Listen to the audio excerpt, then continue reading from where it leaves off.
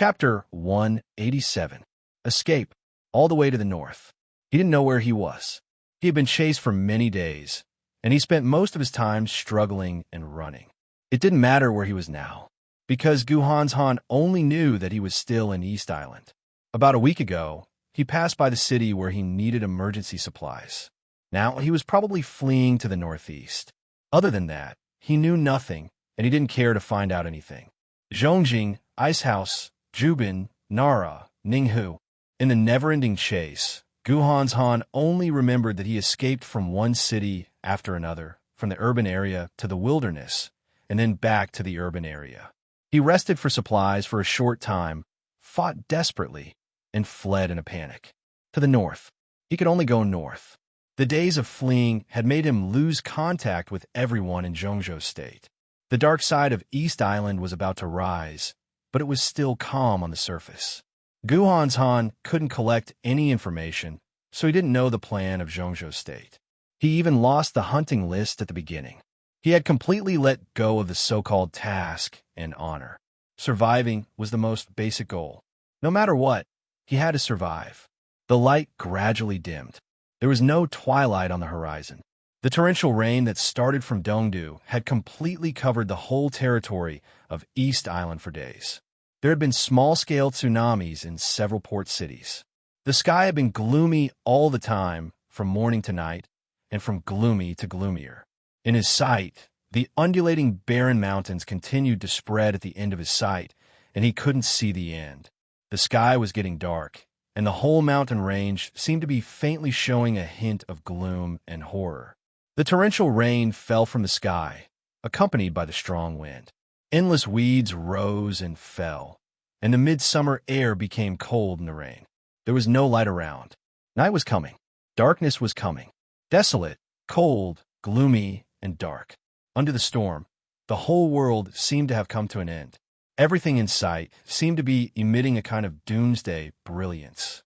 Han also seemed to be a little powerless. In the weeds that were half a man's height, he lowered his body, took out a compressed biscuit, tore it open, and stuffed it into his mouth. He swallowed it along with the rain on the horizon. The chase had been going on for nearly half a month. He had been injured several times and fought several times. His supplies had long been used up.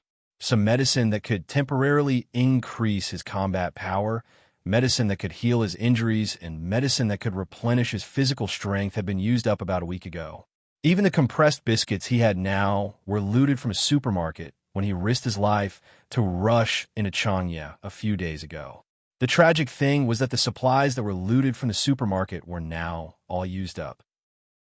It was not that Han had not thought of rushing into the city to do something big, but after thinking about it, Han gave up his plan.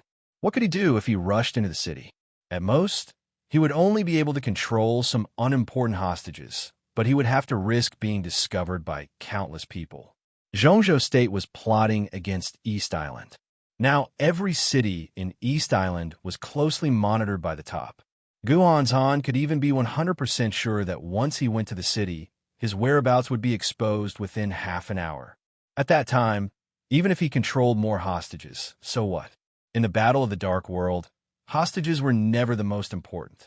Only some barren mountains with complicated terrain were the best route for him to escape. But he was not desperate in a desperate situation. In the dark storm, Shan's figure was hidden in the grass, and he swallowed the last bit of food in his mouth expressionlessly. The deep exhaustion and weakness almost seeped out from his bone marrow. Han felt that he would fall down at any time. The darkness filled the sky. Between reality and illusion, he also felt that his eyes went black for a while. He shook his head hard, sat up in the grass, and began to meditate. Meditation was the fastest way to recover spirit. Han had the heavenly king heart. When he entered the meditative state from the silent state, his speed was completely incredible. Because of this, he had enough willpower to drag his tired body to run for so long, and he even had a slight breakthrough in martial arts. But as time went by, Han had more and more clearly understood that it seemed that this kind of persistence was coming to an end. The hunt from a superior of the half-step invincible realm was getting fiercer and faster. No matter how fast he ran and how sensitive he was to danger, this was East Island after all, and the opponent could use countless resources to lock his position immediately. 3 days. 3 days at most, and then he might really be at the end of his road. He meditated for less than 10 minutes. Guhan's Han had opened his eyes quickly. He sat up in the grass, lowered his body, and started to move forward toward the endless mountain range ahead. 10 minutes of rest was luxurious enough, and it was also risky enough. 3 hours ago, he escaped from Tengu, the superior of the half-step invincible realm, who was chasing him. 20 minutes ago, he got rid of him. During this time, it was enough for the opponent to lock his position again. But Guhan's Han had to stop. He really couldn't hold on any longer. The footsteps in the grass were getting faster and faster. Suppressing the feeling of blackness and dizziness, Guhan's Han clenched his fists and went all the way north. He couldn't determine his specific location now, but he could roughly understand that after crossing the endless mountain range in front of him and continuing to go forward for dozens of kilometers, he should be able to reach Toyama or New Island. As long as he was careful enough, he could take a boat from any port in these two places and continue to go north to the south of Beihai Province in Zhongzhou State. Although the Wang family of Beihai and Kunlun City weren't on good terms, with the former's magnanimity, he wouldn't run into trouble if he fled there. As long as he went ashore in Beihai Province, he would be safe.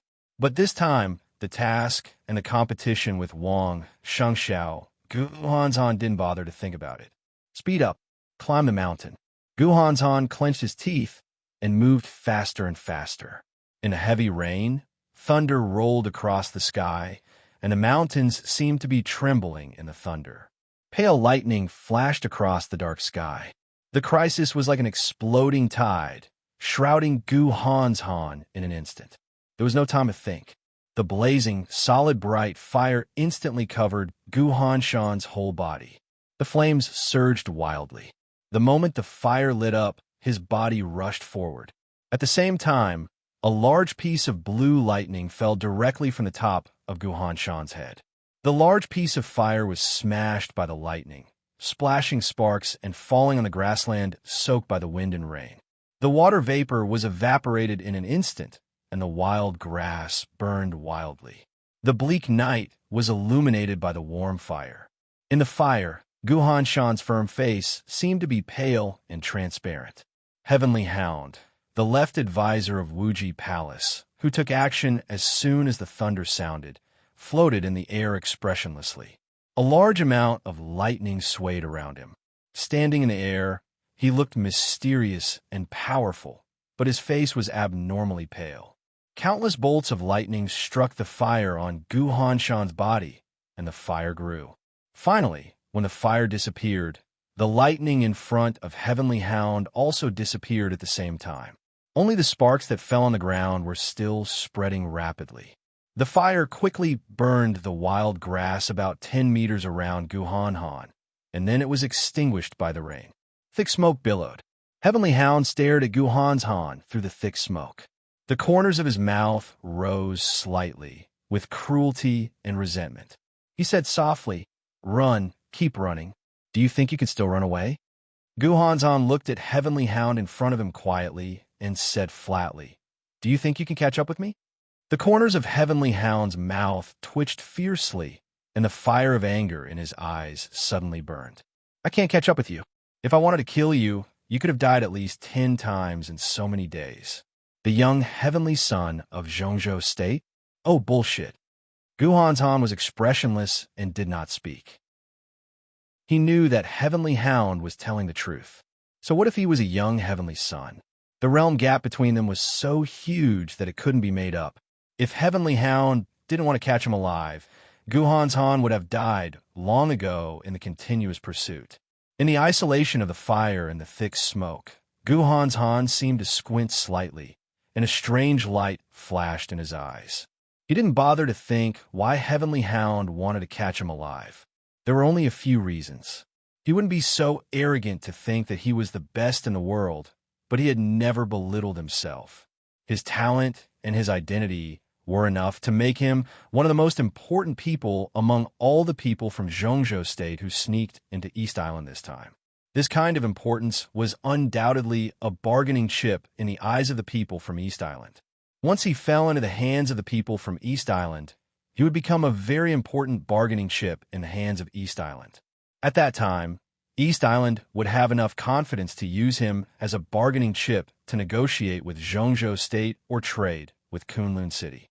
Gu Hanzhan took a deep breath. He suddenly felt grateful for his identity, and it was precisely because of this identity that he could seize the opportunity. Yes, it was an opportunity. The continuous struggle between life and death for many days squeezed out a lot of his potential. Gu Hanzhan, who was already at the peak of the fire-flaming realm, finally made further progress. Although he didn't completely enter the thunder-shocking realm, he had half of his foot in that realm. The gap between the half-step thunder-shocking realm and the half-step invincible realm was still huge. But Gu Hanzhan had the core of Kunlun City's 10 skills of true martial arts, especially the 9th secluded impasse. That move could be regarded as the pseudo-domain in the invincible realm. Gu Hanzhan was barely able to use it when he was at the peak of the fire-flaming realm. After he reached the half-step thunder-shocking realm, he had a deeper understanding of this move. In fact, after such a long pursuit, almost all the injuries on Heavenly Hound were caused by Gu Hanzhan in the pseudo-domain of the 9th secluded impasse. Superiors of the half-step invincible realm could also vaguely form pseudo-domains. But in terms of domains, the inheritance of 10 skills of true martial arts was far better than that of Heavenly Hound. Heavenly Hound's pseudo-domain only existed a little longer than that of the 9th secluded impasse.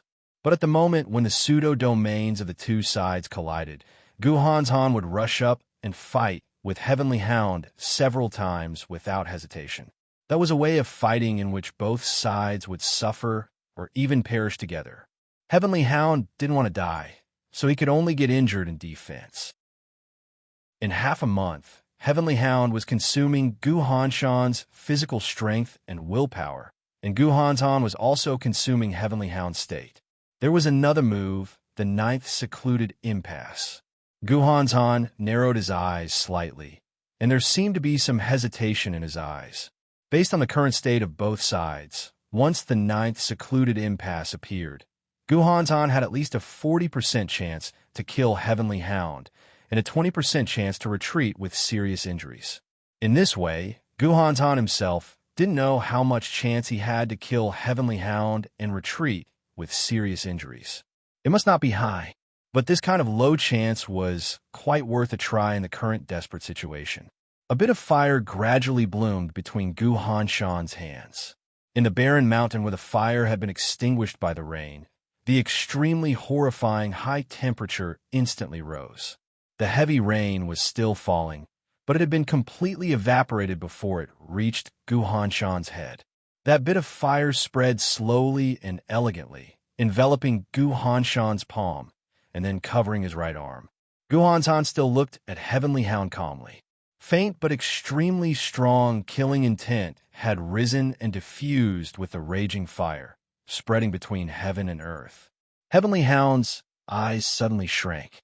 He narrowed his eyes and sneered, "What? Are you going to fight with your life? Do you think you deserve it?" Gu Hanzhan didn't say a word. His body suddenly took a step forward. In an instant, Heavenly Hound thought of the 9th secluded impasse that he had encountered several times in the past half a month, the 10 skills of true martial arts of Kunlun City, and Gu Hanzhan's constantly increasing strength.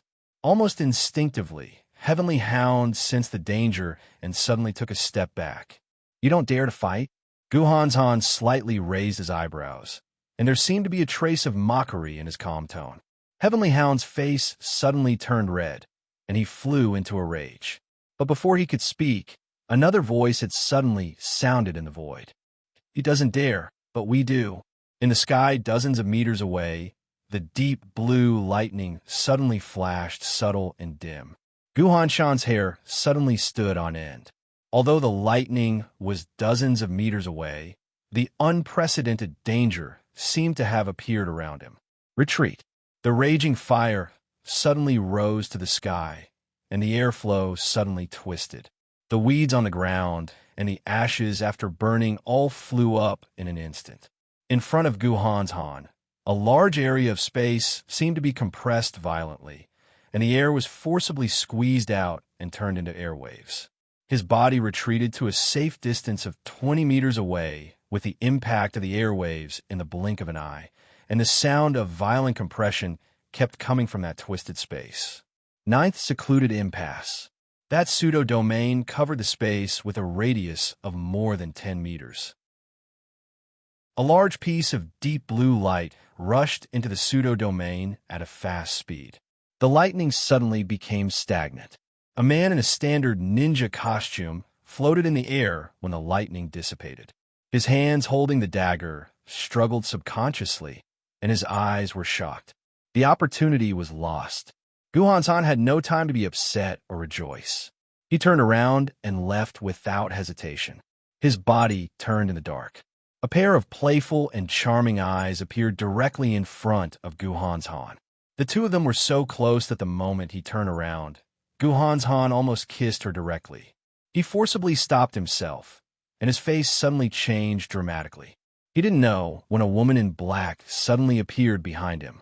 Han didn't know how long she had been standing behind him. If he hadn't turned around, he would even think that there was nothing behind him. This was a woman who looked to be in her 30s. She had a very stylish short hair. Because the two of them were so close, Han could even see the fine wrinkles at the corners of her eyes on her face that was no longer young. But this was not an ugly woman. Han completely subconsciously stepped back and tilted his head back. The woman's face suddenly appeared completely in his sight. It was a very mature and charming face, full of charm, with a very frivolous and flirtatious look, but not the slightest bit of killing intent. Chan's body just took a step back, and in an instant he was pulled forward again. The woman's face became bigger in his sight again. A pair of soft arms hooked around his neck, and a mouth with a little fragrance directly pressed on his lips. It was a brief touch. Before Han could react, the woman who kissed him giggled and said softly in a sweet voice that sounded like a girl's panting, "Ninth secluded impasse? Good unique skill, but it's a pity that you are too young." The sharp pain instantly spread all over his body. There was lightning flashing in front of Han. Vaguely, he only saw a pair of tender white palms surrounded by lightning covering his chest slowly and gently. Bang! In the dull sound, Han spat out a mouthful of blood. His body flew more than 10 meters into the sky, and finally fell heavily at the feet of the black-clothed ninja in the ninth secluded impasse. Han gritted his teeth and struggled to stand up, but his body was getting weaker and weaker. Heavenly Hound, who was also a little sluggish because of the series of changes, finally reacted. With a trace of fear and unconcealable anger in his tone, he said coldly, "Demon, Black Crow, what do you mean?" The black-clothed ninja code-named Black Crow said nothing. Then he put away the two daggers in his hands and looked at Han, who was struggling at his feet, thoughtfully. However, the charming and frivolous woman chuckled and said softly, "Heavenly Hound, you are too incompetent. Your ability to handle matters has disappointed everyone. So, Liuhua Palace will take over the task of hunting Han.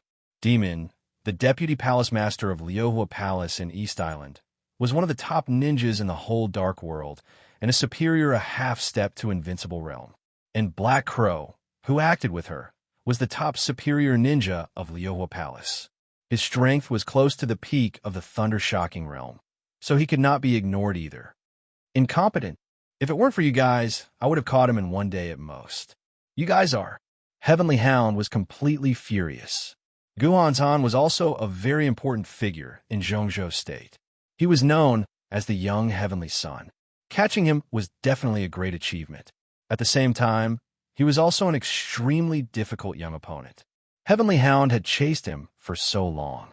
Seeing that Han couldn't hold on any longer, Liuhua Palace suddenly jumped out to take his credit and said that he was incompetent. Heavenly Hound almost fell from the air. His body trembled violently, and he stared at Demon, who was smiling charmingly, and gnashed his teeth. However, before he could finish speaking, Chi-Mei had already interrupted him coldly.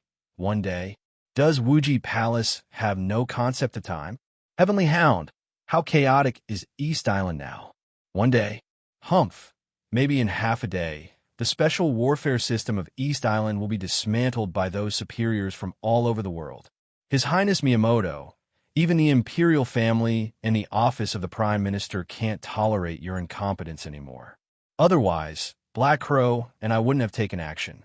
Do you think we are willing to take your credit? His Highness Miyamoto, the imperial family, the office of the Prime Minister. Heavenly Hound's face changed from red to white, and he was so embarrassed that he wanted to hide himself. No matter what, I chased him here. Even without you guys, he can't run away. Demon, give me Guhan's Han and let me take it back to Wuji Palace. Then, I'll forget what happened tonight. Heavenly Hound kept silent for 5 minutes and then slowly said, Wuji Palace? Demon smiled softly and shook her head. I think he's more suitable to be a guest in Lioho Palace. Heavenly Hound raised his eyebrows. Before he could say anything, another abrupt voice rang out. We think he's more suitable to go to Changdao. It was perfect Chinese. Demon's smile froze, and her face suddenly changed. She screamed, Black Crow. Her words were hurried and high-pitched, but it was too late. A bone-chilling sword intent suddenly spread all over the barren mountain. The sword intent was surging and condensing.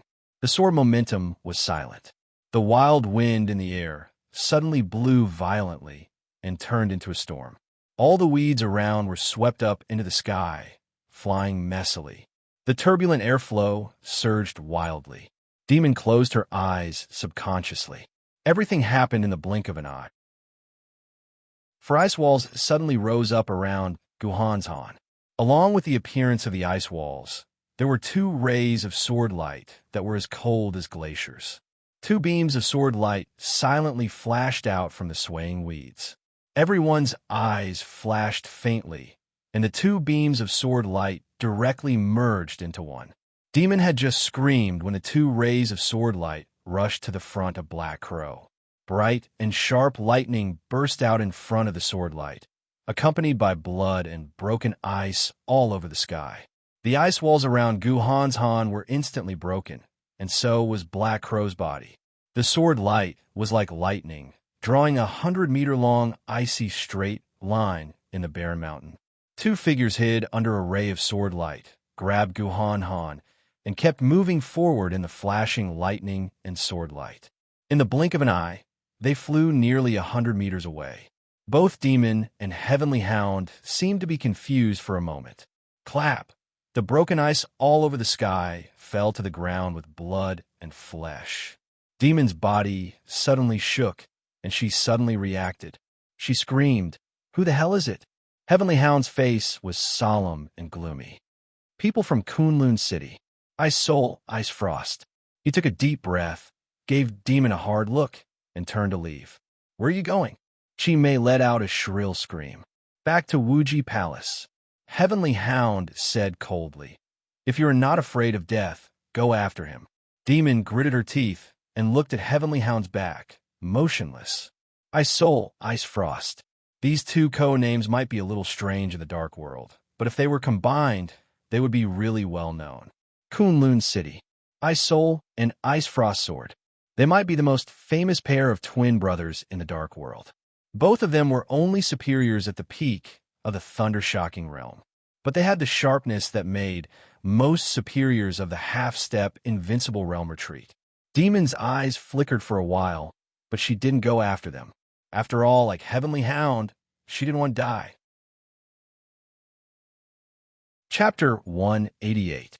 Defeat. When the ultimate attack and the perfect defense failed, any superior, no matter the young heavenly son or the superior of the half-step invincible realm, could only be defeated and then walked on the road of defeat and death. From Wakama to Changdao, they crossed thousands of miles, covered in blood, and fled in defeat.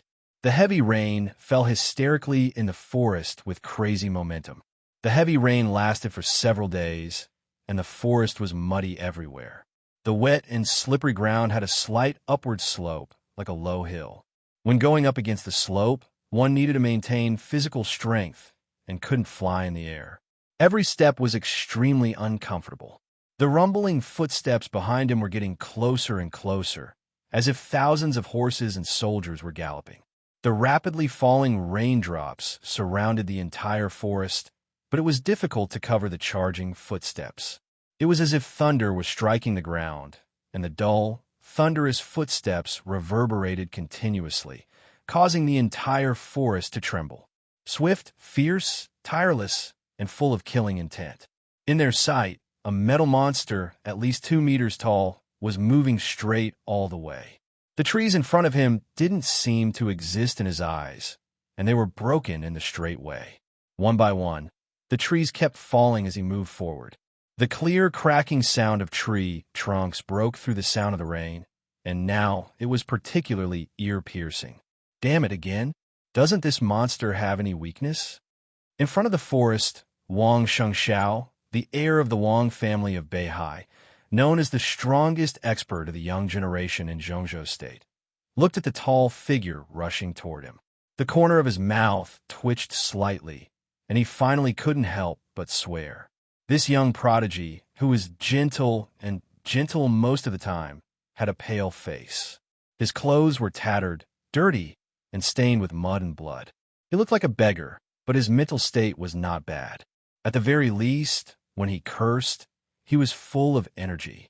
If he really had a weakness, he wouldn't be the leader of the Kusanagi force. A woman in black stood beside Wang Shengxiao and said in a flat tone. Black seemed to be the woman's biggest feature. She wore black clothes, black shoes, black hair, and even her skin was dark. The woman wasn't beautiful because her appearance was too plain and it was hard to tell her age. This was a woman who wouldn't attract attention anywhere, but she had a pair of extremely weird eyes. Black eyes. Her eyes were huge, but there was no white in her pupils. They were all black, and a faint luster flickered in her pupils. They were dim and gloomy, like a malicious spirit, making people shudder. She stood quietly beside Wang Shengxiao, watching the metal monster approaching, motionless. Run? They were indeed running, but running in front of this monster was a joke in this kind of weather. This was a monster that had been modified to the point where it was no longer human. It knew no exhaustion, never gave up, and had absolute defense and attack power. In this kind of environment, running away with their backs facing it was equivalent to seeking death. The woman narrowed her eyes, which were so creepy and chilling. She looked at the metal monster that was getting closer and closer. Her dark face was abnormally pale and even a little blue. She looked extremely weak. In such a state, no one could tell that she was a top master in the dark world. Black pupil from the Wang family of Beihai. Within the Wang family of Beihai, which was full of experts and had a deep foundation, her strength might not be at the top, but she was very close to it. An expert who was extremely close to the half-step invincible realm, even if there was no room for improvement, would be the top existence in any superpower. Energy. A deep voice suddenly sounded, calm and hoarse. A middle-aged man who looked like he was in his 40s stood on the other side of Wang Shengxiao. From his position, he was even a little closer to Wang Shengxiao and Black Pupil. That was the position where he could withstand the most attacks and fight back first. Once the battle broke out, he could minimize the attacks on the two people behind him. The man was a little short and fat. The expression on his round face was calm, but there seemed to be lightning flashing in the depths of his eyes. He looked calm and intense. Closer, closer, and closer. In the heavy rain, the metal armor on the metal monster that was rushing toward them had begun to deform slightly. Almost in the blink of an eye, it changed from the charging form to the fighting form. The muzzle on the shoulder, the saber on the arm, and the gun barrel on the finger were exposed one by one. 50 meters, 30 meters. The rain hit the armor crazily. The armor made of special alloy shone with a cold and sharp light, with a smell of death. 20 meters. The man suddenly reached out and whispered, "Young master, the sword." Without hesitation, Wang Shengxiao directly threw the broad-bladed heavy sword that weighed more than 50 kilograms to the middle-aged man in front of him. The sword was named Firmament. The middle-aged man's code name in the Wang family of Beihai was also Firmament. It was not a coincidence that he had the same name as the sword. Wang Shengxiao, who had the wind and thunder veins, held the Firmament sword, and Firmament himself was Wang Shengxiao's guardian since childhood. He was the top expert of the half-step invincible realm. Even in the Wang family of Beihai, in terms of combat capability, Firmament could be ranked in the top 5. The heavy great sword slashed through the air, bringing with it a dull whistling sound. Firmament's fingers bent slightly. In the airflow, the sword hilt fell directly into his hand. In an instant, Firmament's eyes stood up, and the lightning flashing in the depths of his eyes burst out without reservation. Firmament held the firmament. The rain all over the sky suddenly quieted down. The pseudo-domain of the superior of the half-step, invincible realm spread out in an instant. An extremely violent sword intent suddenly burst out from the sword tip of Firmament and rushed straight into the sky. After the metal monster put on the armor, his body, which weighed at least 1,000 kilograms, suddenly slowed down in the pseudo-domain. But the weapons on his body were completely ready for battle. The heavy rain all over the sky stopped for a moment and then became violent in an instant. The crazy raindrops gathered in front of Firmament without any pattern.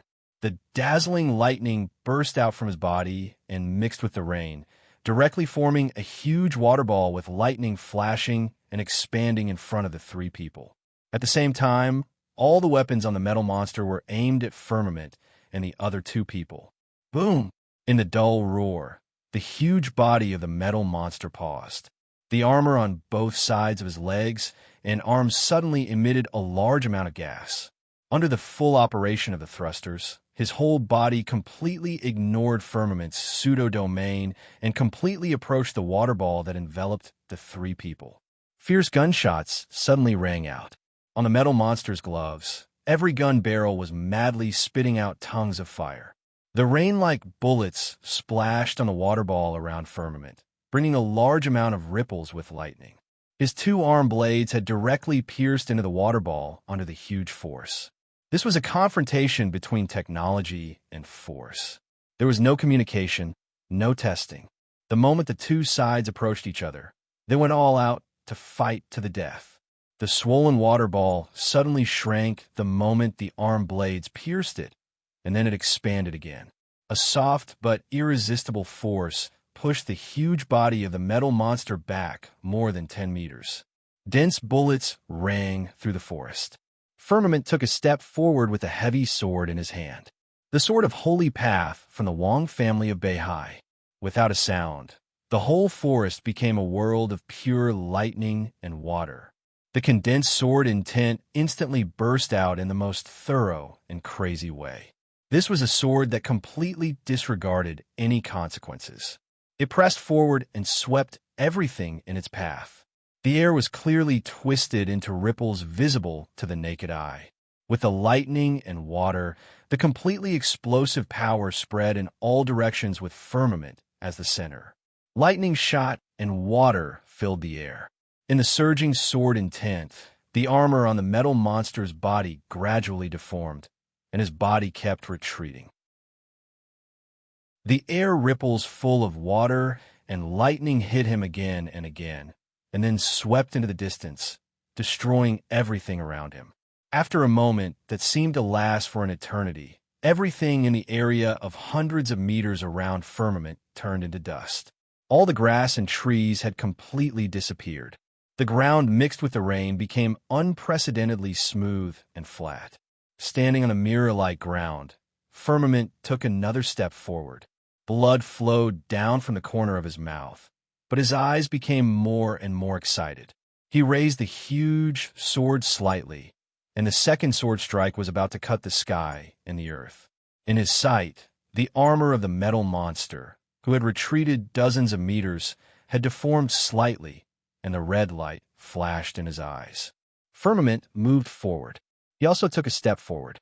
No fear, no pain, no fatigue. This was the highest achievement of East Island in transforming people, and also the most terrifying war machine. Wang Xingxiao had already turned around and retreated with Black Pupil. They had experienced similar scenes several times in 5 days. In terms of strength, the metal monster with the codename Captain was definitely no match for Firmament. But it was one thing to beat him, and it was another thing to kill him. Captain, who was wrapped in armor, didn't need anything at all. Even if Firmament, a superior a half-step to invincible realm, attacked with all his strength, he could only deform the armor. The armor was made of special alloy, and with some anti-impact materials, Captain in this state could be said to be a real combination of attack and defense. Under the invincible realm, there were many people who could defeat him, but almost no one could kill him in a short time. He was a pure monster. After Wang Xingxiao went missing, Firmament and Black Pupil went to East Island to rescue him, but no one expected that Wang Xingxiao met this monster. The two met Wang Xingxiao 5 days ago, and the change was not big. Before, Wang Xingxiao was being hunted alone, but now, the three of them were being hunted together. Firmament and Black Pupil brought a lot of supplies and news from Zhongzhou State. After all, Firmament was a superior a half-step to invincible realm. Even if he couldn't kill Captain, his extreme outburst could completely suppress him and consume most of his energy. So, after the three of them gathered together, facing Captain's pursuit, there was no danger. But being chased for hundreds of kilometers, even if there was no danger, it was still a pain in the ass. The heavy sword blade was raised. Firmament didn't look back, but his sharp eyes were filled with extreme determination. They were less than 50 kilometers away from Changdao. After entering Changdao, they could gather with the elites of Zhongzhou State as soon as possible. Under normal circumstances, the 50 kilometers was enough for Captain to replenish his energy and chase again. But now, Firmament calmly took a deep breath. He drew back his arm that was holding the sword. Looking at Captain who was rushing toward him again, he suddenly raised his arm and held the sword to the sky. Boom! The air was shaking crazily, and the loud sound was like thunder, echoing fiercely in the walls of the air. The rolling thunder spread through the whole forest. A ball of dazzling lightning lit up on the blade of the giant's sword and rushed to the sky. The amazing lightning was blooming in the high sky. For a moment, the sky was completely mysterious and dangerous deep blue. There was no lightning in the air, or in other words, the whole space turned into lightning. The deep blue space that filled everyone's sight fell rapidly from the high sky, as if the whole sky was directly pressed down with a strong sense of destruction. The sword that destroyed the world. The sword that shook the world. Although this strike was still in the scope of a half-step to invincible realm, it was infinitely close to the mysterious invincible realm. All his physical strength was almost sucked out in an instant. All his physical strength, all his sword intent, and the ultimate pseudo-domain. Firmament's eyes became crazy and scarlet, and thick blood flowed down the corner of his mouth. The sword strike that was almost beyond his ability didn't cover the captain's huge body, but he was already seriously injured. The man and the sword became one, and the sword became one with heaven and earth. Heavenly sword of the Wang family of Beihai. The captain's movements suddenly stopped. He raised his head with a rigid expression, looking at the rapidly falling deep blue sky, a bit hesitant. Divine wind, glacier, tide, defense, hibernation. The moment when the deep blue sky was about to cover the captain with the amazing sword light, a cold roar suddenly rang out. The captain's scarlet eyes and his armor suddenly lit up. Without hesitation, he squatted down his huge body, curled up, and turned himself into a huge ball. The sword light suddenly arrived and completely covered the captain's curled-up body. The earth shook and the mountains shook. The ground that was as smooth as a mirror suddenly cracked, and countless dense cracks appeared on the ground. A big hole with a diameter of nearly 20 meters appeared where the captain was, and his whole body had disappeared from the ground, and he was blasted into the ground. Puff! Chapter 189. There's one more chapter ahead. 2 chapters in a row. Firmament's expression was still calm, but there was bitterness in his eyes, and even the will to die. No one knew better than him how powerful the sword strike that was infinitely close to the invincible realm was. Under normal circumstances, that sword strike couldn't kill Captain, but the sword he forcibly drove at the cost of being seriously injured was enough to make Captain use up all his energy and even make his damage reach more than 50%. Once this sword strike was used, Captain would not be able to chase after them in the future, and he could even directly withdraw from the Battle of Changdao this time. But at the most critical moment, someone modified Captain's order and forced him to enter the dormant state with the strongest defense. In this state, not to mention the damage of Captain, the most important thing was that the person who modified Captain's order was now approaching this battlefield quickly. After days of hunting, Captain was finally not alone, and he had a helper. The person who could control Captain's order, even if it was temporary, must have a high status and strength. Captain was unable to fight anymore, but with a strong enemy on the side, he could only continue to escape. Oh, Firmament! A burst of playful and surprised laughter suddenly sounded in the air. 2 figures suddenly appeared in front of Wang, Shengxiao, and the other 2. Long time no see. I'm really surprised to see you here. Ah, and Ms. Black Pupil. What a surprise. Well, Mr. Wang Shengxiao's strength also surprised me. You're indeed the young heavenly son of Zhongzhou State. Haha, you 3 look a little embarrassed. If you don't mind, I plan to invite you to Dongdu as guests. I wonder if you have any objections? The lightning fell and dissipated. 2 middle-aged men who looked exactly the same appeared in front of the 3 at the same time. They were 2 extremely handsome men. The weirdest thing was that both of them had waist-length hair and wore kimonos, looking old and gloomy. At this moment, the 2 of them blocked in front of Wang Shengxiao. One of them was smiling, and the other looked gloomy. Tide Glacier. Firmament sighed and said blandly, Your duty doesn't seem to be to deal with the conflicts in the dark world, does it? Tides Glaciers. These 2 experts, who used to be famous in the dark world, could be said to be unknown now. They were also twins, but in today's dark world, the most famous pair of twins was Ice Crystal and Frost Sword of Kunlun City.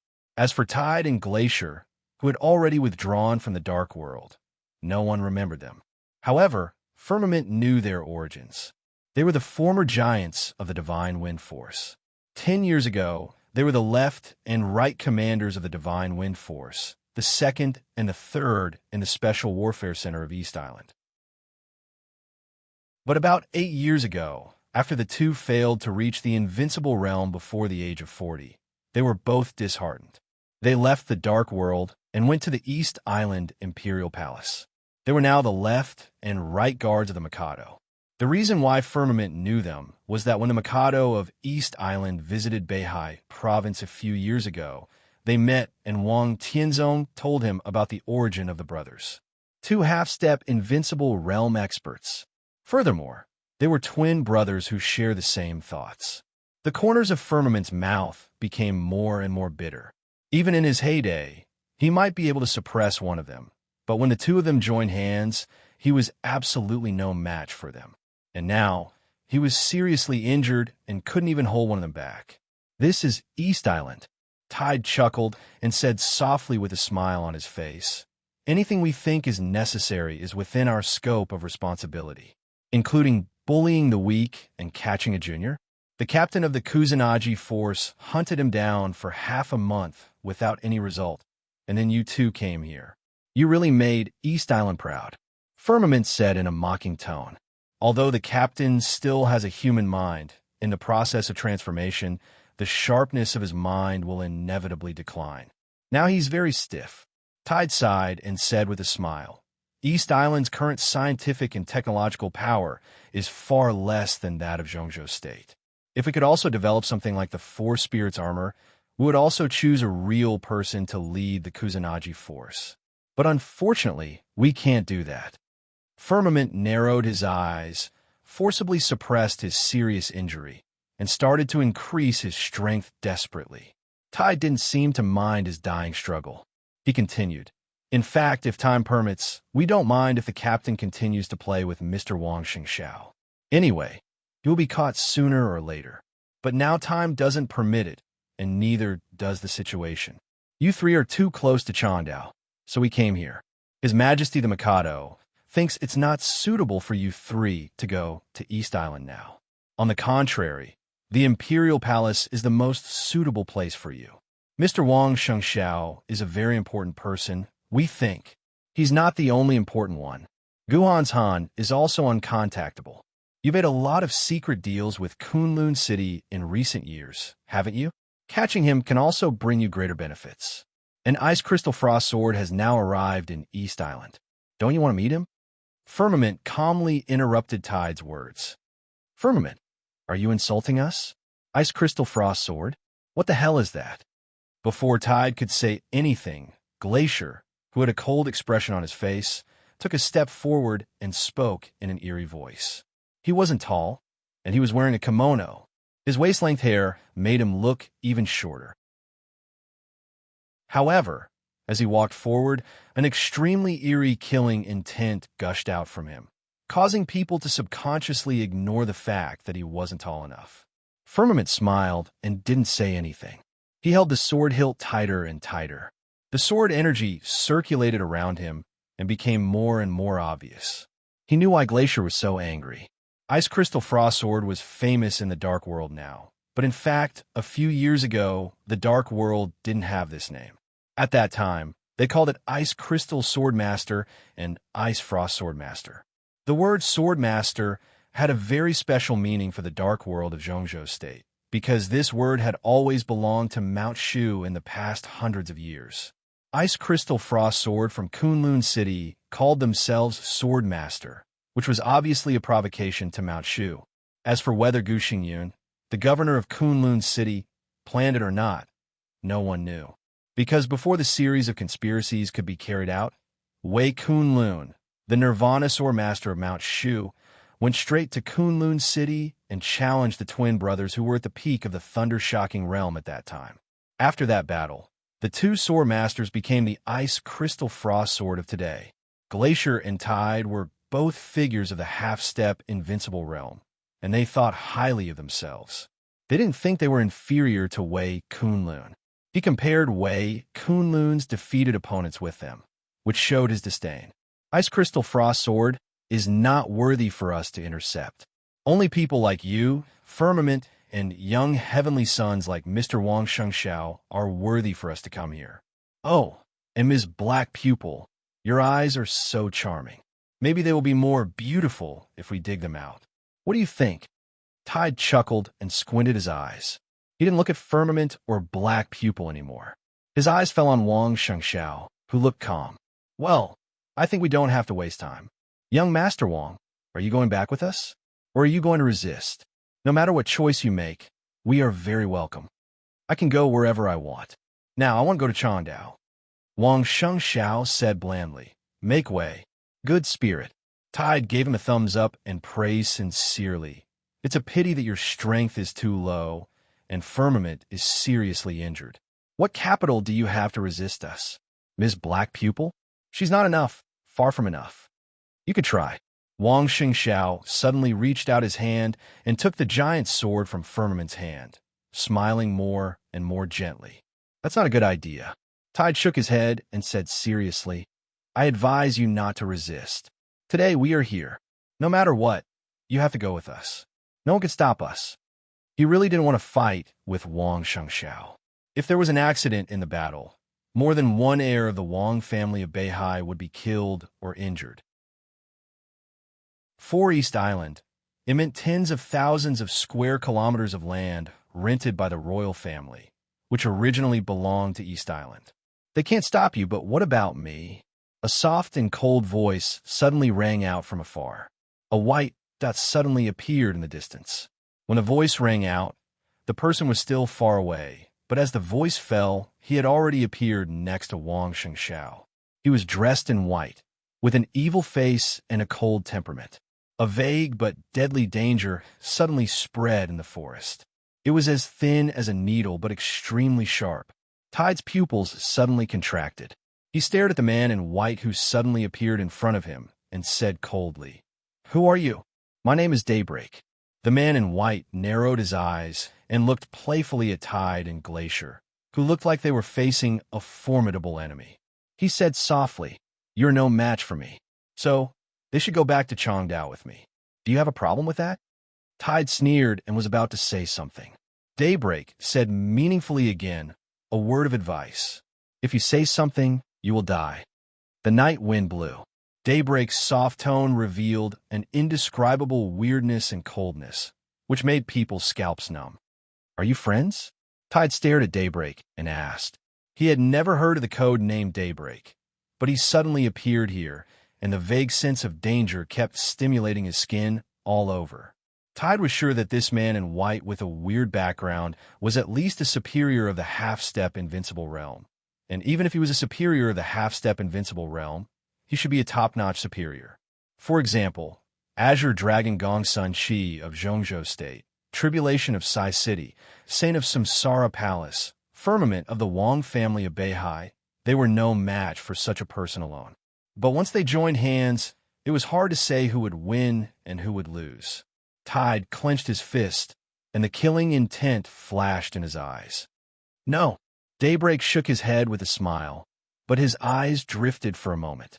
He said blandly, "I was entrusted by someone. Someone asked me to bring them back to East Island safely." "Who is it?" Before Tide opened his mouth, Wang Shengxiao and Black Pupil had asked in unison. "Samsara."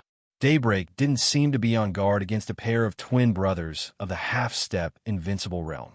He looked back at Wang Shengxiao with a smile and said in a soft tone, "To be exact, it should be Li Tianlan." Li Tianlan. Wang Shengxiao just looked weird. But Black Pupil and Firmament's faces suddenly changed. Vaguely, they knew that there seemed to be another knot between Li Tianlan and the Wang family of Beihai. Everyone had a reason to save the elites of Zhongzhou State who were in East Island, except for Li Tianlan. "Oh, Li Tianlan," Tide nodded. "He's a very important person. In fact, if he wasn't in Changdao, maybe we would have done something to him."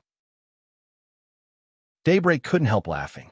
In the angry eyes of Tide and Glacier, his expression seemed to be a little sympathetic. "You two have good strength, but you can't do anything to him." "Really? You?" Glacier said coldly. A bolt of lightning had already begun to spread out from his palm. The lightning curled around him, illuminating his entire body with a dark blue color. "Of course, not just me." Daybreak looked at Tide and Glacier meaningfully and said softly, "Your alertness is too poor. Didn't anyone tell you to pay attention to your back all the time?" "Behind." Tide's heart skipped a beat, but he didn't move. Glacier had already turned his head around to take a quick glance. He just glanced back and turned around. Then his body shook, and he suddenly froze on the spot. About 2 or 3 seconds later, he suddenly turned around again and looked behind him with an incredible shock on his face. Tide, who had sensed that something was wrong, felt his heart gradually sink. He suddenly pulled Glacier, and the two brothers retreated dozens of meters away. Then they turned around. In an instant, Tide's eyes widened as he stared behind him, dumbfounded as if he had seen a ghost. In the dark forest, the rain was messy and the wind was howling. Everything in the forest was vague and indistinct. Behind the two of them, about 100 meters away, shadows slowly walked out of the blurry darkness one after another. They were in groups. Little by little, the fire lit up, and the hot temperature evaporated the rain, curtain, and baked the forest. Tide's face was pale, and he felt a little cold all over. The figures in his sight were all superiors of the fire-flaming realm. In the darkness, there were flames mixed and connected, and the figures gathered together. Chapter 190. Once the chaos started, it obviously wouldn't stop in a short time. More and more superiors entered Changdao from different channels. The surprise attack on the outer defense line of Changdao on the first day wasn't the end. On the contrary, it was just a prelude. With the arrival of a large number of superiors from the Dark World, there were fights almost every day on the edge of Changdao. All the dark superpowers seemed to have reached a tacit agreement. Let East Island bleed first. Even if a large number of elites from East Island were trapped in Zhongzhou State, even all the dark superpowers in the world started to gather in Changdao. But it was undeniable that this was still East Island's home ground. In a face-to-face battle, not to mention whether all the superpowers could unite, even if all of them gathered together, they might not be East Island's match. At the very least, even if they won, it would be a Pyrrhic victory, and every superpower would suffer heavy losses, which no one was willing to accept. Right now, most of the elites of East Island gathered in Changdao and set up defense lines around Changdao. How could the superpowers let go of such an obvious target? Almost at the same time, everyone started to attack the special warfare defense line around Changdao again and again. The intensive and frequent raids didn't even give East Island a chance to reorganize. The result of being tired of dealing with them was a real bloodbath and corpses everywhere. On the last day of June, the third day after Li Tianlan woke up, East Island, which had been holding the defense line, finally began to recognize the reality. The defense lines around them all withdrew into the interior of Changdao. The elites of East Island, who had been fighting with the superpowers of the Dark World for a long time, had started to gather and reorganize. Changdao, which had been fighting for many days, seemed to have calmed down, but the undercurrents were getting more turbulent inside. The elites of Zhongzhou State finally entered Changdao within 72 hours after Li Tianlan woke up, and they had settled down through the special channel of Samsara. Led by the Azure Dragon of Zhongzhou State, Gong Sun Qi, 600 elites of Zhongzhou State had also arrived in Changdao. East Island might have noticed it, or maybe not. But from the beginning to the end, since the dark superpowers entered Changdao, East Island had been silent. The silent undercurrent was surging in Changdao. Every minute and every second, the city seemed to become more and more depressed. A great battle was imminent, and it could erupt at any moment. The most oppressive and peaceful period before the great battle also became the rarest time for all parties to prepare. The underground organizations seized the time to mobilize their manpower and personally get into the situation to understand the current situation. The elites of Zhongzhou State were recuperating. The first batch of Zhongzhou State elites that entered East Island had nearly 2,000 people. After all of them arrived in Changdao, including the second batch of 600 elites, the total number of people was still nearly 2,000, and a lot of them were wounded, which showed how fierce the journey was. East Island, on the other hand, was integrating resources and collecting intelligence. There was no doubt that East Island had the most things to do, but they could do it with the power of the whole country, so they wouldn't be too slow. In the current situation, no matter which side was ready for the war, the Battle of Changdao that the whole Dark World was looking forward to would break out completely. Therefore, everyone was very anxious. Li Tianlan was in a hurry to recover. Since he entered Changdao, this could be said to be the most peaceful period. After his accumulated injuries broke out completely in the Battle of Zhongjing, he had fallen into an unprecedentedly weak state. It had been nearly a week since the Battle of Zhongjing. Many wounds on Li Tianlan's body had healed, but the recovery speed of his internal injuries wasn't ideal. The huge vitality in the immortality potion could make him recover much faster than others. Together with the daily routine treatment, he only recovered less than half of his injuries in nearly a week. Li Tianlan was very clear about his current injuries. If he wanted to recover completely, it would take at least half a month or even 20 days. The general trend couldn't be changed by his will. Now Li Tianlan could only hope that the final battle could come later. The later the better. The rainstorm that swept the whole of East Island hit Changdao 3 days ago. The crazy rain and the fierce wind raged between heaven and earth. It was midsummer, but there was no heat, so the whole courtyard was slightly cold and cool. In the antique pavilion, Li Tianlan stood quietly, looking down at the clear pool that was disturbed by the rain, with a gentle and calm expression. This was the only water feature in this courtyard. In front of the door of the villa, in the center of the courtyard, there was a pool with a diameter of about 20 or 30 meters. The pool was deep, and there were hundreds of ornamental fish of different colors inside. The rainstorm fell messily in the clear pool, and the fish under the water kept surfacing and diving. The whole pool was shaking, full of ripples, but it couldn't turn over, just like Li Tianlan's ambition and desire that couldn't be stopped. The whistling wind took away the last remaining warmth in the pavilion. Li Tianlan, who wore a thin windbreaker, wrapped the lapels of his clothes and then stopped moving. In front of him was the pool, and behind him were tables and chairs. There was a pot of tea on the light brown marble table, and a few teacups were scattered on the table. There were a lot of cigarette butts in the ashtray in the middle. It seemed that not long ago, many people had a conversation in the pavilion, but no one knew how long the conversation had ended. The smoke in the pavilion drifted away, and the tea was completely cold. Li Tianlan stood quietly. His heart was restless with the wind and rain, but he looked calmer and gentler on the surface. Another group of fish jumped out of the water and then fell back down. Li Tianlan's eyes, which were very focused most of the time, gradually became unfocused, as if he was in a trance.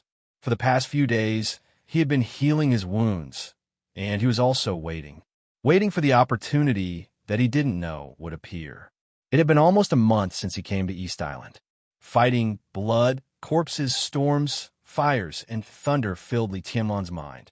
But Li Tianlan still didn't understand the meaning of all this. Zhongzhou State and Samsara cooperated, and this plan could be described as a national effort, and they were still investing. East Island's special warfare elites were killed and injured, and Zhongzhou State also paid a big price. But what was the meaning behind all these battles? They killed people, but this was East Island. If East Island didn't perish, what was the point of killing some special warfare elites? Zhongzhou State and Samsara wanted the right to speak in the dark world of East Island. But now, no matter how he looked at it, Li Tianlan didn't see any possibility of yielding. Why did Zhongzhou State think that after this battle, these resources and territories of East Island would belong to them? Horsewoman said he would see the answer soon. But Li Tianlan still had no clue. His mind was a little messy. Li Tianlan's imagination ran wild, and his eyes became more and more unfocused. The storm hit Changdao and the pool in front of him. The weather was always gloomy and dark. Time seemed to stay still, and it was already half the afternoon. At a certain moment, Li Tianlan, who was standing quietly, suddenly focused his eyes. At the same time, a gentle and smiling voice rang out. "This place is nice." Li Tianlan's eyes flickered, and he turned around and said blandly, "It's really nice. You can live here if you like." This yard was the central area of the whole clubhouse. It was built in the mountains, and the clubhouse surrounded by mountains was quiet. In this well-protected yard, the quiet atmosphere was aloof from the world. Up close, there were lush grass, trees, and clear water. From afar, there were undulating mountains. This so-called top-end clubhouse in Changdao did have a kind of charm and style that made people forget the vulgar. This yard was arranged by Duke, and Saint didn't object when he saw it. Living in the most distinguished yard in this clubhouse, Samsara wanted to express something simple and complicated. After the elites of Zhongzhou State arrived in Changdao, Li Tianlan vaguely understood some subtle meanings. There was only one villa in the yard, but Li Tianlan didn't live alone. Several people from East Emperor Palace and Dongxing Rushi lived here for a few days. But most of the time, they were either meditating or resting and healing. They didn't have much time to talk. It was almost the same as if he was alone. "Forget it for me." The uninvited visitor smiled, and there was a kind of sincere kindness in his smile, which made it hard to tell whether he was sincere or not. "This is what Samsara did to elevate your status.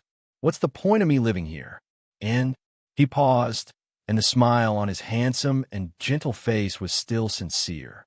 He said softly, "If I live here, aren't you afraid that I'll sneak attack and kill you when you're meditating? Will you?" Li Tianlan's tone became calmer. "Why not?" Wang Xingxiao, who didn't hold an umbrella but was still dry and clean, walked into the pavilion. He smiled softly and said, "From the standpoint of the Wang family of Beihai and myself, if I want to kill you, I don't even need to find a reason, because there are too many reasons." Li Tianlan looked at him with a faint smile, but his eyes were unfathomable and dead. Wang Shengxiao broke through the siege and came to the club yesterday. Firmament and Black Pupil, who were seriously injured, followed him. Li Tianlan hadn't seen any of them, but he roughly understood what was going on. Samsara rescued the three of them at the most critical moment through the special channel of its partners. In this respect, the three of them all owed Li Tianlan a big favor, or even a life-saving favor. Wang Xingxiao didn't meet Li Tianlan immediately, but he didn't delay too long. After arriving last night and taking a quick rest, the heir of the Wang family of Beihai rushed here as soon as possible. Li Tianlan didn't say a word. He just quietly looked into Wang Shengxiao's eyes. Wang Xingxiao was in a very good state of mind. His face was a little pale, but his eyes were full of energy. He wore a very simple and clean light-colored suit and carried a long box in his hand. Although he said he wanted to kill him, he didn't mean to do it at all. And if I want to kill you, maybe I've already done it? Wang Shengxiao paused for a while and said meaningfully, I'm still alive. Li Tianlan's tone was calm. Facing Wang Shengxiao, his mind was actually a little complicated. But the conversation in this soft voice was not like a meeting between a brother-in-law and his brother-in-law.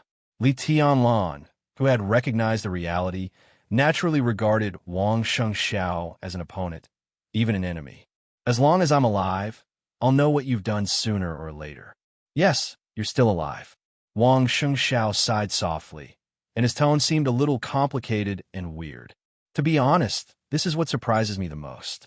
You're still alive, and you saved me once. Is this your kindness to the Wang family of Beihai? Li Tianlan shook his head expressionlessly and said coldly, You're Yuetong's brother. Wang Xingxiao looked at Li Tianlan in silence for a long time. After a long time, he handed the box in his hand to Li Tianlan and said with a smile, There's a little misunderstanding between us. This is my compensation. Nice stuff. Li Tianlan was a little confused. He didn't know what misunderstanding could there be between him and Wang Shengxiao. He took the box and opened it. An extremely ferocious and weird sniper rifle suddenly appeared in the box. The ferocious body of the gun showed a different kind of delicacy. It was black all over, faintly exuding a kind of scorching and death aura. It looked very familiar. Li Tianlan's pupils shrank. In an instant, cold and sharp killing intent was suddenly released from his body. Good gun. He was silent for a while and said in a cold tone, Of course it was a good gun, and it was a good gun that had almost killed him several times. Grim smile. The grim smile in Heavenly Calamity's hand. For a moment, all kinds of thoughts popped up in Li Tianlan's mind. This is Heavenly Calamity's apology. Wang Shengxiao said softly, I can fully represent his position. I hope the grievances between you can be resolved for the time being. Take this gun as a gift from him. Heavenly Calamity, who ranked 5th on the killer list in the Dark World, was from the Wang family of Beihai. The Wang family of Beihai was really full of experts. Li Tianlan sneered in his heart, but his eyes grew colder. He didn't ask about the specific relationship between Heavenly Calamity and the Wang family of Beihai. Some questions were not suitable to be asked. Sometimes, not asking could be considered as having some leeway. He touched the gun casually and directly returned the box to Wang Shengxiao. He said with a smile, This gun is very powerful. I've seen it myself, but it's too expensive for me to accept. Give it back to him for me. Wang Shengxiao was obviously stunned for a moment. He looked at Li Tianlan's smiling face seriously, and then at his hand. Li Tianlan's expression didn't change at all. Do you know what you're refusing? Wang Shengxiao looked at Li Tianlan and asked in a serious tone.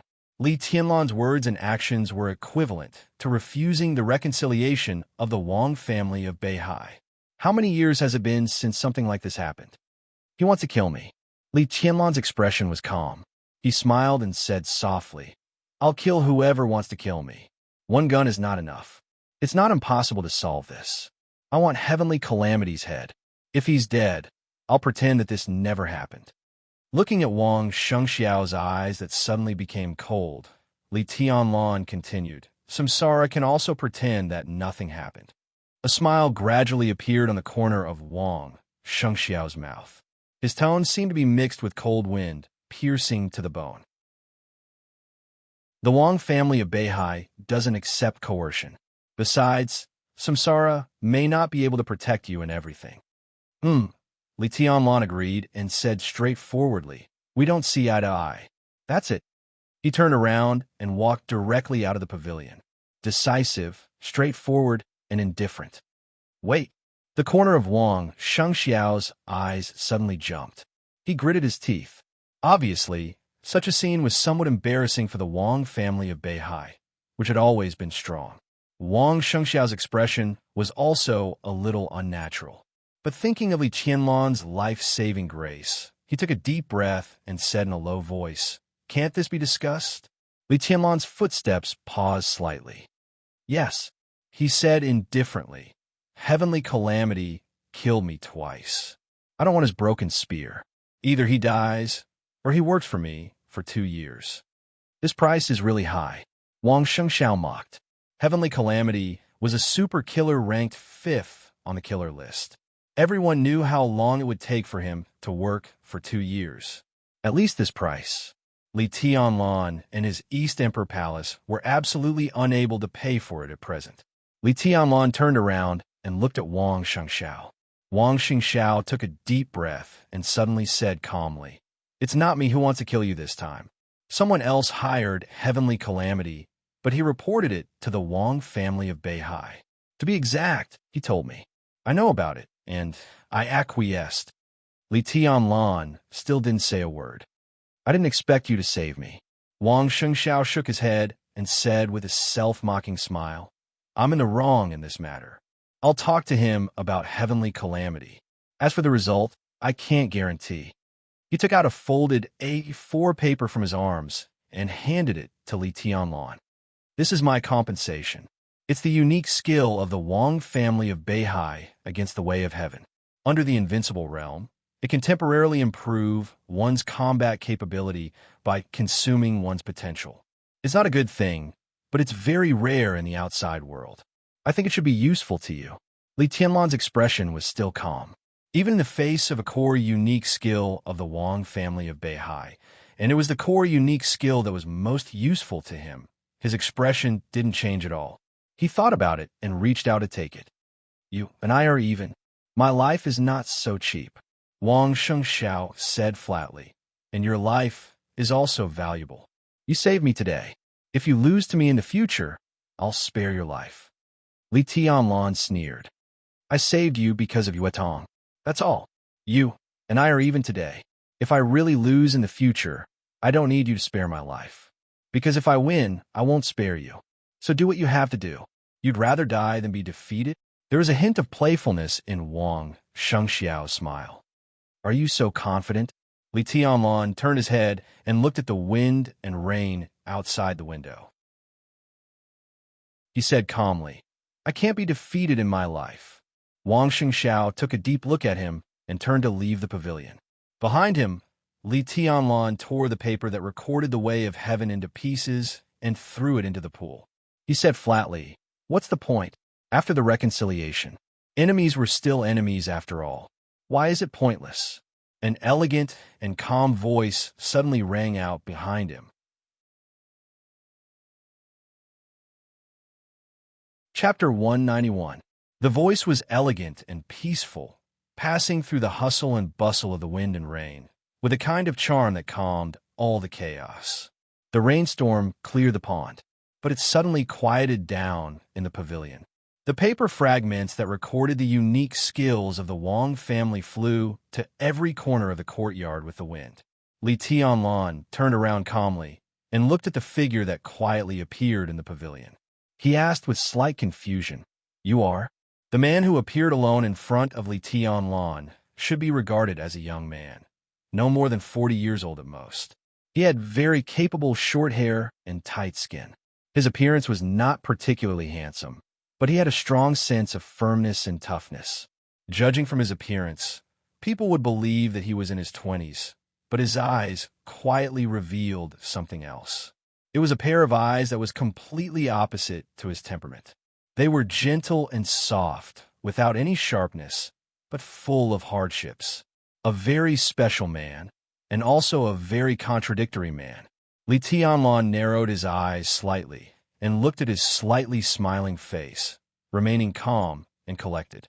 From the first time he saw him, Li Tianlan didn't know why he thought of Dong Chengwudi. They were vaguely similar, but slightly different. Every move of the Zhongzhou state god of massacre carried a kind of soul-shaking, killing intent, which was extremely sharp. In Li Tianlan's eyes, the marshal of the Dongshan clan was full of killing intent and majestic momentum. But his momentum was so strong that the higher he went, the narrower the pattern of martial arts became, so that there was no hope of entering the invincible realm. The man in front of him, not to mention military talent, could even be regarded as an upgraded version of Dong Chengwudi in martial arts. He was gentle and elegant. He sat there quietly, without any killing intent, but the whole courtyard was full of killing intent. His momentum was restrained, and the pattern was grand. There was a vague trend of entering the invincible realm. Since Li Tianlan entered the secular world, he had only seen this kind of extremely perfect and natural feeling in a few people. Excluding Wang Tianzong, who had entered the invincible realm, the first one was naturally Tribulation. Tribulation's martial arts path was unprecedented. After the completion of martial arts, he did not enter the invincible realm, so he could only rely on himself to continue to explore.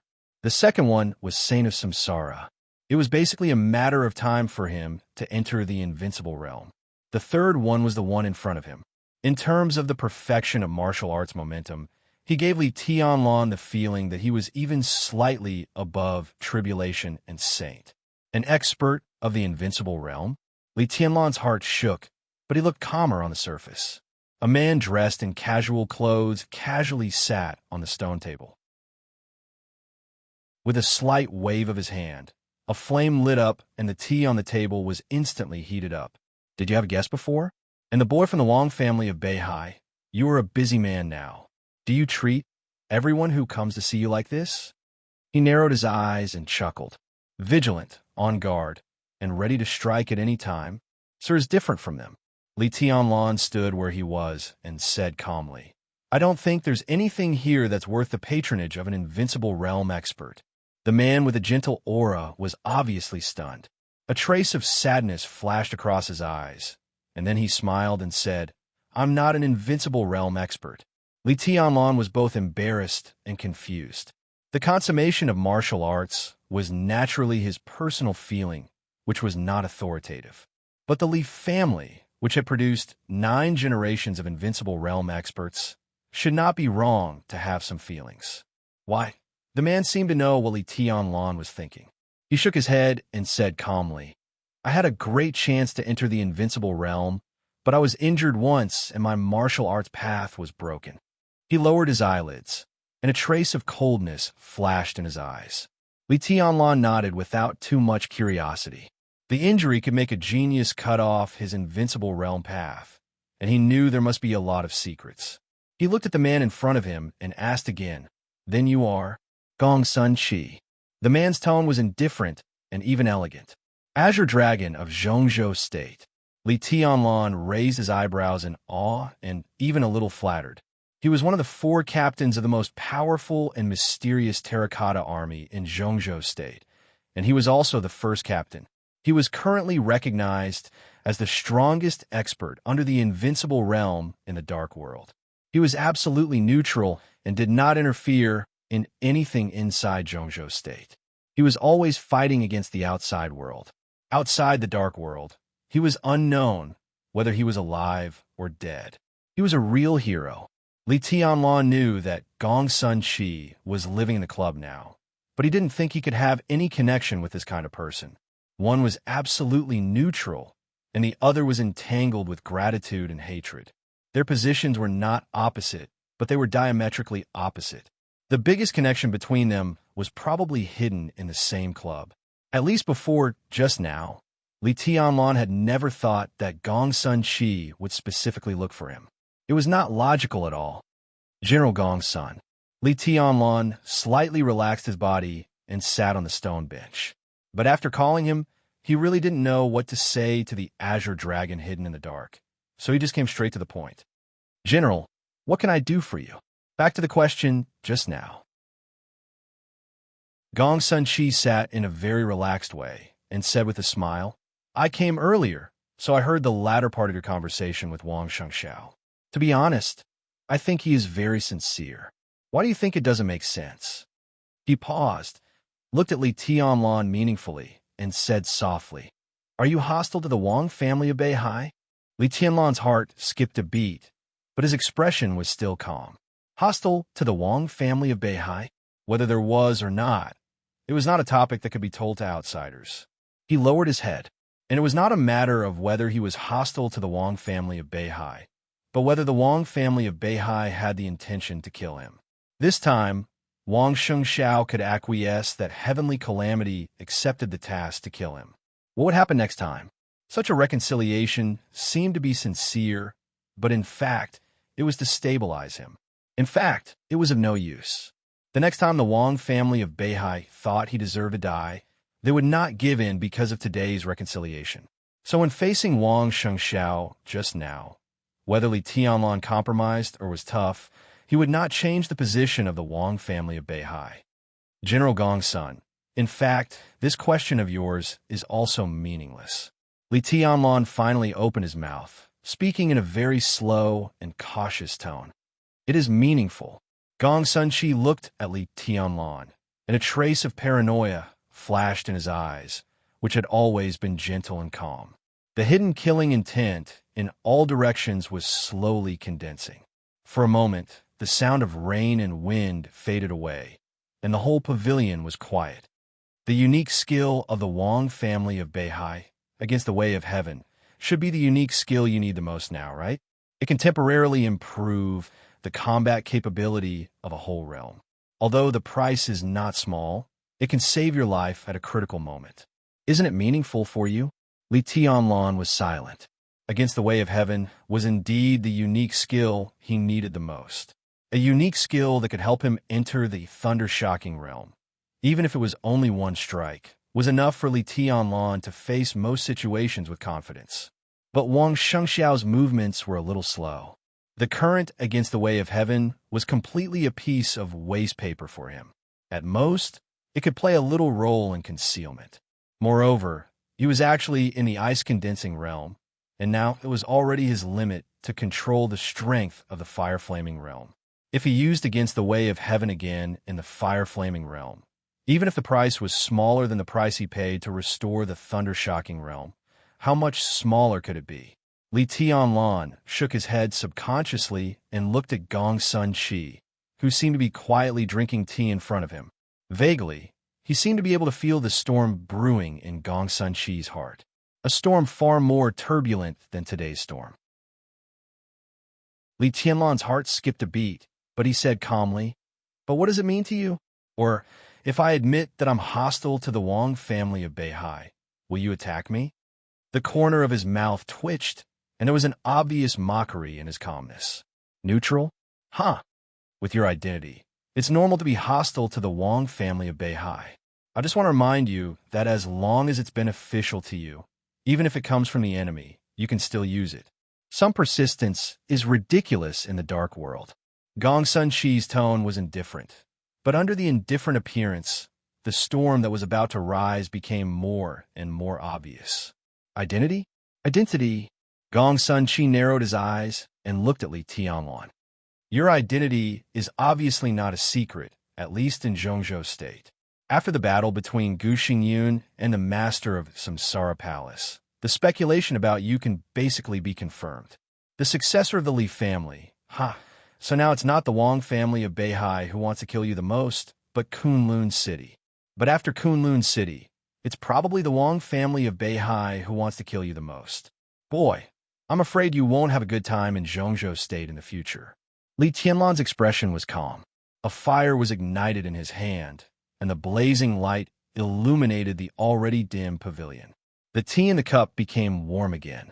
Li Tianlan took a sip of tea and said expressionlessly, So, when the darkness enveloped the courtyard and the light disappeared, there seemed to be a trace of gloomy, killing intent in Gong Sun Chi's eyes.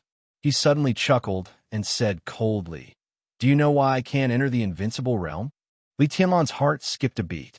Gong Sun Shi just said that the reason why he couldn't enter the invincible realm was that he had been injured once. Was there a secret? Li Tianlan felt a little ridiculous, but he still said subconsciously, "Is it the Wang family of Beihai or Kunlun City?" At this point, it was obvious that the two sides were not familiar with each other.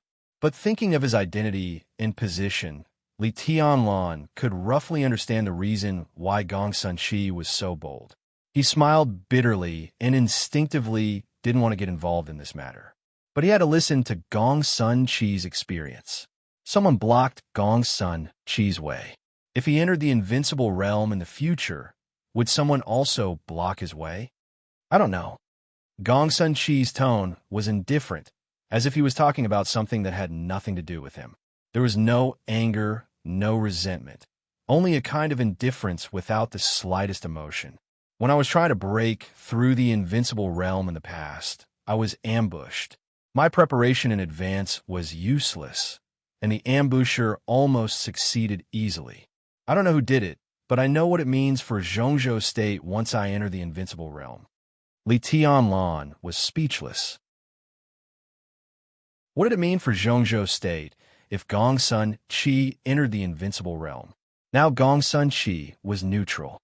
But once he entered the invincible realm, he was likely to become a neutral force. Pure neutrality had no stance, but did neutral forces also have no stance? For example, who could say that Sai City, which stood aloof from worldly affairs, had no stance?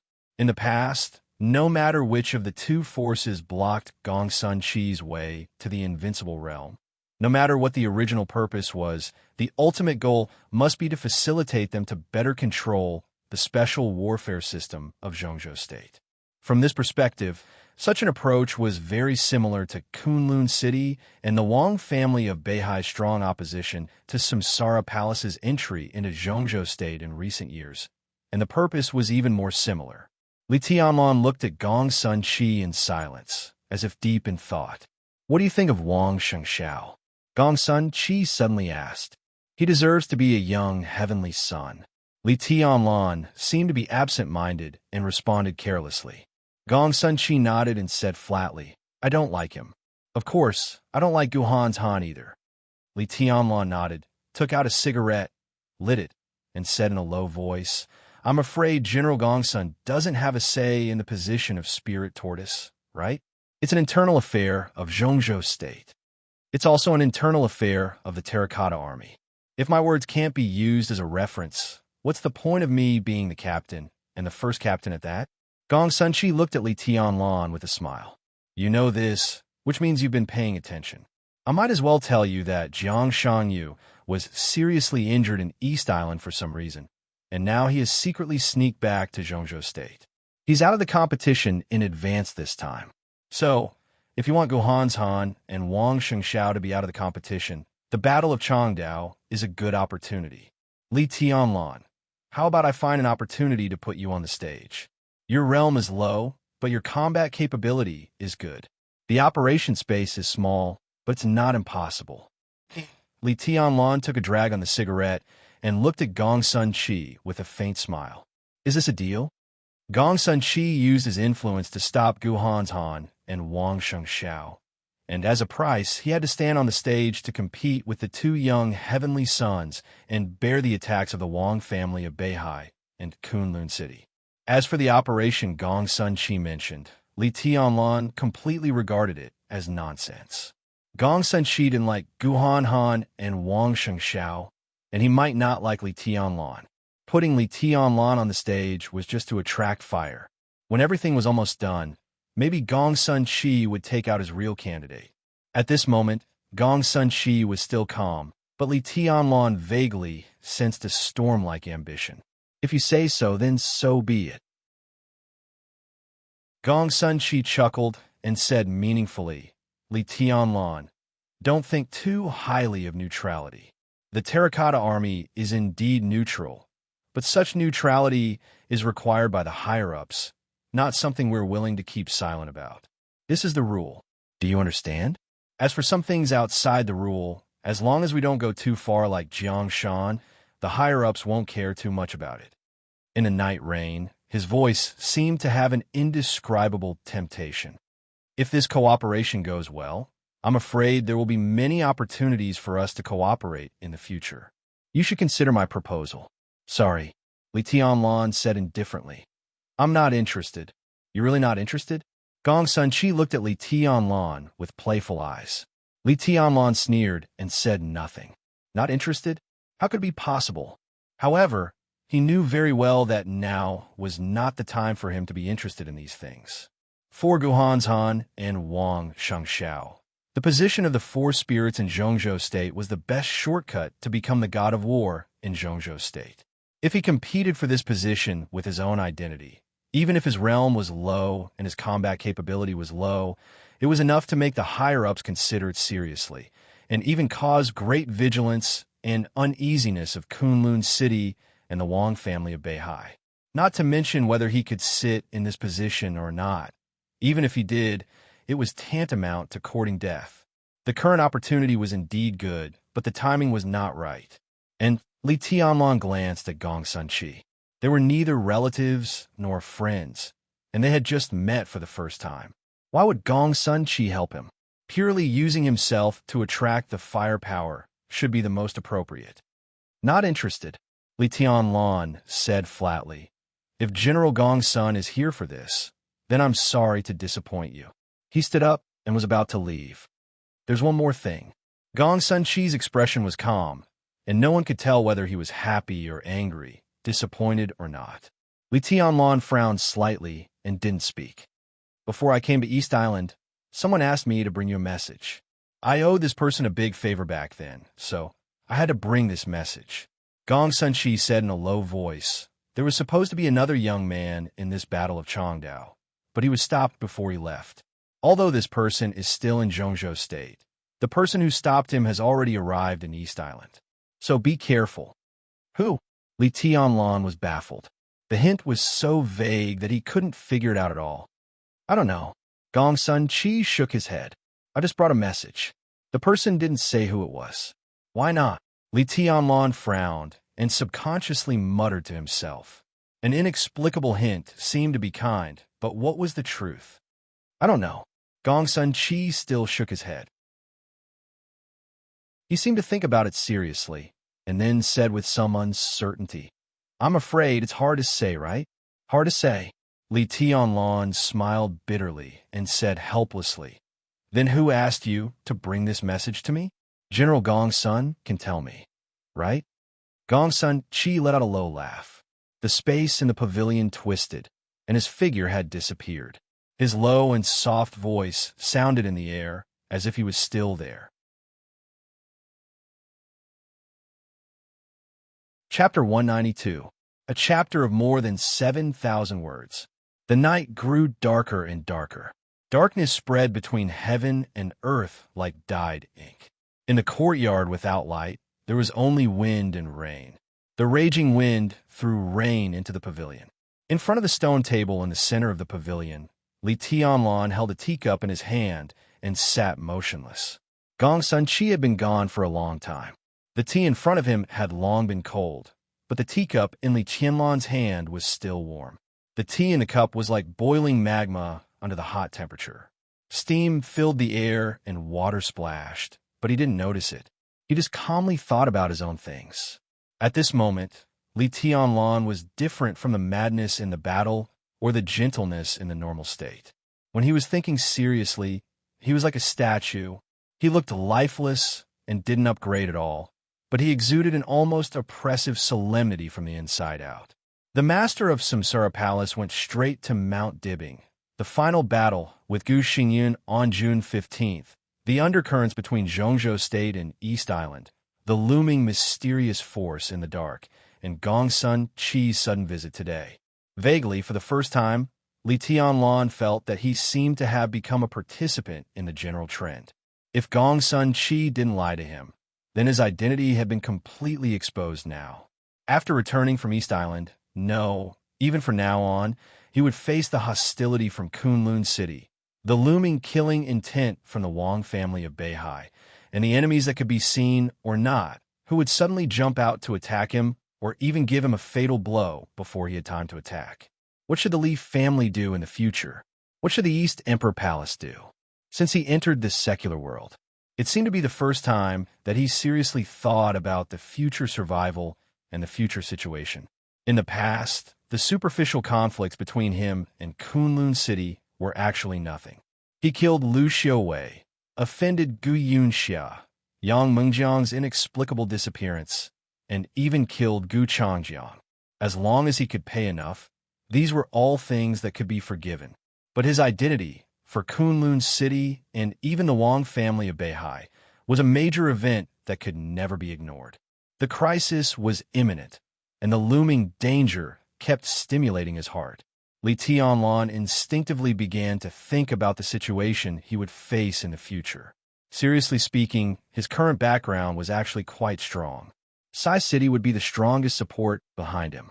Ning Qiansheng was still by his side, and Dongqing Rushi also appeared by his side.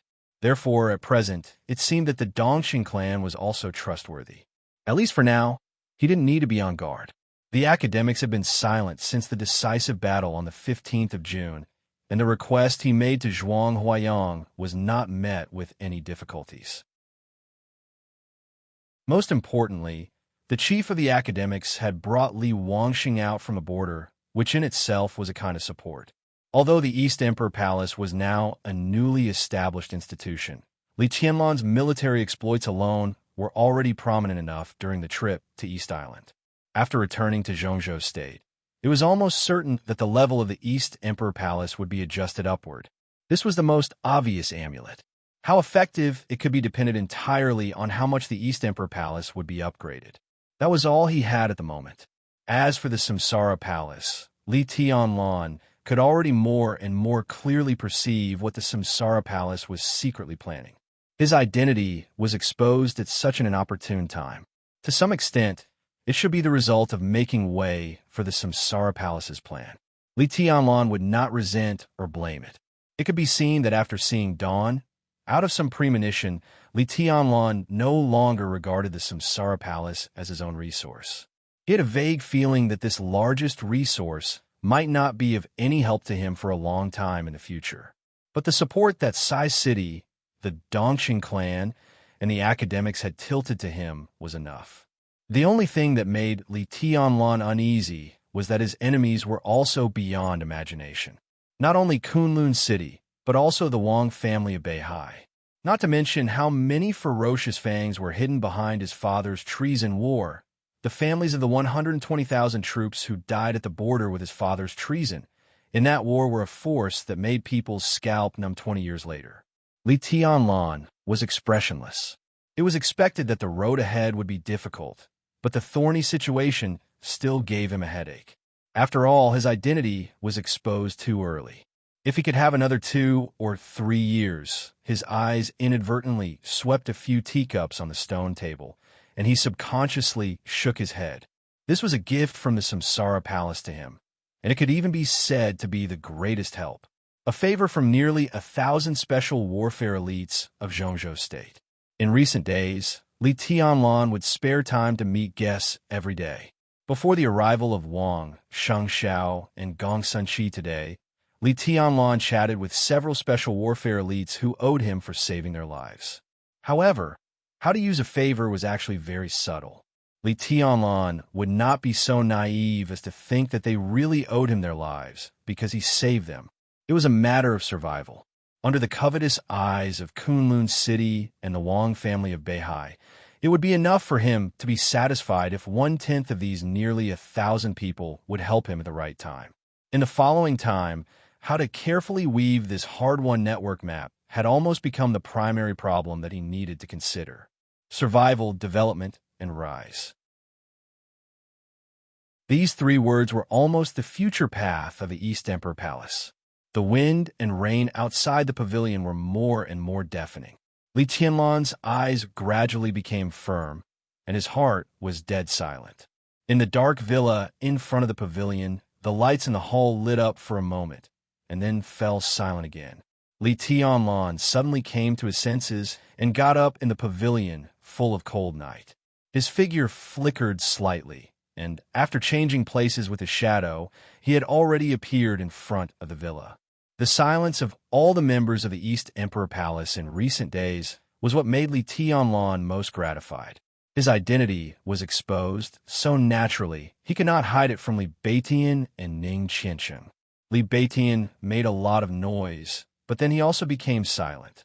Li Tianlan knew the consequences of his identity being exposed. How could Li Beitian and others not know?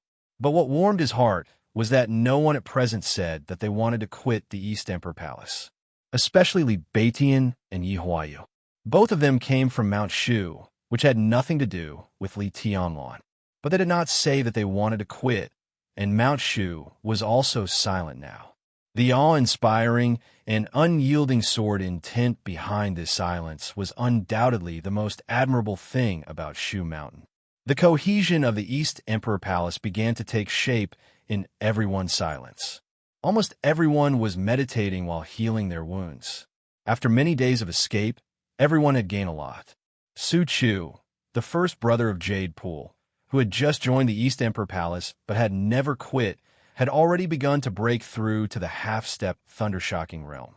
Li Beitian was trying to get closer to the peak of the Fire-Flaming realm. Now this distance was still far, but even a small step closer was good. Ning Qiansheng began to try to break through to the stabilization phase of the Fire-Flaming realm. Yi Huayu tried to enter the Fire-Flaming realm. Yu Qingyan made the slowest progress, but she was also close to the Fire-Flaming realm. For this little girl, whose realm was the lowest except Li Tianlan, but whose lethality was second only to Li Tianlan, at least in the hearts of the people of the East Emperor Palace, no one dared to look down on her anymore. As for Dongsheng Rushi, it could be said that she was the only outsider in this villa at present. But she also did not make things difficult for others. The 6th day after returning from Zhongjing to Changdao was about to pass, but for nearly a week, Dongsheng Rushi had been in a coma all the time and didn't even wake up once. Horsewoman had personally checked Dongsheng Rushi's condition, and the conclusion she got was not bad news. It just said that the sword seemed to consume a lot of Dongsheng Rushi's mind that night. The coma was just her body protecting itself and slowly recovering. If nothing went wrong, she would wake up in 10 days. Thinking about everyone's condition in the villa, Li Tianlan opened the door of the villa and shook his head subconsciously. At present, apart from Dongsheng Rushi, who was in a coma, his progress was the slowest, and his meditation time was the shortest. He glanced around the hall, casually, trying to see who had turned on the light just now. But when he glanced at the floor-to-ceiling window in the hall, he suddenly froze. According to Horsewoman, Dongsheng Rushi, who shouldn't have woken up at this time, was sitting in front of the floor-to-ceiling window with her arms around her knees. She leaned against the armrest of the sofa and tilted her head to look at the wind and rain outside the window. She didn't seem to notice Li Tianlan coming in at all. She just sat there quietly, motionless.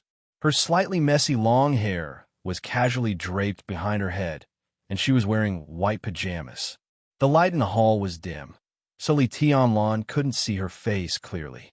At this moment, Dongsheng Rushi just sat there, but she was quiet like a ghost that would disappear at any time. Li Tianlan felt something was wrong. For this fiancé, who could naturally treat him as her fiancé, Li Tianlan had a very strange feeling in his heart. He couldn't tell whether he liked or disliked her. It was an indescribable feeling.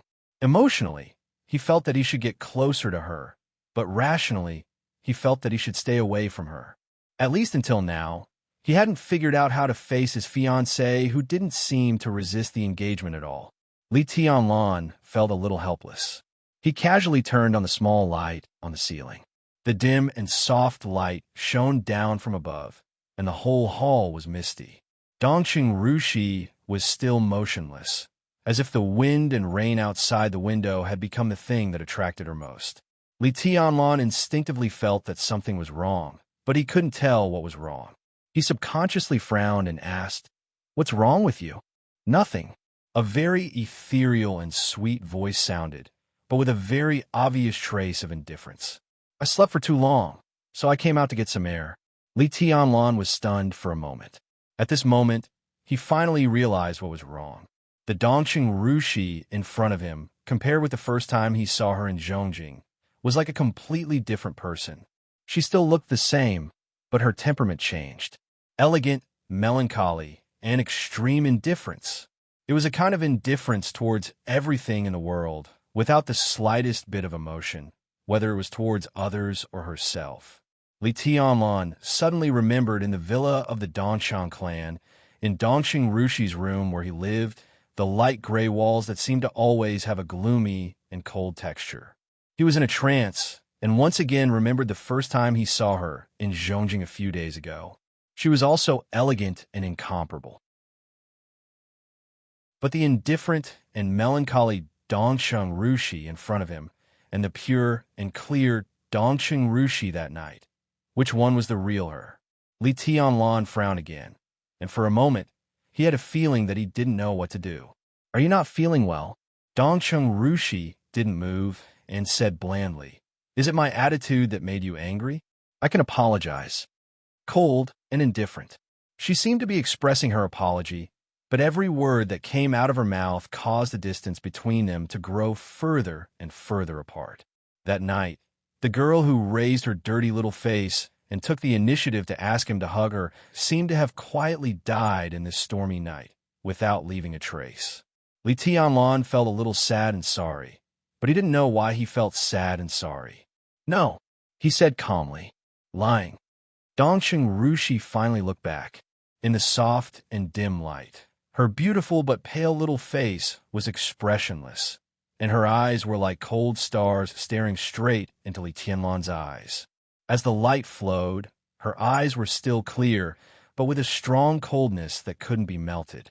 Li Tianlan shook his head, suppressed all kinds of thoughts in his mind, and said, Are you hungry?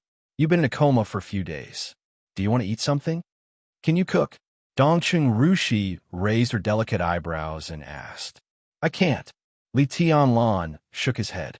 But there's food in the fridge. You can make do with it.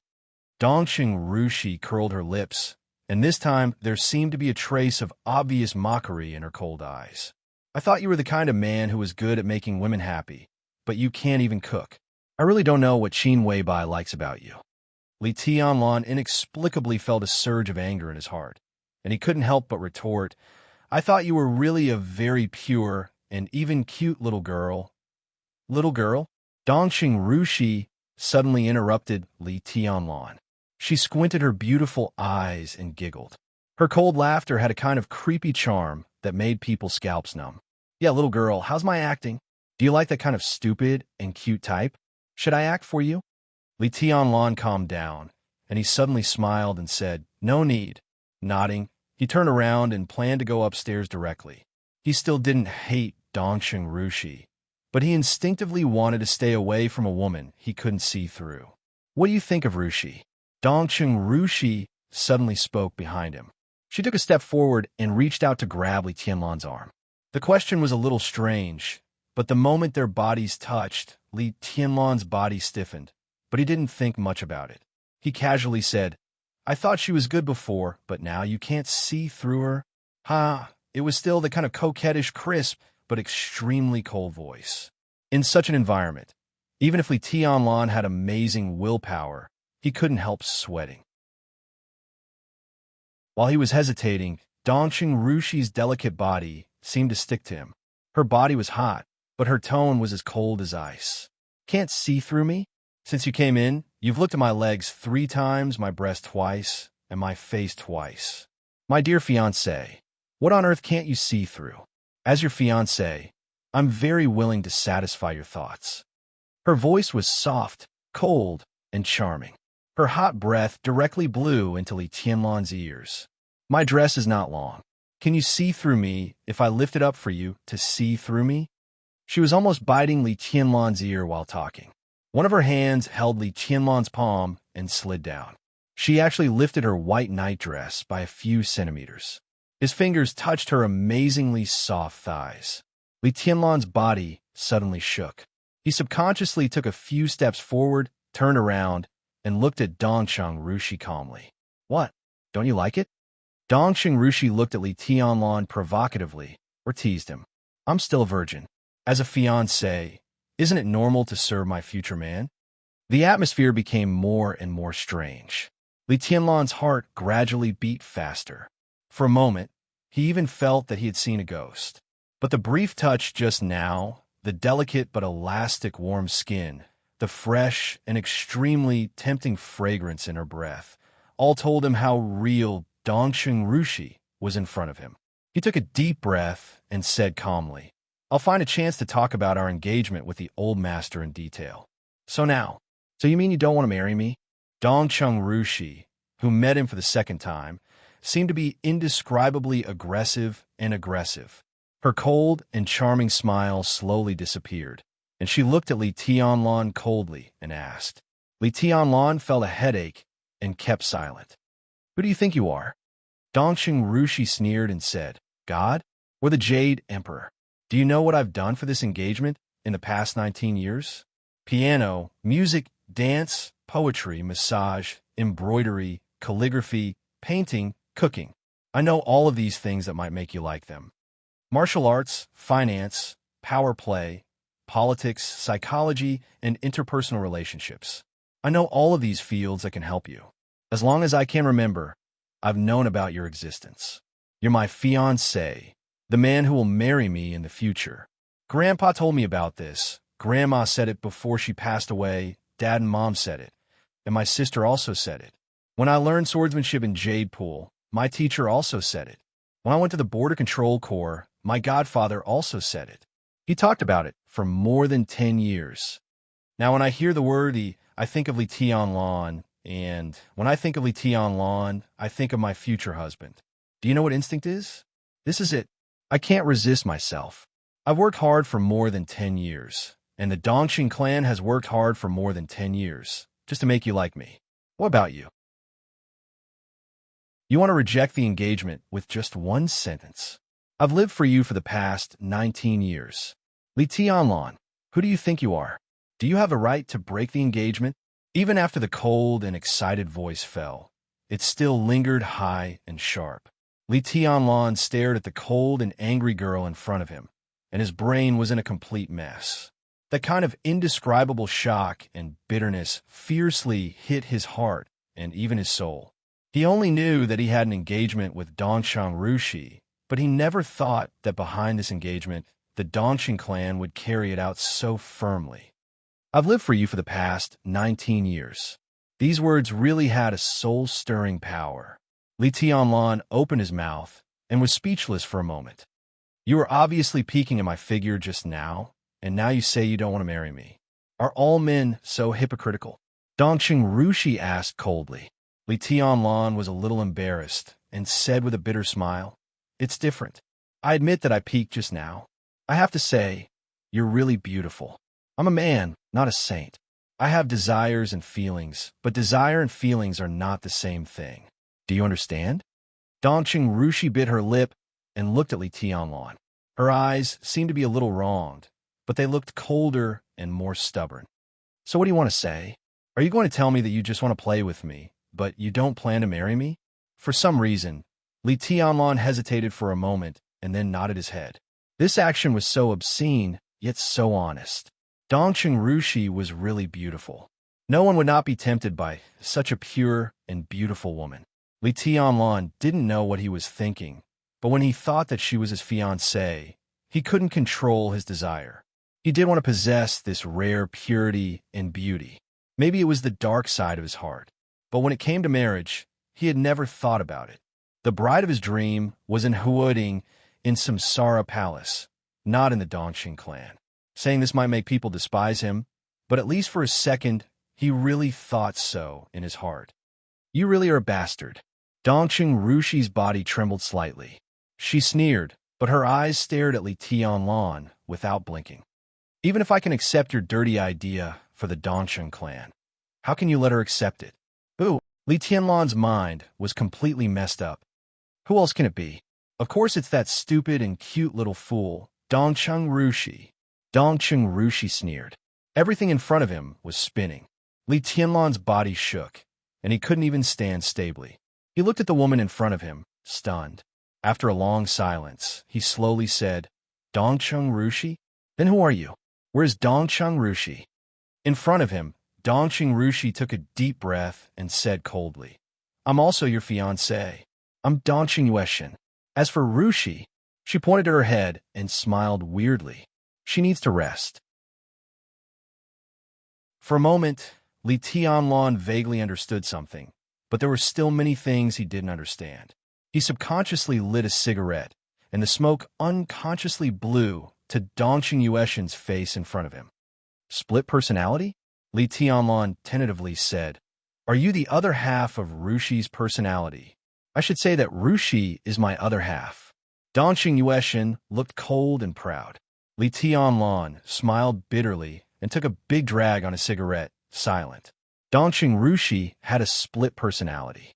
Obviously, her main personality was the dominant one, and the Dongcheng Yueshin in front of him was the secondary personality. Although she had a strong sense of autonomy, if the secondary personality was the dominant one, Li Beitian and the others couldn't have missed it after days of hunting. Obviously, the Dongcheng Yueshin in front of him was silent most of the time, and the worst thing was that Dongcheng Rushi obviously didn't know it. Li Tianlan smoked and was about to speak when the phone suddenly rang. Dongcheng Yueshin was stunned. She turned around and took out her phone from the tea table. It's my grandpa, she said softly. She looked at the time, then looked at Li Tianlan. She handed over the phone and said, At this time, if you answer it, Grandpa will be very happy. Li Tianlan's mouth twitched, and he subconsciously shook his head. Dongcheng Yueshin looked at Li Tianlan with a complicated look, then picked up the phone and said softly, Grandpa, I'm Yueshin. There seemed to be silence on the phone for a while. Obviously, all the important figures in the Dongcheng clan seemed to know the existence of Dongcheng Yueshin's secondary personality, except Dongcheng Rushi herself. Li Tianlan shook his head hard and didn't listen to what Dongcheng Yueshin and Dongcheng Hongguang said. When he came to himself, Dongcheng Yueshin's call was already coming to an end. She held the phone, obviously wanting to say something, but hesitating. In the end, she remained silent and hung up the phone. Li Tianlan just wanted to be quiet now. When he was about to go back to his room, Dongcheng Yueshin suddenly said, Grandpa asked me to tell you something. What? Li Tianlan responded subconsciously. He said, Dongcheng Yueshin's big cold eyes were a little blank. She imitated Dongcheng Hongguang's tone and said slowly, he said, You should be careful of Phoenix Pavilion. Li Tianlan's heart suddenly moved. Dongcheng Yueshin spoke very slowly. Although it was a female voice, Li Tianlan could vaguely feel Dongcheng Hongguang's mood when he said this.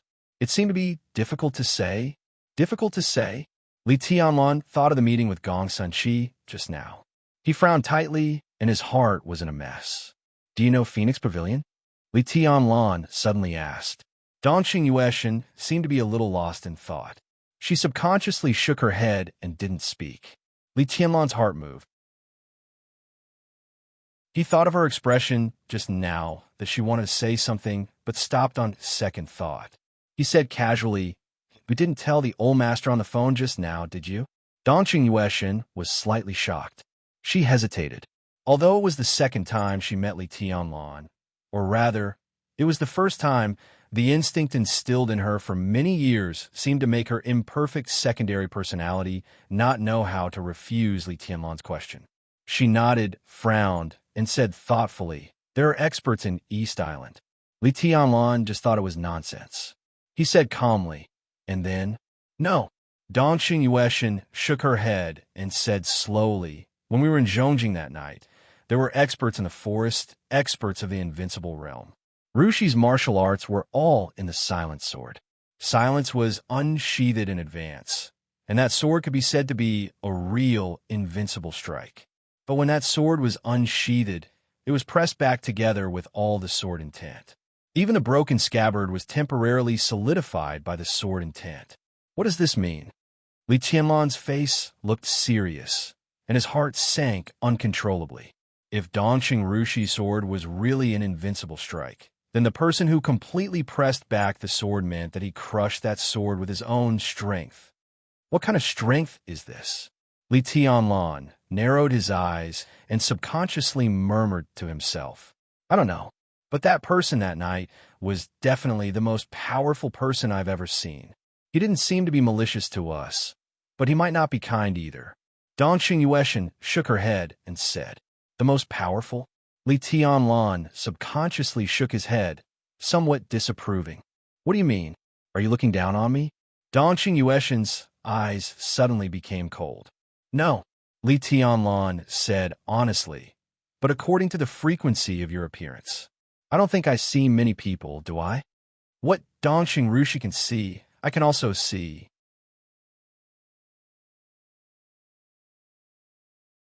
Chapter 193, July 1st.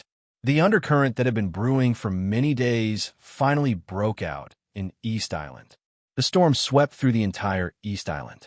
In the morning of July 1st, Huiting, Chen Fanqing, the Prime Minister of Zhongzhou State, officially held a summit of 9 countries to put great pressure on East Island to appreciate its currency. The leaders of Zhongzhou State, Star State, Canada, Germany, the United Kingdom of Great Britain, Gaul, Snow Country, Italy, and Mountain State all rushed to Huiting to attend the meeting.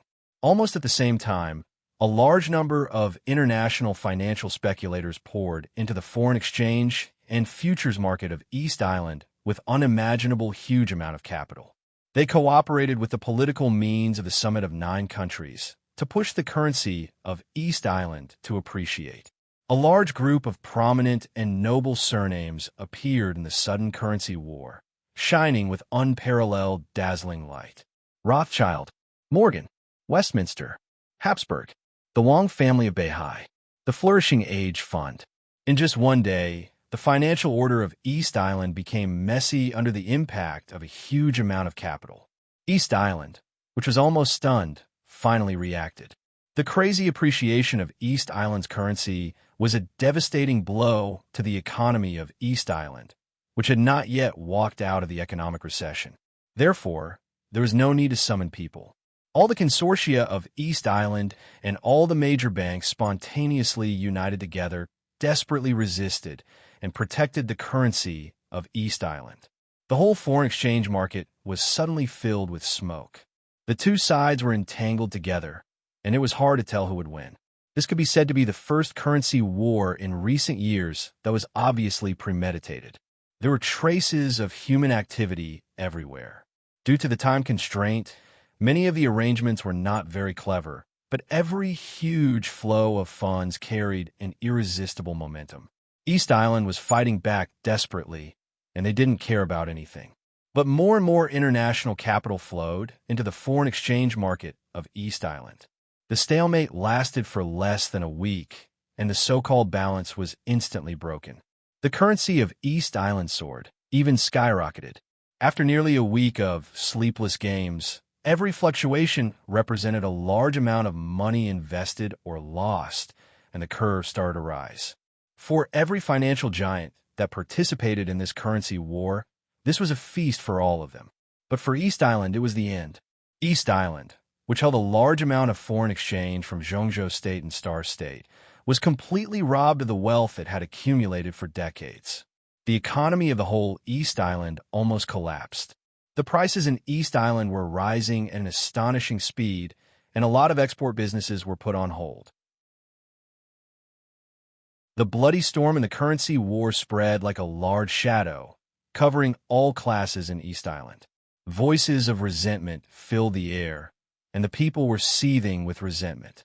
In just 1 week, the currency of East Island appreciated by 25 times. For East Island, this was an unstoppable disaster. Although the fiercest war had passed, there were still a lot of funds pouring into East Island. Even the most famous economist in East Island said with a desperate attitude that the appreciation of East Island's currency had not come to an end. They expected that the currency of East Island would slow down when it appreciated by 2 times, and the final peak should reach about 5 times. If the currency of East Island appreciated by 5 times, it meant that tens of trillions or even more of wealth would be plundered and flowed to all over the world, and the economy of East Island would go back for at least 20 years. Under the disaster, chaos broke out in an unstoppable manner. In just half a month, countless companies and groups in East Island declared bankruptcy, and people lost their jobs every day. There were crowds in front of official institutions, and the crime rate soared. The financial groups kept putting pressure on the government while contributing money and manpower. A lot of officials fell from power for various reasons, and a lot of civilians went bankrupt overnight. The chaos was like a storm spreading to all classes, getting worse and worse and getting out of control. East Island, which was peaceful a few months ago, seemed to be on the verge of completely losing control.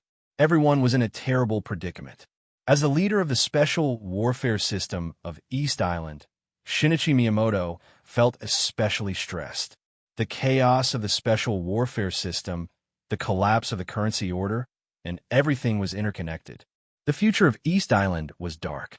As the only superior of the invincible realm in East Island, Shinichi Miyamoto was facing considerable pressure almost every second. The financial groups, the cabinet, the royal family, the media. It was even said that many officials were ready to hold the Divine Wind Force accountable and ask the Divine Wind Force to give a reasonable explanation for their cowardice and incompetence. Everyone knew that the cause of all this was the fight in the Dark World. It was especially important for Zhongzhou State to control the special warfare system of East Island this time. As for the Summit of the Nine States held in Huading, the leaders of other countries might not follow Zhongzhou State's lead. But this action was extremely grand and profitable, so they didn't mind giving a push. But it was only limited to the economic field. The fight in the Dark World was unavoidable. Many forces united and targeted each other. Now that they gathered in Changdao, the Dark World and the economy were completely connected and finally formed a very complicated situation. It was a stalemate and a dilemma. How to break out of this situation had become the primary problem that Shinichi Miyamoto was facing now. Few Peak was covered with white snow. The flying wind and snow rolled over the headquarters of the Divine Wind Force. Several tornado-like snow pillars rose up from the top and the bottom of the mountain, majestic and spectacular. Shinichi Miyamoto stood on the highest snow-capped peak of the headquarters of the Divine Wind Force, motionless like a statue. The wind and snow all over the sky surrounded his body with a cold and deathly aura. The only superior of the invincible realm in East Island had completely concentrated his spiritual force, trying his best to perceive everything around him. In his perception, the vague danger between heaven and earth was still there, and it was getting stronger and more obscure. He couldn't detect a trace of the other party. Only a faint but extremely sharp killing intent came through the wind and snow from all directions, as sharp as a knife. Shinichi Miyamoto frowned subconsciously. The snow covering him fell off one by one. He took a deep breath, and there was a trace of coldness and anger in his deep eyes. Over the past half a month, he had received countless calls. Some were from the office of the Prime Minister, some were from the royal family, and some were from various consortiums. On the phone, the tone of the other party was different. Some were calm, some were tough, and some were respectful. But the meaning was exactly the same. They hoped that he could go down the mountain and get to Changdao as soon as possible. The current currency war was the follow-up of the conflict in the Dark World. All the dark superpowers entered Changdao at the same time. To some extent, it was a declaration of force. And the currency war was a way for all the dark superpowers to force Changdao to compromise. For decades, this was the crisis that East Island had never encountered. The intensity of this game was far beyond everyone's expectation. Shinichi Miyamoto couldn't imagine what would happen if East Island lost this game. In the current situation, the failure of the currency war seemed to be a matter of time. At least the possibility of winning had become infinitesimally small. So, how to win the Battle of Changdao became the key of all. Shinichi Miyamoto was eager to go down the mountain. However, the faintly discernible danger around him kept stimulating his nerves. The opponent's concealment ability was simply unimaginable. He clearly knew that there was an enemy that was strong enough to threaten his life hiding nearby. But no matter how hard he tried, he could not lock onto the opponent's position. The other party had trapped him on Few Peak. Shinichi Miyamoto wasn't afraid of death, but he knew that he couldn't die. Once he died, even if he was seriously injured, the situation that could still be maintained might completely collapse, and then everything would be irreversible. The wind and snow were blowing harder. The air seemed to be colder. With a heart full of depression and heaviness, Shinichi Miyamoto lifted his feet and was about to go down the mountain. Suddenly, he saw something black from the corner of his eyes. Shinichi Miyamoto turned his head subconsciously. He looked down the mountain through the howling wind and snow. At the end of his sight, a black car was slowly going up the mountain along the mountain road, getting close to the headquarters of the Divine Wind Force. It was a black car that was rarely seen in the market. The body was slender, but it was indescribably broad and heavy. It was quietly driving on the mountain road, all the way up, looking elegant and steady. Shinichi Miyamoto moved the corner of his mouth as if he wanted to laugh, but his eyes were bitter. That was a car that belonged to the royal family. He quickened his pace and quickly went down the mountain. The black car went up. Shinichi Miyamoto went down. They arrived at the gate of the headquarters of the Divine Wind Force almost at the same time. In the wind and snow, Shinichi Miyamoto calmly turned his body sideways and made a welcoming gesture. But the car that was about to enter the gate stopped beside him. The door opened, and a man who looked to be in his 30s got out of the car. He looked at Shinichi Miyamoto in front of him and said with a soft smile, "Your Highness Miyamoto, long time no see." The man was a little short, about 1.7 meters, but his smile was very friendly. He wasn't handsome, but his outline was very soft. Standing in the wind and snow, he smiled warmly, and his whole body gave people a sense of closeness like a spring breeze. Shinichi Miyamoto was alert inside, but he still looked calm. He bowed slightly and said in a calm tone, "Your Highness, please come in." The Crown Prince of East Island, Renda, the only heir of the royal family of East Island, the future Mikado of East Island. Shinichi Miyamoto still kept a calm and indifferent expression, but he sighed slightly in his heart. When all the social classes in East Island were about to collapse, Shinichi Miyamoto expected that someone from the royal family would come to put pressure on him. But it was Crown Prince Rend who came, which was beyond his expectation. This fully showed how dissatisfied the royal family was with his current performance. No need. Crown Prince Rend was still smiling. In the wind and snow, his face seemed to be wearing a mask that was fading away. His smile faded, and his eyes became cold. "I don't have much time. Today, my father asked me to come here and ask you, Your Highness, what do you think of the current situation in East Island?" Shinichi Miyamoto frowned. He didn't want to speak, but he had to. "Your Highness, the situation is chaotic now. I need some time, okay." Crown Prince Rend didn't wait for Shinichi Miyamoto to finish and said with a smile, "Of course I have time. East Island could give you time, but who could give East Island time? You must know how many forces are gathering in Chongdao. Your Highness Miyamoto, right?" Shinichi Miyamoto looked cold and didn't say a word, as if he didn't hear Crown Prince Rend's sarcasm. Fantasy world, Samsara, Dark Knights, Knights Templars, the Wang family of Beihai, the Jiang family of South America, the Polar Ground Alliance, the Heroes Club. Crown Prince Rend's tone became sharper and sharper. Almost all the superpowers in the dark world have gathered in Chongdao, and some unidentified experts are also taking action. These people are either freelance mercenaries or experts who can represent the will of a country to a certain extent. Your Highness Miyamoto, do you still need time in this situation? Is 1 year enough? 10 years? Is one lifetime enough? Shinichi Miyamoto looked at Crown Prince Rend coldly and said in a gloomy tone, "Your Highness, please watch your tone. This is not the attitude a crown prince should have to a superior of the invincible realm.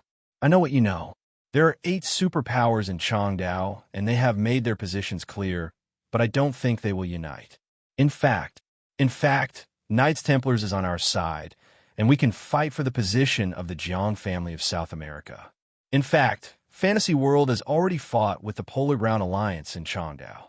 In fact, a team of nearly 20 people from the Heroes Club died in the raid of the Dark Knights.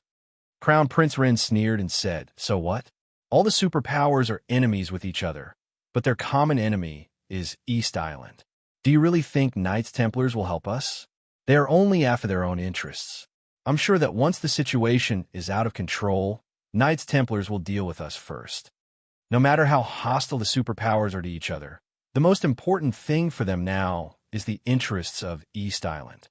Your Highness Miyamoto, I can tell you some facts.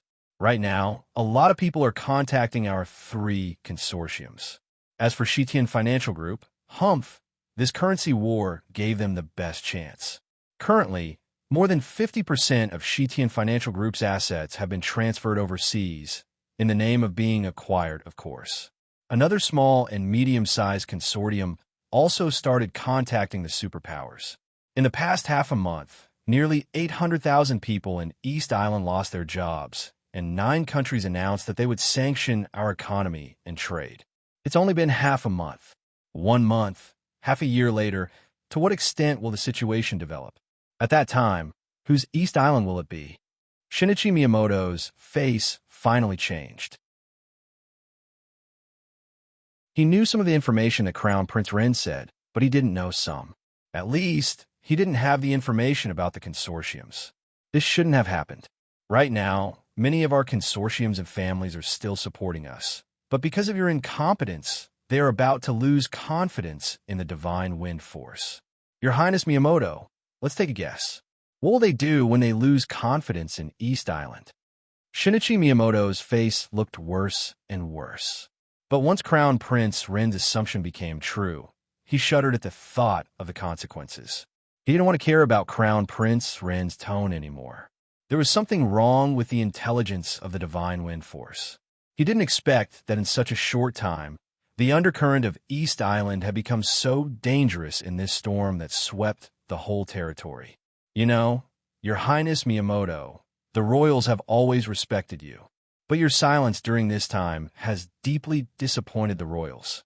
Many people in the royals think it was a wrong decision to let you and Lyohua Palace control the divine wind force.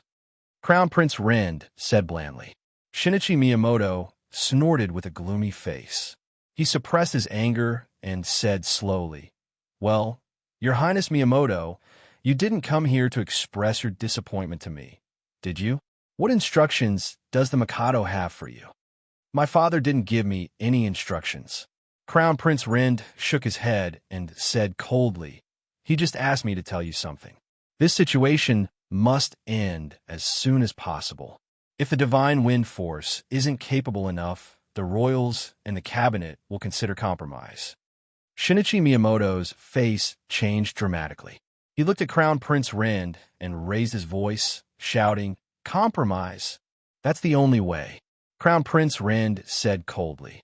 Shinichi Miyamoto was speechless. Of course, he knew what compromise meant. All the superpowers entered Chongdao for the right to speak in the special warfare system of East Island and the huge benefits from this dark power. If the royals compromised, it meant giving up everything in the special warfare system of East Island. From then on, the whole East Island would become a dark world without the special warfare system, a battlefield for all the dark worlds to fight against each other. In this way, it could indeed intensify the conflicts between the dark forces. But it was easier to invite them in than to send them away.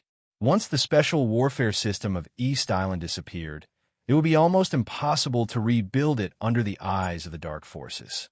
Even if it could be rebuilt, it would take countless years. And during this time, without the special warfare power, East Island wouldn't be able to fight unless a full-scale war broke out. And if they compromised, Shinichi Miyamoto himself would definitely become a bargaining chip. The superiors of the invincible realm were indeed important, but in front of the general trend, they were just nonentities. "We can't compromise." Shinichi Miyamoto gritted his teeth and said coldly, "The consequences of compromise are really serious." Crown Prince Ren said calmly, "But the consequences of not compromise are more serious. The special warfare system will be destroyed, the economy of East Island will collapse, all the consortiums will betray East Island, and foreign funds will control the will of East Island and run amok. At least for now, we can't afford the consequences, can we? It's better to negotiate with them and compromise. Then, at least we can control something that belongs to us. Shinichi Miyamoto took a deep breath and said coldly, "Even if we compromise, who do you want to talk to? The summit of 9 nations. Is it?" Crown Prince Ren glanced at Shinichi Miyamoto and said casually, "Of course we want to talk to Zhongzhou State."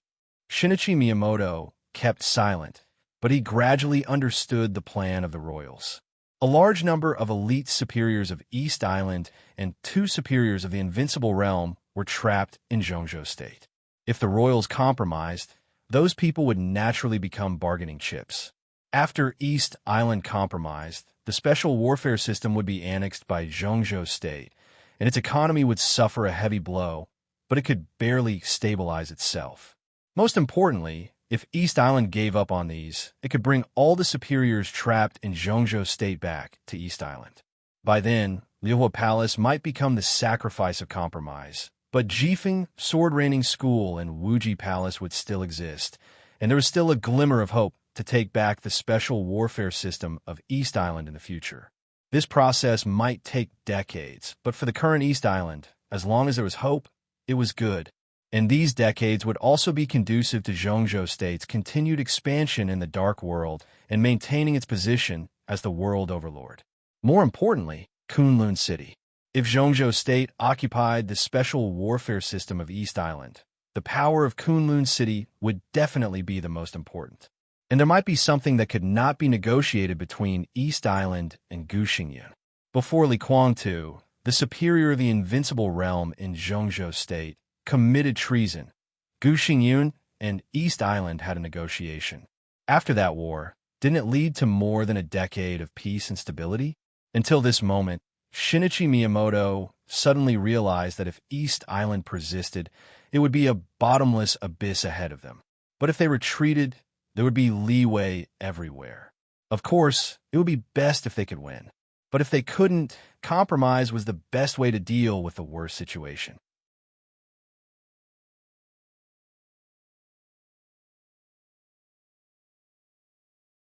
Chapter 194. The last cloud of snow flew up to the sky with a resolute voice. Dusk fell on Fuyong Peak. The flying snow stopped. A vague and illusory figure had appeared in front of Shinichi Miyamoto. "Cooperate." He looked at Shinichi Miyamoto and asked with a chuckle. In front of the headquarters of the Divine Wind Force, all the snowflakes were strangely suspended in the air within a radius of 100 meters, motionless. The cold wind that pervaded the mountains seemed to have completely disappeared. Within a radius of 100 meters, it was like a silent and still world. Shinichi Miyamoto stood where he was, letting the opponent's domain cover him completely. His eyes grew cold and he said in a mocking tone, "Of course I want to cooperate. But is this your sincerity?" The domain that covered the wind and snow shrank a little, but it was more condensed. The shadow in front of Shinichi Miyamoto was almost invisible in the night. It was vague and sometimes visible, but it carried a sharp, killing intent. Facing Shinichi Miyamoto's mockery, the illusory shadow smiled and said softly, "Your Mikado is very bold, and so is His Highness Miyamoto. But I'm not. In the territory of the Divine Wind Force, it's always good to be cautious, isn't it?" A cold light flashed in Shinichi Miyamoto's eyes. He said blandly, "You heard my conversation with Crown Prince Rend. Yes.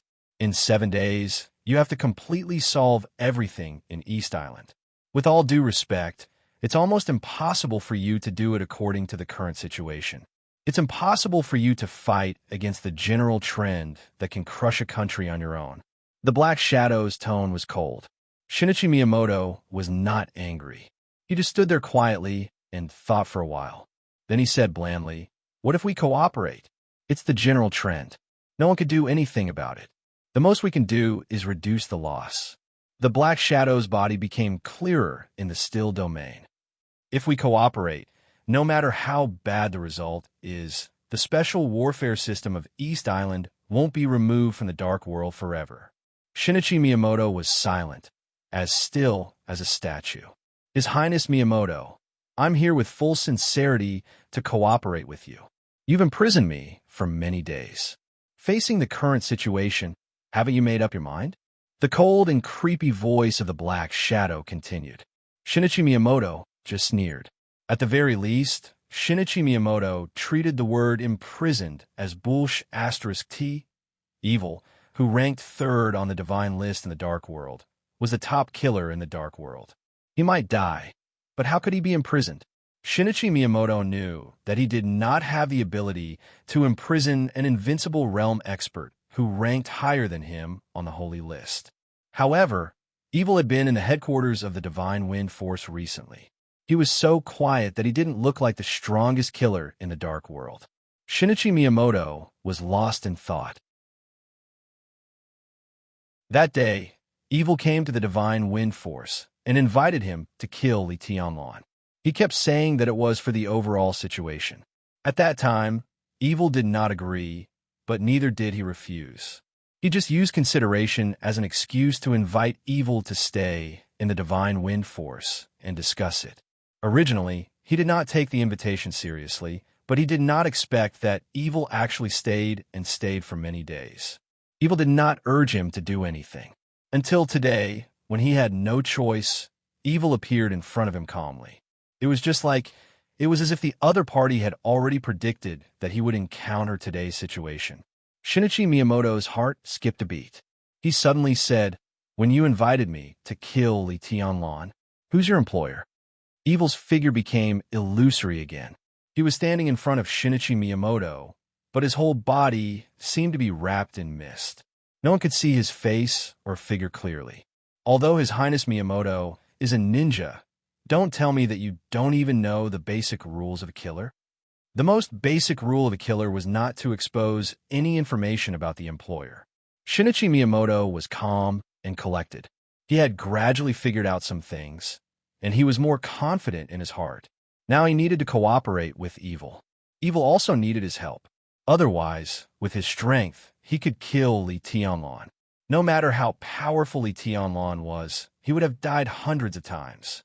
Besides, the commission alone cost him hundreds of millions. It was not difficult to find Li Tianlan's whereabouts in East Island, and Evil would never lack opportunities to kill Li Tianlan. As for the revenge of Samsara after Li Tianlan's death, it would indeed make Evil worry. But if he was really afraid, he wouldn't have accepted the deal. Shinichi Miyamoto became calmer and calmer. He was almost sure that the reason why Evil was still here was that he had something that Evil needed. "What do you want?" Shinichi Miyamoto asked in a low voice. He didn't ask what Evil could give him. Once they cooperated, at least Evil would be on their side. The combat capability of an invincible realm expert was a priceless treasure in a critical moment. Even if Divine Wind Force didn't have any help except Evil, East Island would have to pay a high price for Evil alone. "I want Yada no Kagami." Evil was silent for a while, and then he said in a calm and serious tone. Shinichi Miyamoto's face suddenly changed. Since Evil showed up, this was the first time he showed real anger and killing intent. "Do you know what you're talking about?" Shinichi Miyamoto said in a cold voice. Yada no Kagami, one of the legendary mirror jade swords of East Island, was the symbol of the power of the Mikado, and was also one of the 3 legendary divine weapons of East Island. Most people thought that the legend was just a legend, but only a few people knew that the mirror jade swords of East Island did exist, and they were indeed divine weapons.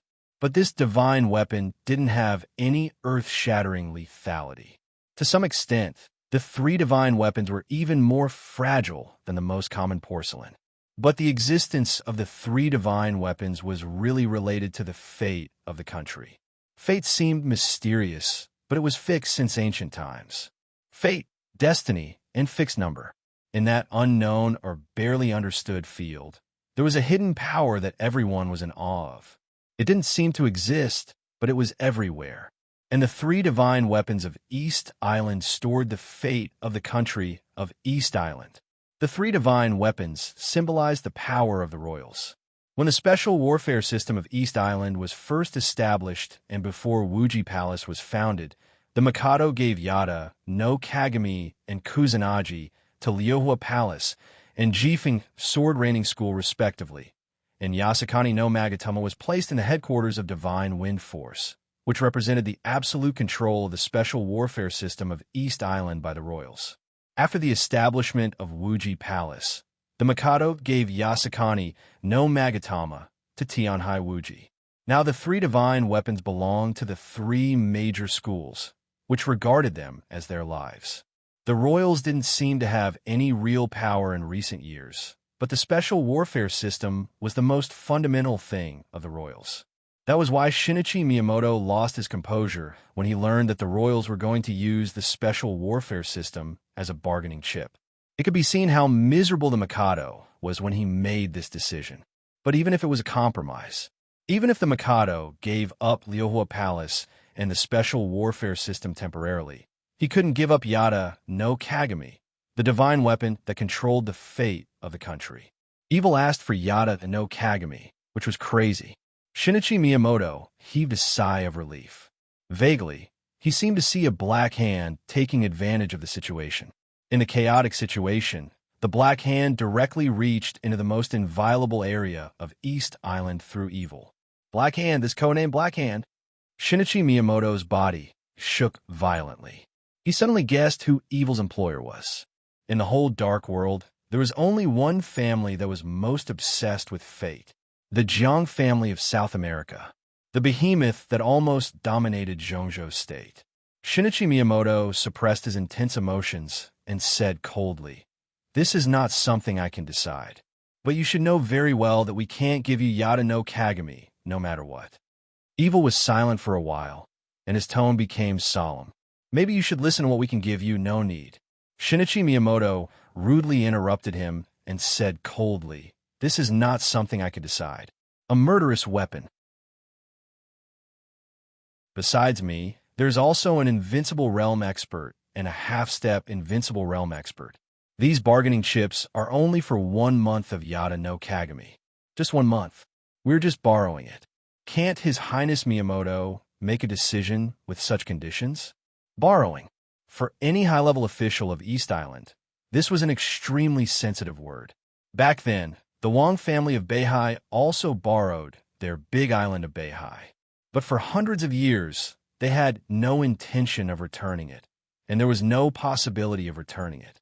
If the Jiang family of South America was really behind evil. But in this situation, evil's bargaining chip was tempting enough.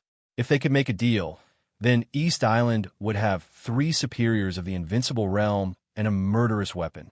It was like sending charcoal in the snowy weather. I can understand why you hesitated at the beginning. When Li Kuangtu committed treason, East Island was one of the biggest beneficiaries, wasn't it? Li Tianlan is also from the Li family.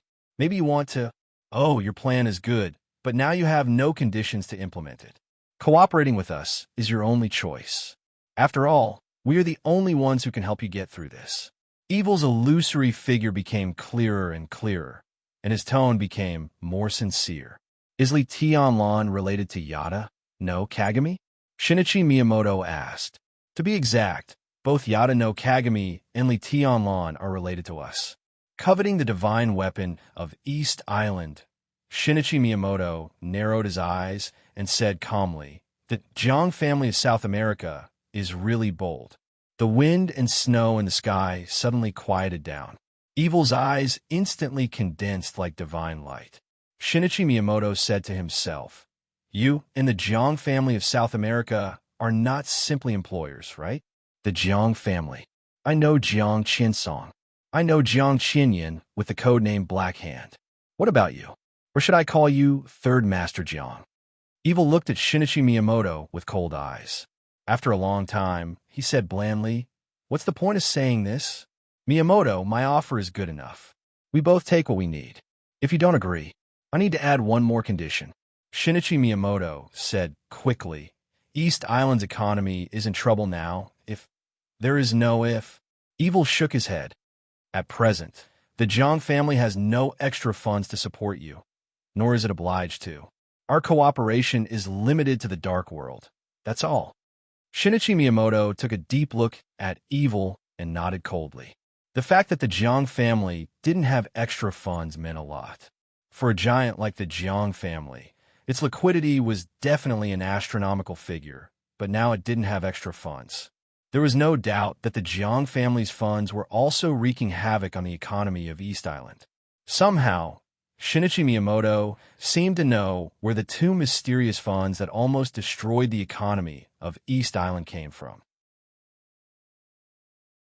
At least one of them probably belonged to the Jiang family, an ally of the Dark World, an economic enemy. The Yada no Kagami is very important. I have to report it to His Majesty the Mikado. Shinichi Miyamoto said blandly. Before that, I can't give you any answer. Then do it as soon as possible. You only have 7 days, and you can't afford to delay it. Evil chuckled and said. Shinichi Miyamoto seemed to have made up his mind. He said calmly, then let's go now. You and I go down a mountain. I'll talk to His Majesty the Mikado. He took a deep breath, calmly concentrated, and left the headquarters of the Divine Wind Force as fast as he could. Evil froze for a second, and then followed him. The white snow and the icy wind whistled past. Shinichi Miyamoto became more and more nervous, and he instinctively guarded against everything around him. The Divine Wind Force was getting farther and farther behind him. When Shinichi Miyamoto stepped on the snow line, the sense of danger that had been lingering in his heart for days finally faded away. Shinichi Miyamoto let out a sigh of relief, and then he realized that he was soaked in cold sweat. That unimaginable sense of oppression and lethal threat was simply inconceivable. Shinichi Miyamoto walked down the mountain with a gloomy face, and then he said goodbye to evil at the foot of the mountain. One of them went straight to the Imperial Palace. One of them went straight to the airport. Under the night sky, evil squinted and watched Shinichi Miyamoto's figure disappear from his sight. After a long time, he took out his phone, dialed a number, and said calmly, he agreed. Very good. On the phone, a calm and steady voice rang out. This is a disaster for East Island, but it's an opportunity for us. You must kill Li Tianlan as soon as possible with the Yada no Kagami, no Kagami. Evil agreed and was about to turn around. On Few Peak, an earth-shattering bang suddenly spread in the dim night sky. The completely violent killing intent almost filled the whole Few Peak. The original location of the Divine Wind Force's headquarters was suddenly as bright as day in the night sky.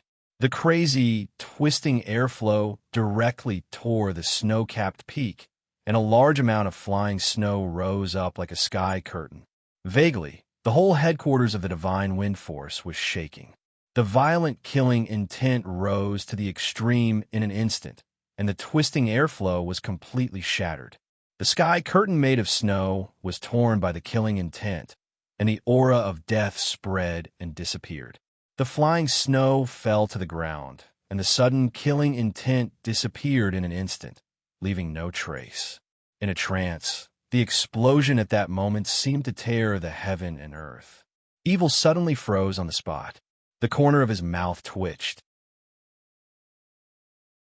He held the phone and said with a bitter smile, the Divine Wind Force was attacked, and the opponent is an expert, a real expert. If I'm not wrong, this style should be Tribulation's Divine Wind Force in this situation. Forget it, brother. We 3 invincible realm experts should be in place as soon as possible. It's not 3.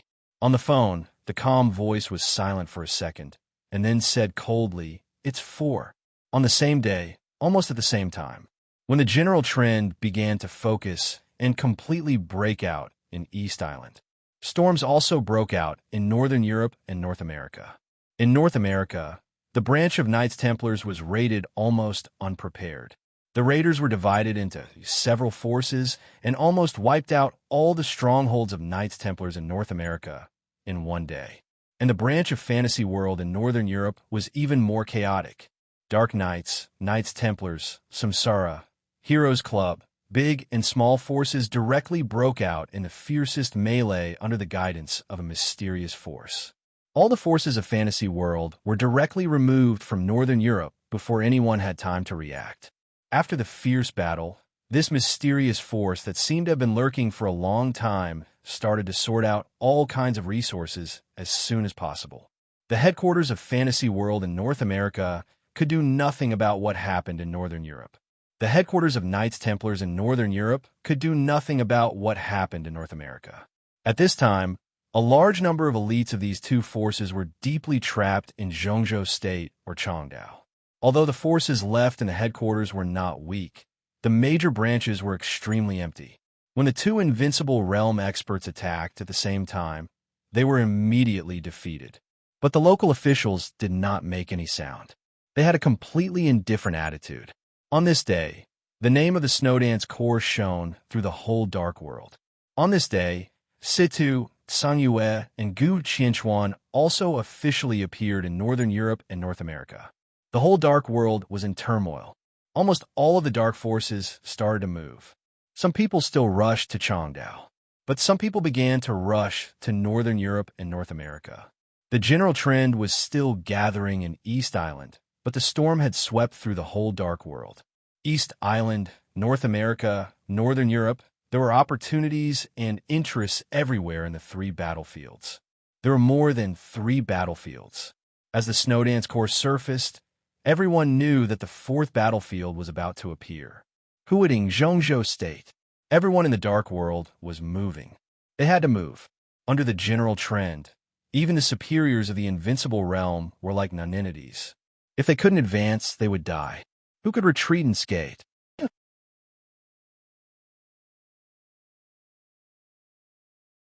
Chapter 195. Dark Night, Heavy Rain, Long Street, Old House. The continuous heavy rain for many days still showed no signs of stopping. Heavy rain fell from the sky to the ground. The water on the long street had not been cleared, but new rain had begun. The continuous and violent rain covered the whole Dongdu. The gloomy and desolate atmosphere permeated every corner of the city with the dark night and heavy rain. It was cold and depressing, as if the end of the world was coming. The old house was located in the southwest edge of Dongdu, which was infinitely close to Shanghai. Dongdu did not have suburbs in the conventional sense, so even though it was on the edge, it was still prosperous. But prosperity was relative. If this block, this long street, was the poorest place in Dongdu, perhaps even the locals who lived here could not refute it. There were no entertainment places on the long street, and only a few shops were closed early. The roadside street lights flashed gloomily in the heavy rain. The light fell on the ground, and the water kept rippling, flashing bleakly. It was still a scene of tens of thousands of lights, but the scene looked a little desolate. At the end of the long street was darkness. The nearby street lights had been completely damaged because of years of disrepair, and there were some potholes on the road. The old house, which occupied a large area but looked really unflattering, was located here. Under the heavy rain, it was completely dark, completely isolated from the whole world. It seemed that even the sound of the rain falling here was a little smaller. Silently, 2 pure, white figures suddenly appeared at the entrance of the old house. The 2 figures stood on the left and right sides of the door of the old house, and then they did not move. The darkness obscured their appearances, only revealing the silhouettes of 2 human figures. Perhaps because the light was too dark, the 2 white figures that suddenly appeared at the door looked dazzling and strange. Muffled thunder rolled in the sky above. The pale lightning tore the sky in an instant, and the bright arc of light fell from the 9th heaven to the lowest place, completely illuminating everything around the old house for a moment. White clothes, white shoes, and white gloves. 2 different but handsome and almost enchanting faces appeared in the darkness, and finally returned to the darkness. It's almost time.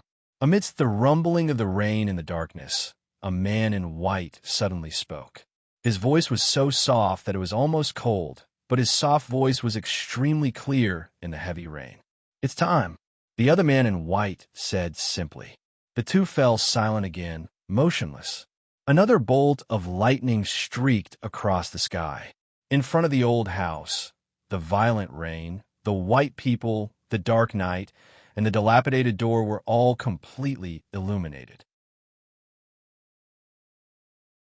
In the light and shadow, The whole old house looked like a pure and depressing black and white painting. Bright lights lit up just before the thunder roared. In the rain, a black car drove steadily into the long street, heading towards the dilapidated old house.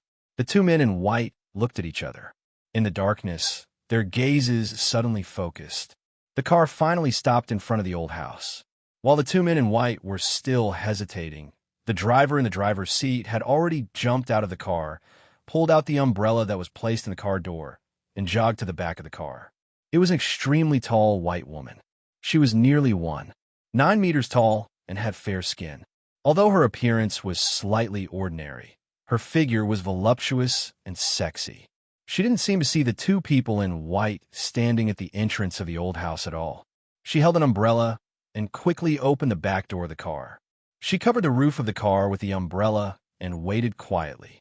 Because the umbrella was tilted forward, the rain quickly soaked half of the woman's body, but her expression did not change at all. Her every move was smooth and natural, but revealed a kind of reverence and humility from the bottom of her heart. The two men in white looked at each other again, feeling a little ridiculous. Shadowless Shadow, one of the 12 super masters of samsara. Among all the experts at the peak of the thunder-shocking realm, she was a figure worthy of attention. Shadowless Shadow's strength was speed, and she was good at surprise attacks. Born in snow country, she was tall, but her movements were like a storm, and her momentum was fierce and hard to capture. In the whole dark world, she was a famous figure, and also one of the super masters of samsara with the highest exposure. Before today, the two men in white had never thought that the dignified supermaster of samsara would act like a servant in the presence of outsiders, and he did it willingly. It was silent in the car. The two men in white watched quietly. Although they had not seen the main character, they felt the arrogance. The arrogance of being high and mighty. A slender and elegant leg was the first to stick out of the car, and the black high heels stepped on the wet ground softly and firmly. The tall woman walked out of the car, stood under the umbrella, and looked around casually. The wind and rain were still the same, and the darkness was still the same. But in an instant, there was suddenly a touch of dreamy light in front of the old house, which was like a black and white picture. She was wearing a black suit, black tights, and black high heels. Her long, smooth hair was casually combed into a ponytail. Her dreamlike, exquisite face was calm and cold, like the clouds and moon in the sky. In the darkness, her whole body seemed to be glowing with a kind of dazzling and sharp light.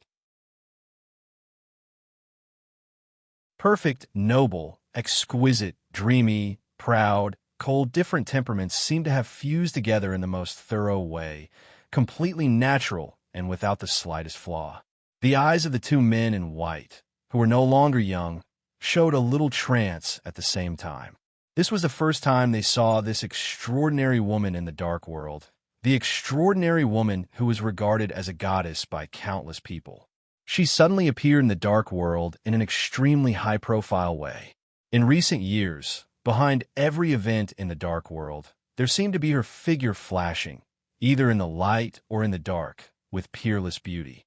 This light, slightly white since it appeared, burst out the brightest light in the darkest world. Her beauty was like a poem or jade. This was a woman who should not be in Dongdu at this time, but now she was standing in front of the unknown old house. Qin Weibai, wait for me in the car. With a cold and soft voice, Qin Weibai took the umbrella from Shadowless and stepped up the steps in front of her. Boss, Shadowless called out subconsciously. The clear sound of high heels on the steps paused. Qin Weibai held the umbrella and chuckled. It's okay. Wait for me. The two men in white at the door had already stepped forward at the same time and said with a smile, Welcome, Boss Qin. His Highness has been waiting for you in the house. Qin Weibai nodded and didn't say anything to them. She held the umbrella and walked into the gate of the old house. In the creaking sound that seemed to show the traces of time, the gate opened and closed. The two men in white still stood there, motionless, in the darkness, in front of Shadowless. Dawn broke. The inside and outside of the old house were basically the same. This was indeed not a luxurious or comfortable place.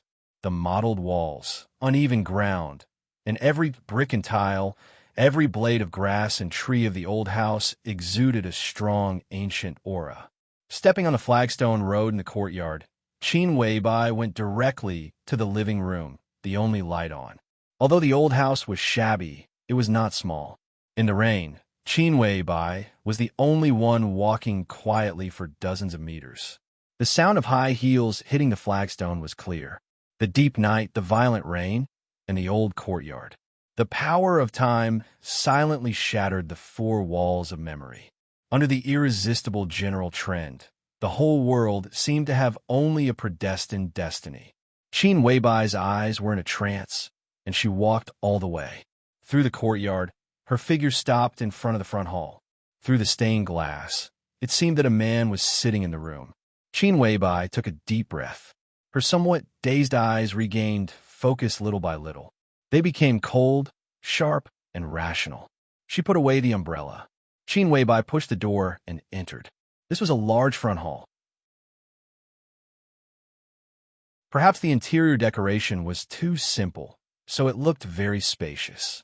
Lights that were not very bright fell into the hall, leaving large shadows where the light could not reach. On the sofa in the center, a man sat with his back to Qin Weibai, his head bowed. He seemed to be reading a book. There was no picture on the TV, no tea on the coffee table, and no temperature on the air conditioner. The whole front hall was dead silent, except for the sound of Qin Weibai opening the door. Qin Weibai calmly clenched her fists and slowly walked into the front hall. The thin high heels hit the ground, clearly ethereal and dreamy. The man sitting on the sofa seemed to hear the sound. He stood up casually, turned his head, and said with a faint smile, "Boss Qin, welcome." This was a very simple man. Simplicity was not all about temperament, but also about appearance. The man looked to be in his 40s. He was not very tall and burly. His figure was slightly ordinary, and his facial features were even more ordinary. But no matter who saw him for the first time, they couldn't say that he was an ordinary person. It was because he was simple. This was an indescribable feeling. He was too quiet and too clear, but every move he made was filled with the charm of the great Tao. He stood up casually and spoke calmly. There was nothing superfluous in his words or actions, but there was a kind of unparalleled power, simple and peaceful, unfathomable. This was the first time that Qin Weibai couldn't see a person clearly. The other party seemed to put everything in front of her. He had no advantages, but also no weaknesses. The world was like a picture scroll. The other party didn't choose to synchronize himself with the picture scroll, but hid behind the picture scroll, clear and blurry. This was a person. It was a very absurd evaluation, but it was Qin Weibai's most clear feeling. This was a person, the most real person, without disguise and without self. Qin Weibai frowned slightly and stared at the man in front of her seriously with her watery and dreamy eyes. She seemed to be thinking about something, as if she wanted to see through something. Her approach was so obvious, and there was no concealment. "What are you thinking, Boss Qin?" The man slightly raised his eyebrows. He still had a plain face, but with his movements, his whole person suddenly had a kind of indescribable spirit. It was that every corner of his body was flying with arrogance and fierce momentum, as if he was extremely disdainful of everything in the world and didn't care about it at all. Arrogance. This was the real arrogance. "Weibai greets your highness."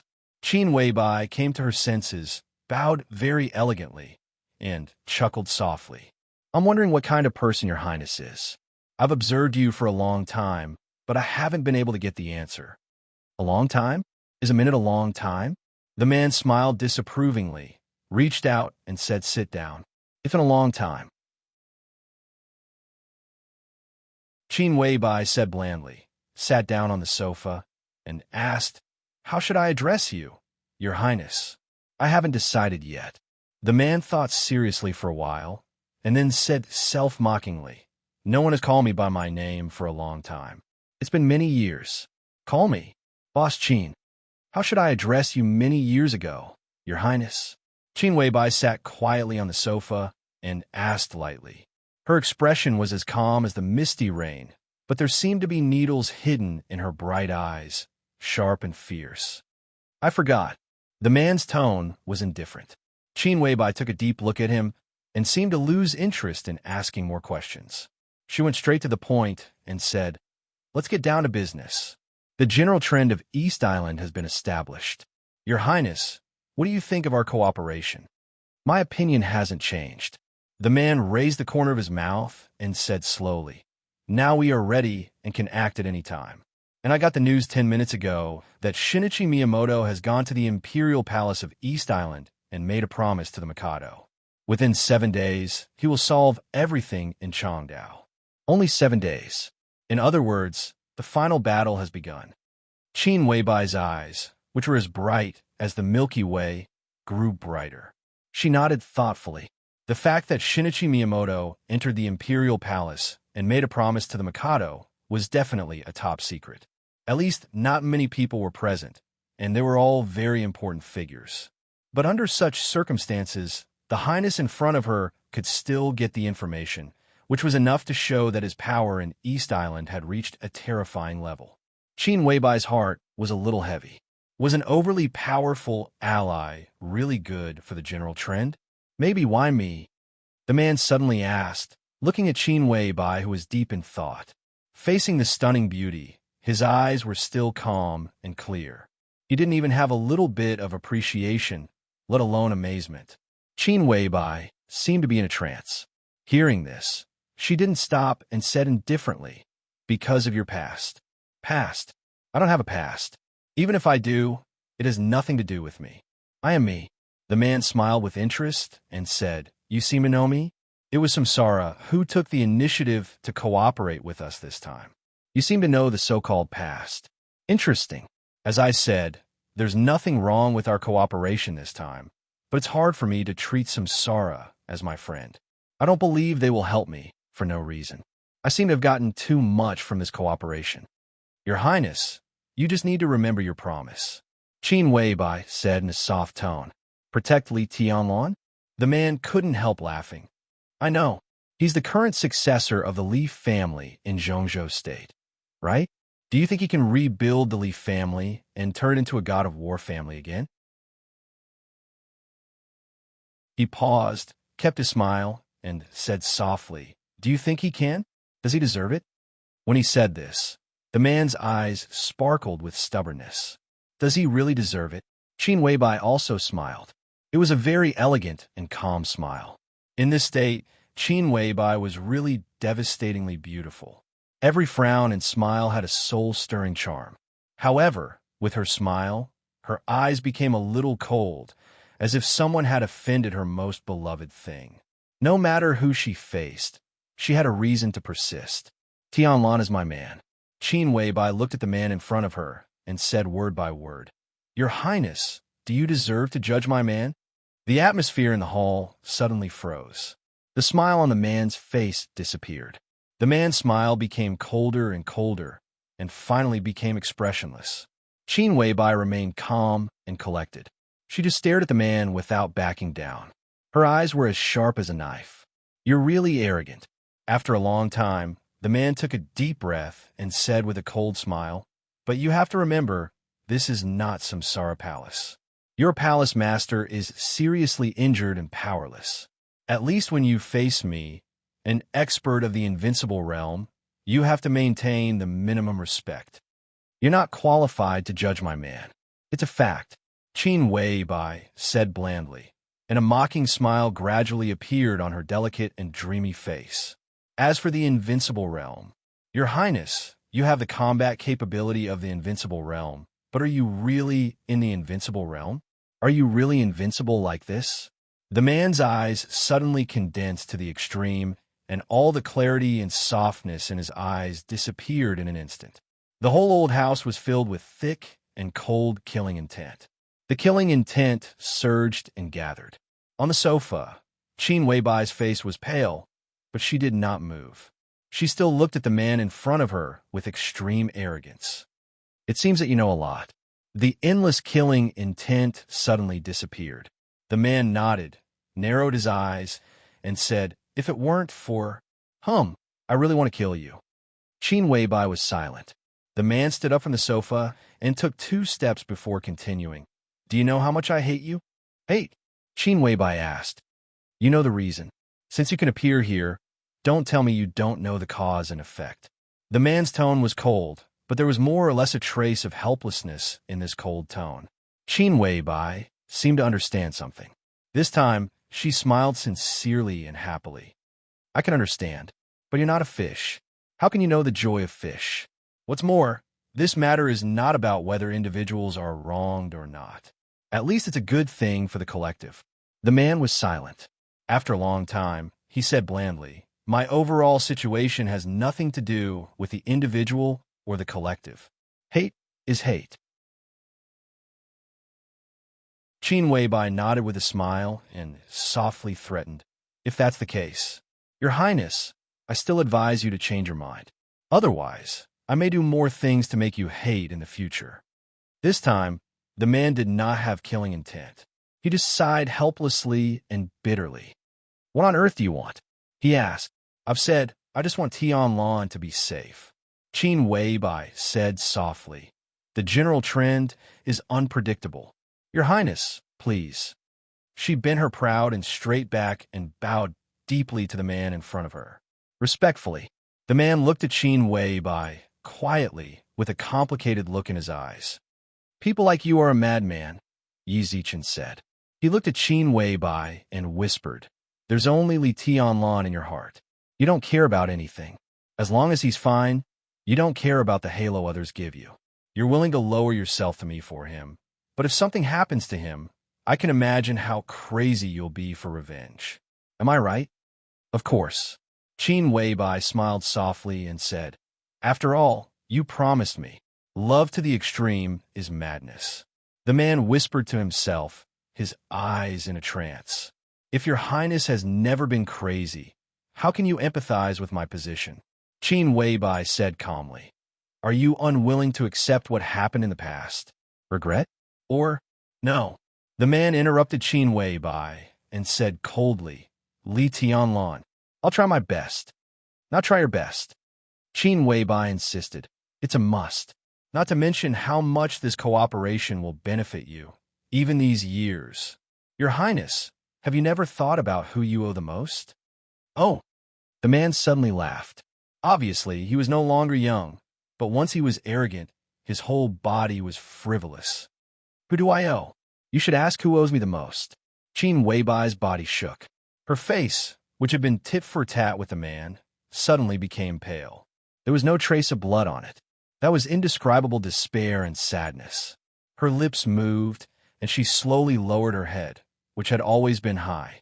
At this moment, Qin Weibai's sharpness was gone, leaving only indescribably delicate. I'm sorry, she murmured to herself, her voice faint. What? The man turned his head, looking surprised. Qin Weibai trembled and suddenly came to her senses. She said calmly, It's nothing. Her cold eyes gradually became hot. Finally, it became downright crazy. Protect Tianlan. She looked at the man in front of her and said word by word, You must do it. If something happens to him, the person who killed him will die. Your Highness, you will die too. The man wanted to retort, but when he saw the madness in Qin Weibai's eyes, he couldn't help but sigh and nod. This plan has already affected the overall situation. The Dark Knights, Knights Templars, the Heroes Club, the Polar Ground Alliance, the Wang family of Beihai. So many superpowers are involved. Zhongzhou State has angered several superpowers in the Dark World, but after this plan, you will also anger Zhongzhou State. Boss Qin, is it worth it? You should know what the consequences will be. Qin Weibai looked at him calmly and said blandly, Zhongzhou State has already become a power. Although it's weak now, Kunlun City can't do whatever it wants. When Tianlan returns to Zhongzhou State, it doesn't matter if I'm there or not. The man's heart trembled for no reason, and he shook his head silently. Until now, she was still thinking about Li Tianlan. As for herself, when did she ever think about it? She would completely devote her life, faith, and even her soul to a man. She would rather be smashed to pieces and be the enemy of the whole world. How terrifying was this madness? I'll leave for Changdao immediately. The man nodded, and his tone was firm. I'll go to Changdao too. Qin Weibai nodded. Are you going to see Li Tianlan? The man asked with a smile.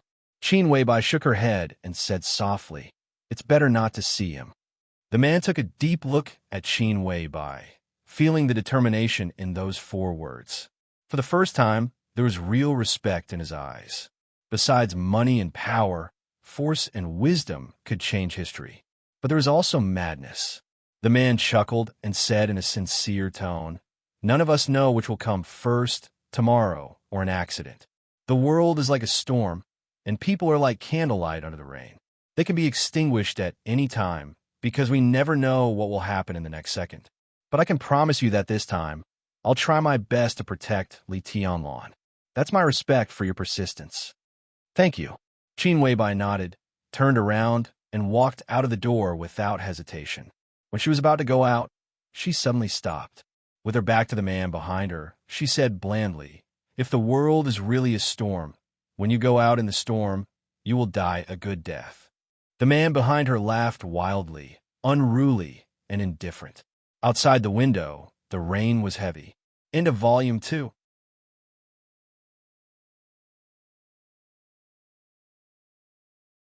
Chapter 196. Changdao looked calmer and calmer. The currency war ravaged the entire East Island. Everyone's attention seemed to be attracted by the sudden outbreak of the war. Most of the blood and chaos were taken away by this war with no smoke and blood. The few remnants were drowned in the continuous storm in Changdao. East Island was in chaos. Changdao was dead silent. The commotion caused by the superpowers entering Changdao had subsided. All the superpowers were quietly lurking, holding back, waiting for the right time to trigger the final battle. East Island had the home advantage and could start the final battle at any time. But the dark superpowers entering Changdao at this moment were not ordinary. As long as there was a chance, every superpower was qualified to start the final battle. The elites of the fire-flaming realm, the superiors of the thunder-shocking realm, the half-step invincible realm, even the invincible realm, and the famous murderous weapons of the dark world were all here. As time went by, the seemingly calm Changdao was actually getting more and more dangerous. It was like an explosive whose fuse had been ignited. The next second, the next minute, it could explode completely. Li Tianlan was waiting. The general trend was out of his control. All he could do was wait and see. But the process of waiting and seeing wasn't boring. In the last leisure time, when the general trend seemed to be far away, but was getting closer, Li Tianlan suddenly found that he could actually do a lot of things. Or even too many. The most important thing right now was to improve his strength. It was already the middle of July. Li Tianlan, who had too much vitality to squander, had basically recovered from his injury. It wasn't a blessing in disguise, but it was an indisputable fact that his strength had improved. During the battle in Zhongjing, under the pressure of Heavenly Calamity's death threat, Li Tianlan fell into an unprecedented state of fury. It could be said that by coincidence, his strength broke through again, and it was a double breakthrough. His real realm re-entered the stabilization phase of the ice-condensing realm. Within the effective range of the surge potion, his realm had reached the stabilization phase of the fire-flaming realm. After the completion of the chi-controlling realm, he went further, especially the shadow formula, and the third shadow had reached the basic level. These days, he spent a lot of time meditating every year, adapting to the strange and familiar power in his body, and studying his own unique skills. The 24 moves of sword, night walking, Buddhist incantation of 9 words, desperate chase, and even the 2 unique skills of the Wang family of Beihai were recorded in the map of God of War. Li Tianlan now had too many unique skills. In addition, his chi-controlling realm had surpassed the so-called completion and flawless. How to integrate these strange, unique skills and realms into one and turn them into his own combat capability had become Li Tianlan's primary problem. Not only in East Island, but also in East Island. He didn't know when it started, but the second before his life ended, every time his strength improved, he would have a higher chance of survival. Survival, grudges, the general trend, the past, and only survival kept moving forward in his heart until it occupied the most important position. An unprecedented sense of urgency occupied his heart. It was almost instinctive. Li Tianlan longed for all ways to become stronger. He didn't know why, but it was just a feeling. This feeling was called fear. It wasn't because of the fear of exposing his identity, but a vague intuition that seemed clear but also extremely vague. Li Tianlan didn't know what he was afraid of. He couldn't even tell exactly when this feeling began to exist. But the general trend was moving forward, the storm was getting more and more turbulent, and the feeling in his heart was getting more and more obvious. It was another deep night. In the rumbling sound of the wind and rain, Li Tianlan slowly opened his eyes from the deepest meditation. His eyes were solemn and calm. There was a faint light in the extremely luxuriously decorated room. His eyes took in everything in the room and finally stopped on the beautiful figure in front of him. There was a bamboo rattan chair in the room. Dongqing Rushi sat quietly on the chair with her head down, playing with Li Tianlan's human emperor with interest. Her long black hair fell down like a waterfall, intentionally or unintentionally covering a small part of her face. The girl's face was beautiful, and her eyes were clear. Her every move was picturesque. Rushi, Li Tianlan called tentatively. Dongqing Rushi woke up about a week ago, and then she naturally lived in this villa. Her room was next to Li Tianlan's. She followed Li Tianlan most of the time, except for resting.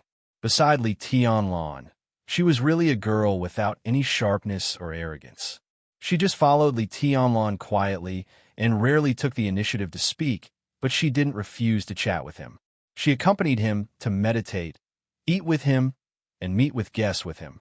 This kind of relationship, which was forced together by engagement, was subtle and weird.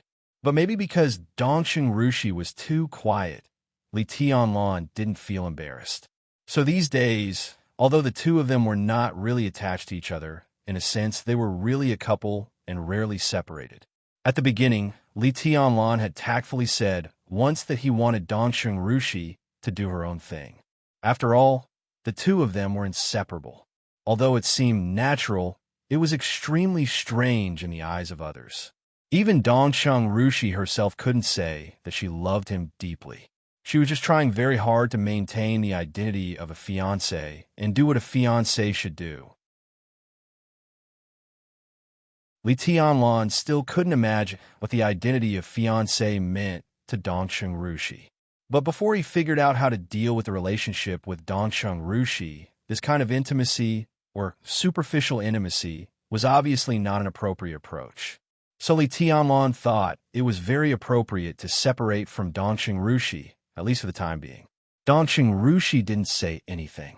She just blinked her big clear eyes and looked at Li Tianlan for a while, then nodded and left.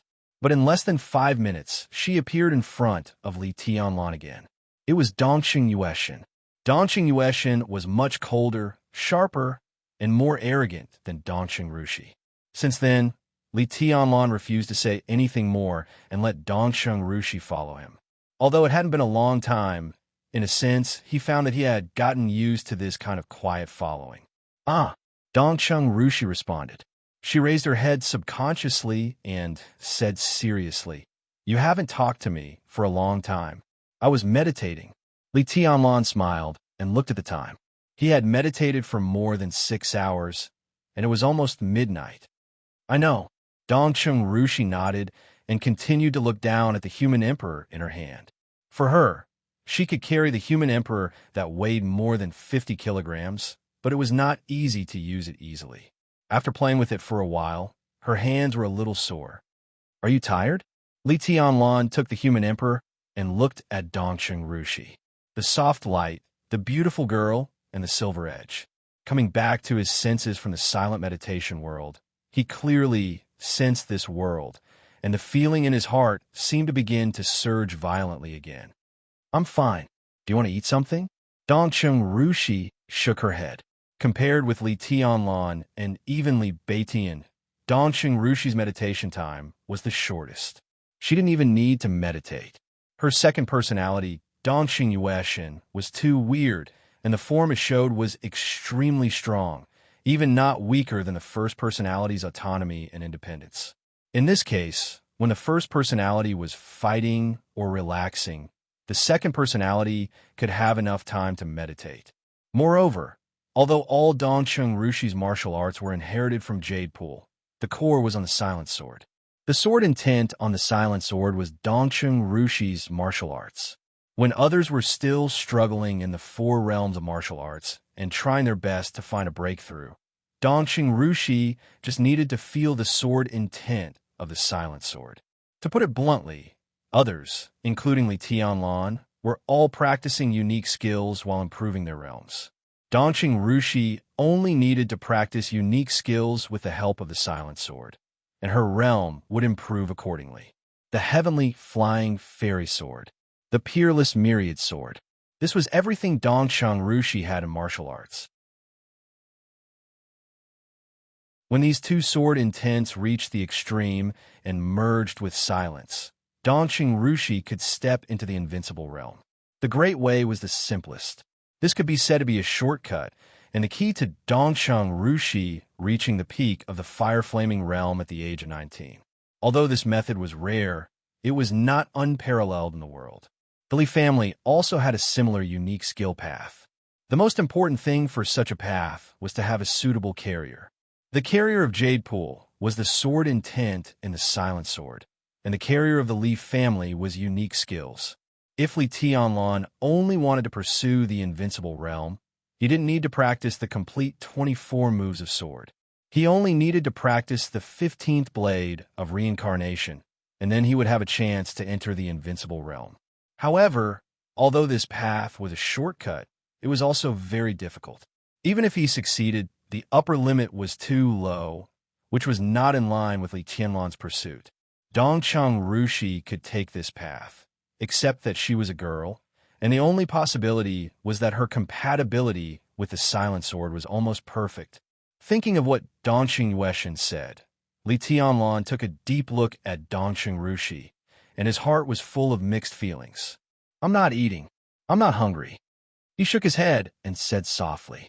The vague sense of oppression and fear in his heart existed almost all the time, and it was getting clearer and clearer. Li Tianlan was not in the mood to think about other things at all. After meditation, he had planned to continue studying the Buddhist incantation of 9 words of tribulation. He was destined to be sleepless tonight. "You're in a bad mood."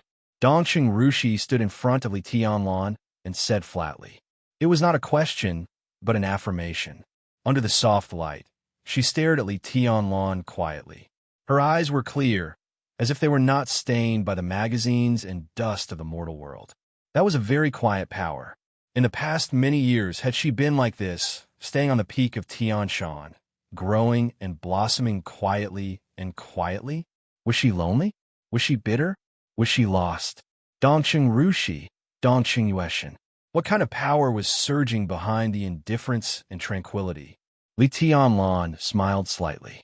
At least at this moment, in front of Dongcheng Rushi, he had let down his guard. "I'm scared." He looked into Dongcheng Rushi's eyes and said calmly, "What are you afraid of?" Dongcheng Rushi looked at Li Tianlan in confusion, but what she got was only silence. Li Tianlan thought about it seriously. He didn't know what he was afraid of. It was just a vague feeling or intuition that was getting clearer and clearer. It seemed to be losing. "Losing," Li Tianlan murmured to himself and said softly, "You're afraid of losing, aren't you?" Dongcheng Rushi looked at Li Tianlan quietly. She was extremely tall, so she could see Li Tianlan's eyes without deliberately looking up. At this moment, Li Tianlan said he was afraid, but there was no fear or retreat in his eyes. Dongcheng Rushi only saw firmness, and the hidden wildness behind the firmness that could shake everything. Her clear eyes fluctuated slightly, like ripples on the water, spreading layer by layer. In the silence, Dongcheng Rushi reached out and gently pulled Li Tianlan's palm, saying in a clear voice, "Don't be afraid. I'll be with you." Li Tianlan felt warm inside, but before he said anything, Dongcheng Rushi continued, "The Dongcheng clan will be with you too. When you were meditating, Grandpa called me. He said that things in East Island should be solved soon. At least there will be a result. Then he will ask us to go back to Zhongyuan and celebrate our birthdays. The corner of Li Tianlan's mouth moved. He wanted to say something, but he couldn't say anything. He knew very well what the invitation of the Dongshan clan meant at this time. When his identity was no longer a secret, when he had caused the hostility of Kunlun City and even the Wang family of Beihai and countless people, the Dongshan clan statement meant support. And it was full support without any concealment. Li Tianlan had been carefully guarding against the kindness and possible malice of the Dongshan clan. But as the Dongshan clan went to the opposite side of Kunlun City, all the doubts in his heart suddenly disappeared. Li Tianlan was excited and took a deep breath. Thank the old master for me. He was still worried, but he also knew very well that he couldn't refuse such help, and he had no right to refuse it. You're welcome. Dongxing Rushi was still indifferent, but her eyes lit up slightly. Grandpa said it's just a good time to save a cake. Well, she nodded, made a gesture, and said, I want a big cake this time. Li Tianlan was a little lost in thought. He finally realized that something seemed to be wrong. So he said subconsciously, save a cake. Yes. Dongxing Rushi said softly. Our birthdays are the same month and the same day. Li Tianlan froze. They were born on the same month and the same day. This sentence was like a breeze, directly blowing into the depths of Li Tianlan's heart. In an instant, fate seemed to be close at hand. Dongxing Rushi pulled Li Tianlan to sit on the bed and said softly, Why are you afraid? To be exact, it's a sense of urgency. Li Tianlan shook his head. I always feel that something is going to happen. If I don't have enough strength, I'm likely to lose something. When did it start? Dongxing Rushi seemed to chuckle. It can't be intuition, can it? Prophecy? Li Tianlan was also smiling, but his smile was bitter. Countless images seemed to squeeze into his mind at the same time. When did it start? From a moment he saw Gong Sun Chi? Or from the moment he and Saint faced the murderous weapon? Or was it when the Duke handed him the list? Memories kept rolling, and all kinds of images appeared in his mind. They kept rolling, passing through the heavy rain in East Island, the Sky Academy, and finally stopped in the strange and hurried crowd. All the images suddenly disappeared. There was only a pair of eyes with faint coldness and coldness in front of Li Tianlan. They were dreamlike, perfect, and flawless. Li Tianlan's face was livid, and he suddenly stood up. The pair of dreamy eyes became clearer and clearer, and the fear in his heart instantly reached the extreme. Until this moment, he realized that he hadn't heard from Qin Weibai for a long time. Li Tianlan took out his cell phone with trembling hands and dialed Qin Weibai's number immediately. No one answered. Li Tianlan didn't give up and started to send videos again. There was also no response. Li Tianlan's livid face began to turn pale. For many days, with Saint, Duke, Horsewoman, and the Flaming Fire Supermasters around him, he began to instinctively feel that Qin Weibai was also extremely safe in Zhongzhou State.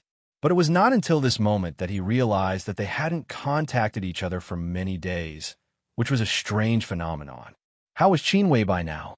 Li Tianlan's livid face turned pale. He took the cell phone and sent a voice message word by word. Answer my call, right now. There was no response. Li Tianlan managed to wait for 5 minutes. The atmosphere in the whole room gradually became oppressive and violent. Just when he was about to stand up and go to Duke, the long-lost video ringtone finally rang. Li Tianlan breathed a sigh of relief and answered the video call without hesitation. The delicate face that seemed to have been missed day and night and ignored for a long time appeared in front of Li Tianlan in the video call. Qin Weibai was wearing a white bathrobe and was wiping her hair with a towel. I was taking a shower just now. She said softly, Your tone is very strange. Are you angry with me? No. All the anxiety and fear in Li Tianlan's heart suddenly disappeared, leaving only complete peace. He scratched his head and said softly, I just miss you. Qin Weibai's beautiful red lips gently raised, and her eyes were bright. Her whole body released a kind of almost suffocating charm. Me too, she said softly, I miss you very, very much. Li Tianlan gave a silly laugh and said, Where are you? Why haven't you contacted me for so long? Qin Weibai's expression slightly froze, and she said in a low voice, I'm still in the Sky Academy. Well, there are a lot of things going on recently, and your side is more complicated. You must be very busy these days, right? Actually, there's nothing to be busy about. Li Tianlan's heart became more and more relaxed. It seems that things have stabilized for now. Stability is only temporary. Qin Weibai said, You have to be careful in East Island. Tianlan, the situation will change soon. I've received the news that Shinichi Miyamoto personally met the Mikado and promised to solve all the disputes in Changdao within 7 days. In 7 days, no matter what, there will be a clear result. 7 days. Li Tianlan's eyes slightly narrowed, and he slowly said, How many days is this? The first day. Qin Weibai calmly said. Li Tianlan nodded. Now everyone knew that the final battle was near, but no one knew that the final battle was so close. Li Tianlan suddenly thought of a possibility that he had guessed for a long time, and he couldn't help but say, Weibai, how much do you know about the mysterious force in East Island? I know a lot, but also very little. For now, they are our partners, and that's basically it. Qin Weibai looked at Li Tianlan's face seriously, as if she wanted to engrave every expression on his face into the depths of her soul. Honey, no matter what I do, I won't hurt you. Do you trust me? She said. Almost instinctively, Li Tianlan nodded and said without hesitation, I believe you. Qin Weibai's eyes were brighter, with undisguised happiness and satisfaction. The storm is about to pass, and you can leave East Island soon, she said with a smile. Wait for me to go back. Li Tianlan nodded, and then he suddenly raised his eyebrows and said, Before I left, I remember you said that you would give me a reward when I go back. Does that still count? What reward do you want? Qin Weibai looked at Li Tianlan with her charming eyes, and every move she made was the charm and style of a little woman. She was beautiful, and her grace was unparalleled. Get married and have children? Li Tianlan said jokingly. Qin Weibai's face changed slightly, and her charming smile became a little stiff, and there seemed to be a trace of inexplicable fear in her eyes. Before Li Tianlan noticed her abnormality, she forced a smile and said, You are still young. Li Tianlan, who had been in a good mood, laughed and said nothing. Dongcheng Rushi, who had been silent, seemed to be unwilling to be ignored. She hesitated for a moment, and then her beautiful face finally came over. Looking at the beautiful woman on the screen, she opened her small mouth slightly, as if she was a little surprised, but there was no jealousy in her clear eyes, only the most simple curiosity. Qin Weibai was also stunned, and she glanced at Li Tianlan with a faint smile. Li Tianlan coughed, and when he was about to say something, Qin Weibai looked at Dongcheng Rushi and said, Hello, I'm Qin Weibai. I'm Dongcheng Rushi. Dongcheng Rushi also came to her senses and said quietly. After greeting each other, they didn't say anything more. Qin Weibai put the towel in her hand aside, looked at Li Tianlan and said softly, I'll hang up first. Li Tianlan nodded and said yes. Qin Weibai held the phone. The second before she hung up, she took a deep look at Dongcheng Rushi. Her eyes were complicated, and she seemed to be sorry. She told Li Tianlan that she was still in the Sky Academy, but she was actually in Changdao now. This was a hotel that was not too luxurious, and it was less than 5 kilometers away from the club where Li Tianlan was. As the screen of the phone gradually dimmed, Qin Weibai, who was wearing a snow-white bathrobe, got up gently and walked to the French window. She was in a different place from Li Tianlan, enjoying the same storm under the same sky. The distance of 5 kilometers wasn't far, but she stopped here. She didn't dare to see Li Tianlan, not because she didn't want to, but because she didn't dare to. Just like what she said to the mysterious highness in Dongdu a few hours ago. It was better not to see him. The sky outside the window was as dark as ink, and the storm was still heavy. Qin Weibai, who was as perfect as a dream, stood quietly in front of the window enjoying the wind and rain in the night. She smiled gently, but her eyes were sad and lonely. She looked down at Li Tianlan on the phone screen and whispered to herself, "Your final sky. I'm not there." The wind and rain cut through the darkness and fell on the ground, splashing water.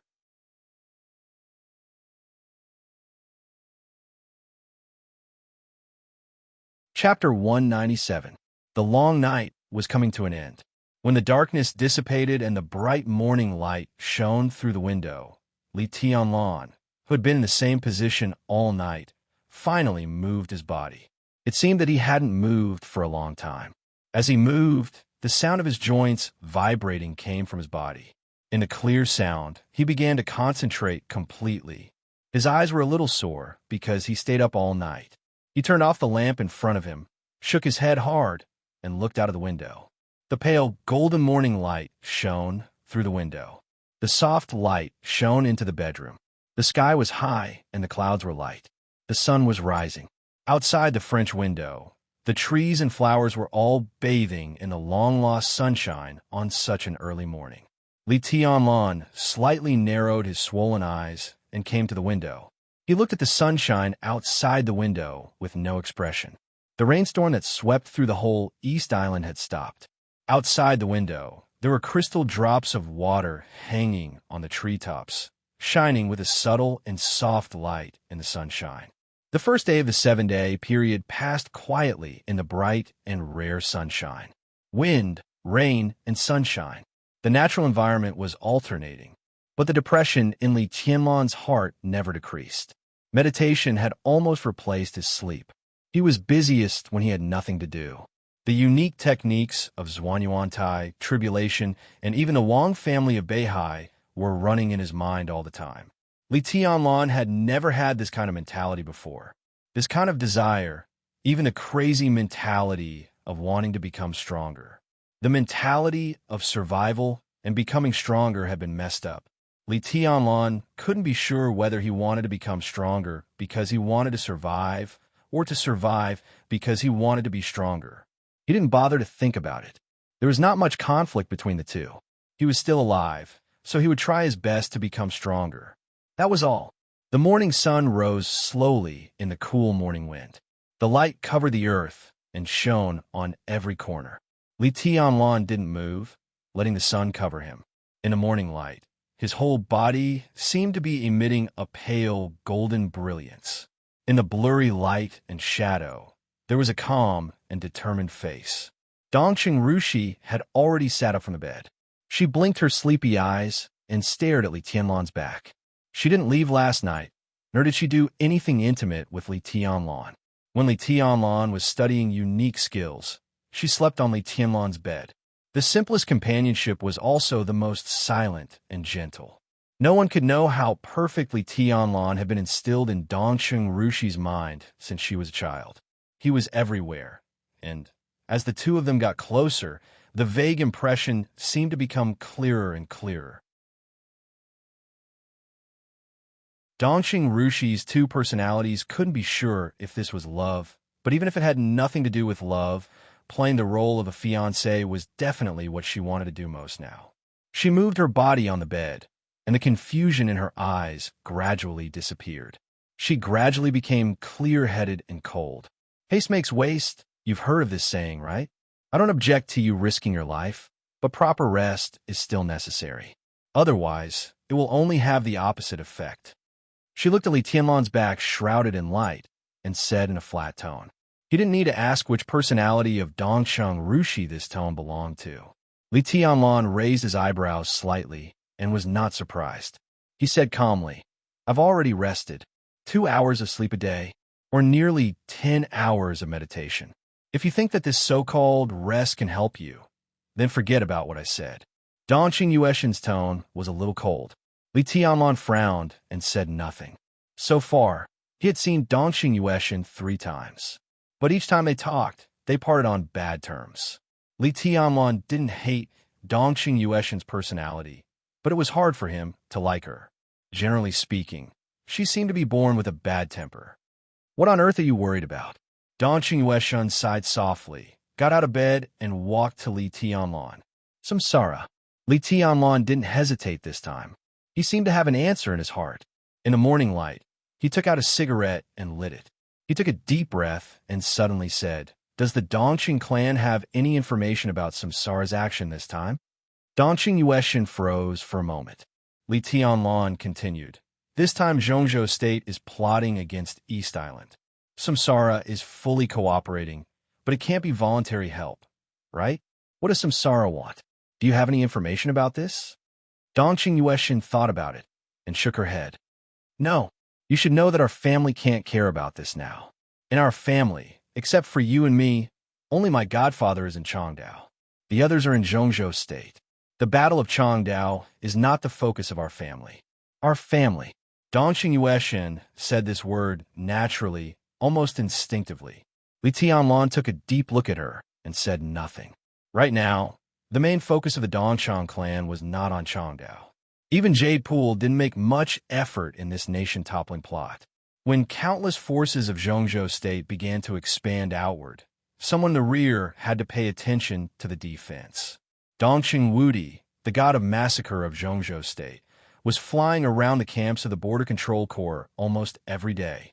He had no time to care about Changdao and Samsara. Right now, Zhongzhou State wasn't peaceful either. A large number of East Island experts were trapped in Huading, including several experts of the Invincible Realm. The whole of Huading could become the fourth battlefield besides Changdao, North America, and Northern Europe at any time. Similarly, the famous Border Control Corps of Zhongzhou State was also an obvious target. The Dark World was a world full of cruelty, blood, and violence. But behind a series of negative words, it also meant that this was an absolutely rational world, especially when the superpowers rarely fought against each other. In the current situation, the special warfare system of East Island was in danger, and it was inevitable that Zhongzhou State would benefit. So it was time to pay attention to balance. If East Island was driven to desperation, it might let the experts trapped in Huading break out of the encirclement and turn Huading into a new battlefield. But if there were no great benefits, how could other forces cooperate willingly? They paid attention to balance. Since the rise of the Snowdance Corps was inevitable, it was acceptable to inflict a heavy blow on the Border Control Corps and let the Snowdance Corps grow.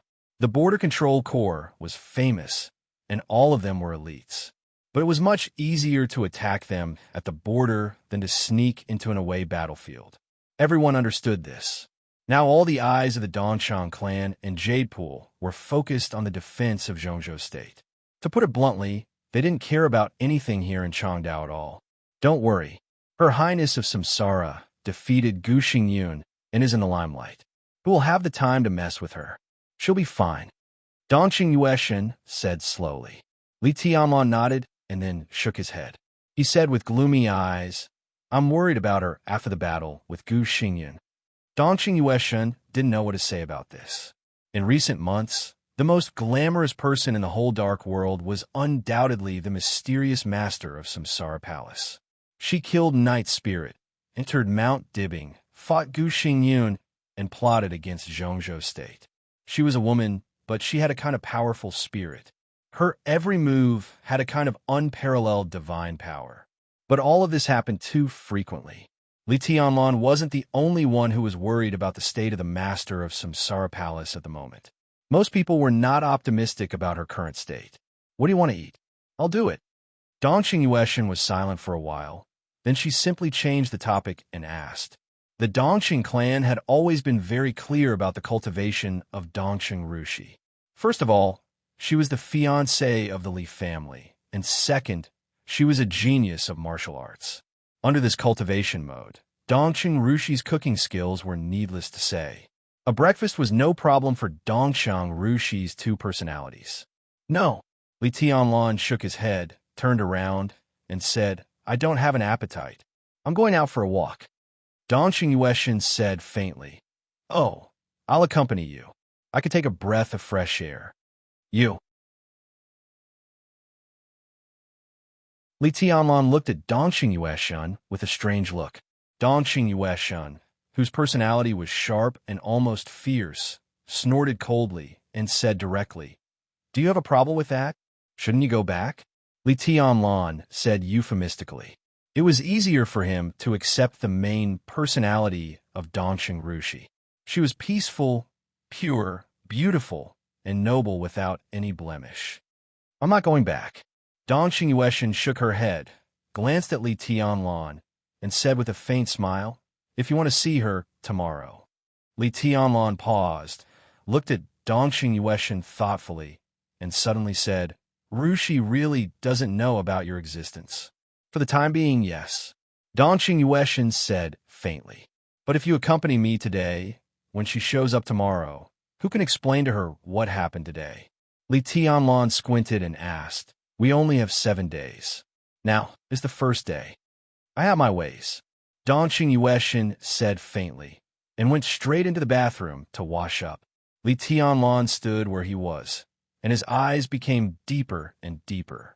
Until this moment, he vaguely realized that Dongqing Rushi did have a split personality, but the Dongqing Yueshan in front of him was no longer the subpersonality of Dongqing Rushi. She had a dual personality, 2 completely independent consciousnesses. In this sense, when Dongqing Yueshan appeared, she was Dongqing Yueshan, and Dongqing Rushi was already in a deep sleep. Even if Li Tianlan was not an expert in this field, he knew how rare it was to have 2 almost independent consciousnesses in one body. But before he decided whether to study it or not, there was a knock on the door. Li Baiqian's voice came from outside the door. Tianlan, are you up? Li Tianlan was stunned. He answered and walked over to open the door. Although the people of East Emperor Palace had lived in the same villa for many days, they didn't have much time to see each other. Under the pressure of the general trend, everyone was trying their best to improve their strength. Even if they met each other after meditation, they would be busy with their own things after a few words. Li Tianlan couldn't remember how long he hadn't seen Li Baiqian. At this time, when he heard his voice, he had a strange feeling. Li Baiqian, who was dressed in a neat suit, was standing in front of the door and tidying up his clothes. Seeing Li Tianlan come out, he casually said hello. Morning. Morning. Li Tianlan nodded. Looking at Li Baiqian, who was dressed so formally, he smiled unexpectedly and said, Dress like this? Are you going on a date? It's stupid to dress like this for a date. Damn it, this shit is suffocating me. Li Baiqian pulled the tie on his collar and said with a wry smile, There's a meeting today. I'm here to say hello to you. All the superpowers are going to attend. You should also get ready. I guess someone will come and pick you up soon. He paused, shook his head, and said with a slightly complicated tone, I really want to go with you. Now, hey, it's okay. Li Tianlan shook his head with a smile and said, There will always be a chance in the future. Although Li Baiqian didn't say it explicitly, Li Tianlan knew what the so-called meeting was. The final battle was about to break out. Zhongzhou State really needed a meeting with enough weight to coordinate all aspects. Now there were nearly 2,000 elites of Zhongzhou State in Changdao, but only a few were qualified to attend this meeting. Those who could step into the meeting were all powerful, influential figures. Li Tianlan's East Emperor Palace had just been established. As a department-level agency, its starting point was definitely not low. But such an agency was a piece of cake in the eyes of the big shots. Institutions of this level, to put it bluntly, were no different from cannon fodder in the Battle of Changdao.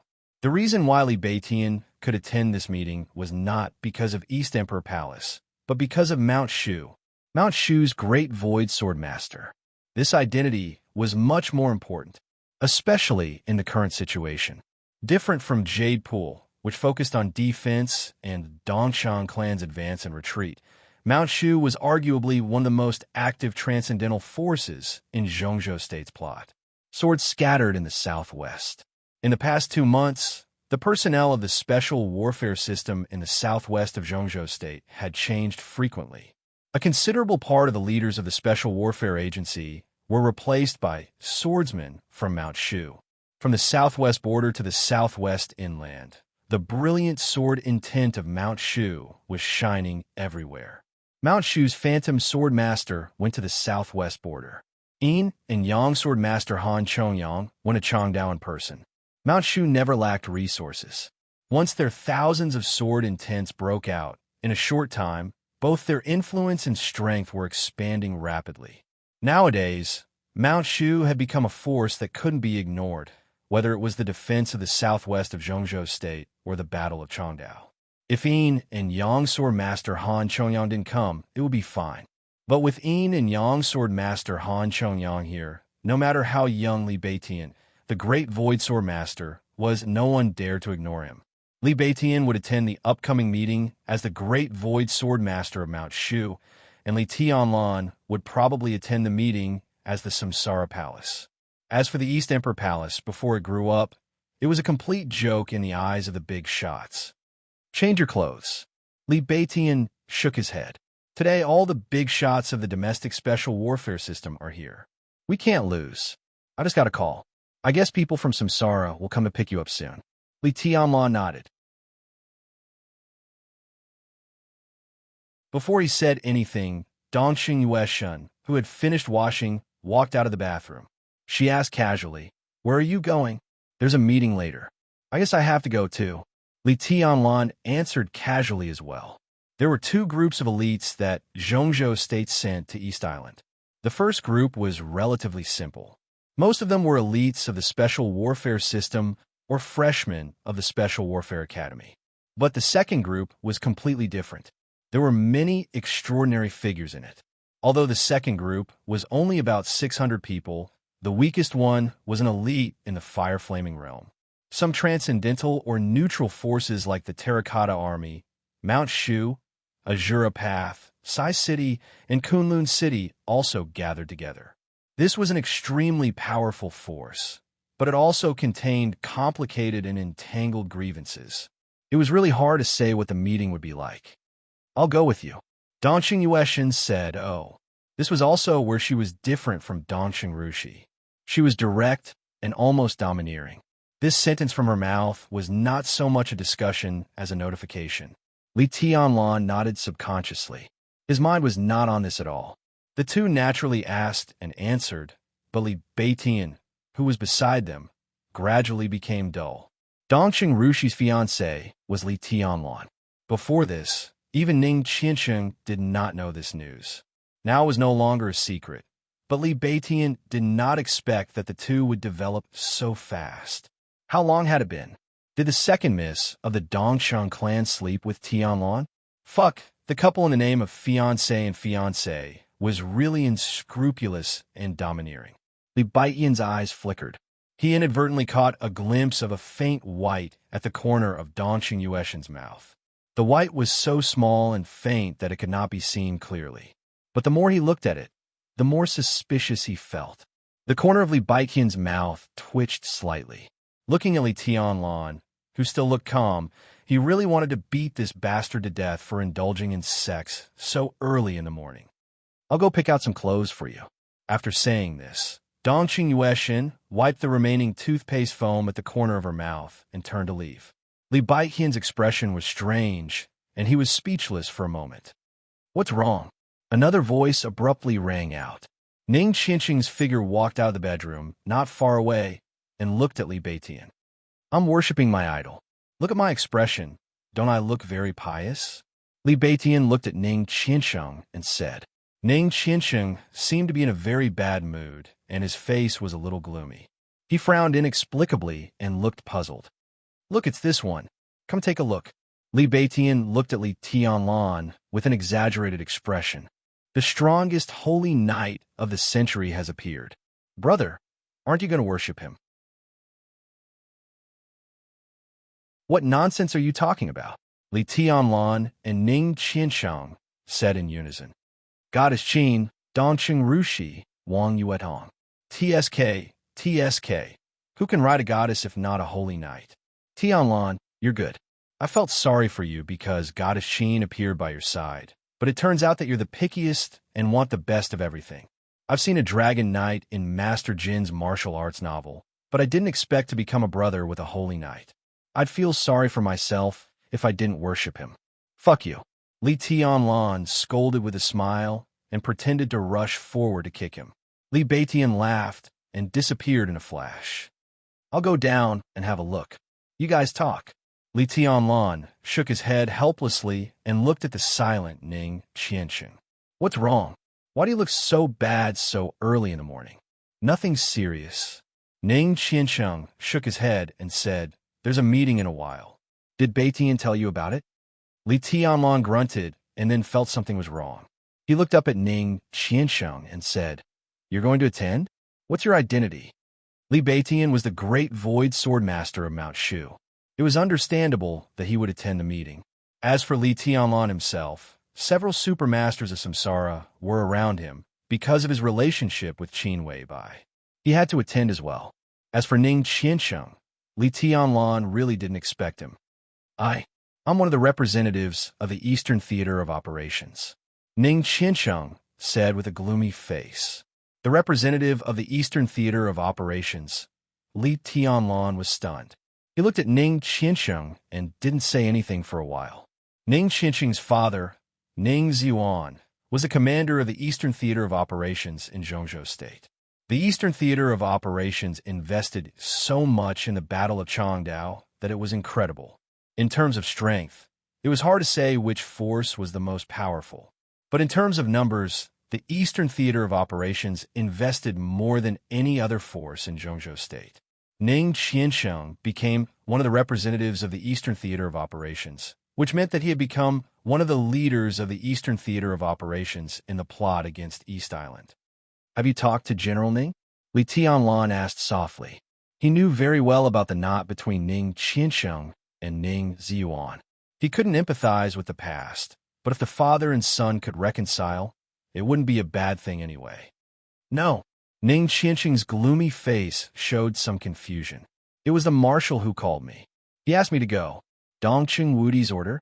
Li Tianlan's heart skipped a beat, and his eyes suddenly became deep. The commander of the Border Praetorian Corps was intentionally or unintentionally interfering in the affairs of the Eastern Theater of Operations. What did this mean? Zhongzhou State, East Island, inside and out. It seemed that everything was getting more and more complicated. I got it. Li Tianlan was silent for a long time before he nodded and said, Let's go downstairs and talk. Ning Qiansheng agreed. The two of them went downstairs side by side. For a while, no one spoke. Marshal Dongsheng, do you have a good relationship with General Ning? Li Tianlan suddenly asked. How good can it be? Just a nodding acquaintance. At least as far as I know, the two of them didn't have any contact before. At most, they just greeted each other at a meeting. Ning Qiansheng shook his head gently. That's what I'm most surprised about. The Eastern Theater of Operations sent 2 batches to Changdao, and more than 80% of them were my father's henchmen.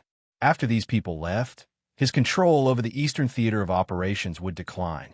It's impossible that he didn't know that the marshal asked me to be the representative of the Eastern Theater of Operations. Now, the result is he didn't continue but started to think. Li Tianlan didn't say anything either. The current situation was really complicated.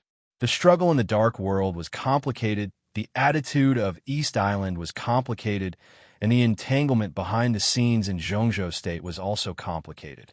Li Tianlan had seen some things clearly now. But the more he saw, the more he realized that he couldn't see. When the wind and rain stopped and the sun rose. In front of Li Tianlan's eyes, there was still a mist.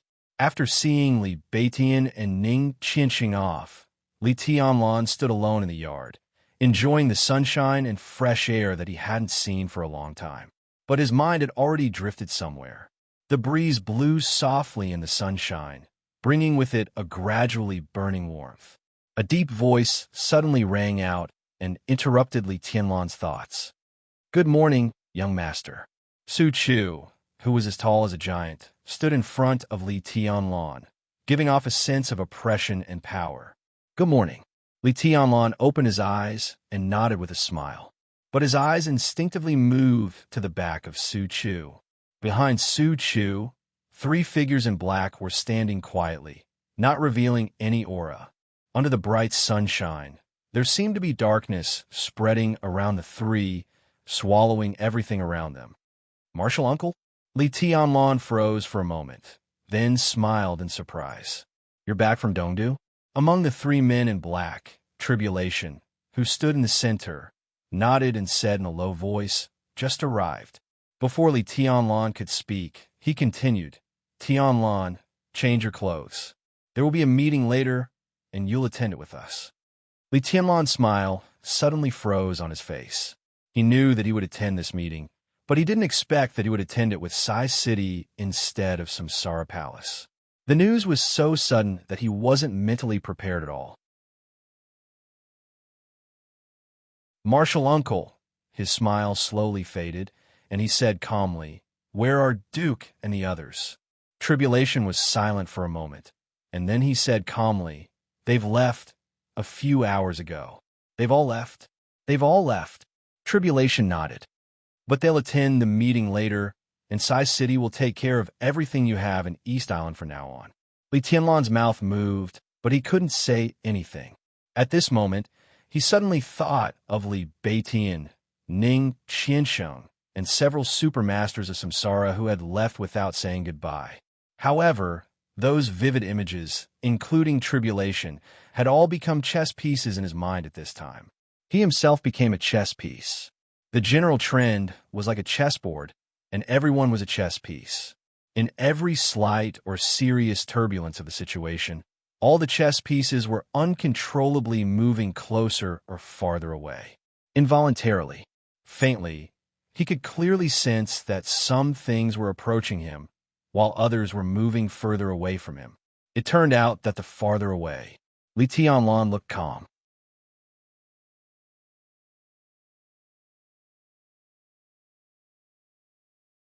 Chapter 198. Everything seemed to be unstoppable. This was Li Tianlan's sudden thought. The wind and rain in the dark world seemed to be changing all the time. Being in the rainstorm, Li Tianlan had a feeling that if Zhongzhou State's plot against East Island at the beginning was just a pure accident, then the layout after the accident was full of artificial traces. At this point, Li Tianlan wasn't sure if the situation was out of Zhongzhou State's control. But in the general trend, he could already see a looming black hand pushing everything forward. The departure of Samsara. All the superpowers entered Changdao. Even the activity of Mount Shu and the Eastern Theater of Operations. And the current currency war. Every step seemed to be under the control of the Black Hand, and it never deviated from the original track. And as time went by, all the current events seemed to be slowly coming to an end. 7 days. When the time passed, what would happen to Zhongzhou State, East Island, and the superpowers in the Dark World? Li Tianlan thought silently. At this moment, he felt very complicated inside. This kind of view of the general trend from a very high place with very low strength was broad enough, but it didn't feel good. He could clearly feel that something was slowly changing, but he couldn't do anything about it, so he was unwilling to accept it. He stood very high, but not the highest because there was still wind and rain above his head, so he was depressed. "If I am invincible," Li Tianlan laughed at himself, looked at Tribulation in front of him, and nodded. "I see." At this moment, his expression was calm and tough, as if he could suppress everything. But how horrible it would be when all the suppression broke out. He took a deep breath, hid all his emotions, and suddenly said, "Who are these two?" The two men in black who came with Tribulation were a man and a woman. The woman looked younger, at most 30 years old, with a plump figure and delicate skin. She wore loose black clothes and wore no makeup. She looked a little mysterious and enchanting, like a black rose. At first glance, she looked weird, but at a closer look, she had a kind of charm. The man next to the woman had a beard and a weathered face. He was tall and thin, and his ordinary appearance looked extremely gentle. When they didn't speak, they stood beside Tribulation like two shadows, dark and ethereal, without any sense of existence. But Li Tianlan clearly felt danger from them. That faint, almost non-existent feeling made him instinctively vigilant, and even his body seemed to be subconsciously in a defensive state. Assassin. This was Li Tianlan's first impression. An assassin who did not reveal his aura or even carry killing intent was undoubtedly a top-notch assassin. "I'm Yimu." Before Tribulation could introduce her, the woman standing on his left had already bowed slightly. She was obviously in a low position, but she did it with elegance and arrogance. Her voice was clear and extremely cold, yet it carried a trace of tenderness that made one's heart tremble. "I'm Sunset Shadow." The middle-aged man on the right side of Tribulation laughed freely and heroically, with a kind of unique coldness and boldness after being attacked by wind and snow. His voice was not very loud, but it was extremely clear and sounded penetrating. In Li Qianlong's slightly narrowed eyes, Yumu and Sunset Shadow bowed at the same time and said calmly, "Greetings, young master." "Young master." Su Chu's face suddenly changed. Dongcheng Yueshen, who had just stepped into the villa and saw this scene, was also shocked. Only Li Tianlong, the person involved, remained calm. He suppressed all his inner emotions at the bottom of his heart and always maintained extreme calmness and restraint. "Young master," he muttered to himself, then nodded and repeated, "Well, young master, from today on, you are the young governor of Sai City. From now on, there will always be a place for you on Mount Taibai." Tribulation looked at Li Tianlong, who was as calm as the deep sea in front of him, and said with unquestionable determination, "No matter what." Li Tianlong looked up at Tribulation. Tribulation was dressed in black, and the silver mask hid all his expressions, but his eyes were shining with cold and blazing light. No matter what. The meaning of these four words seemed to be more meaningful than the identity of the young governor of Sai City. And it was much more meaningful. From Qin Weibai's man to the young governor of Sai City.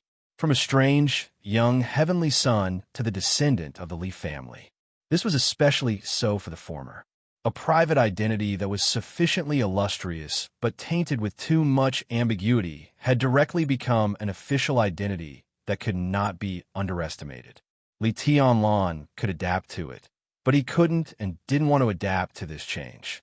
There was still a mist in front of him, but some clear outlines had begun to appear in the mist. "Why?"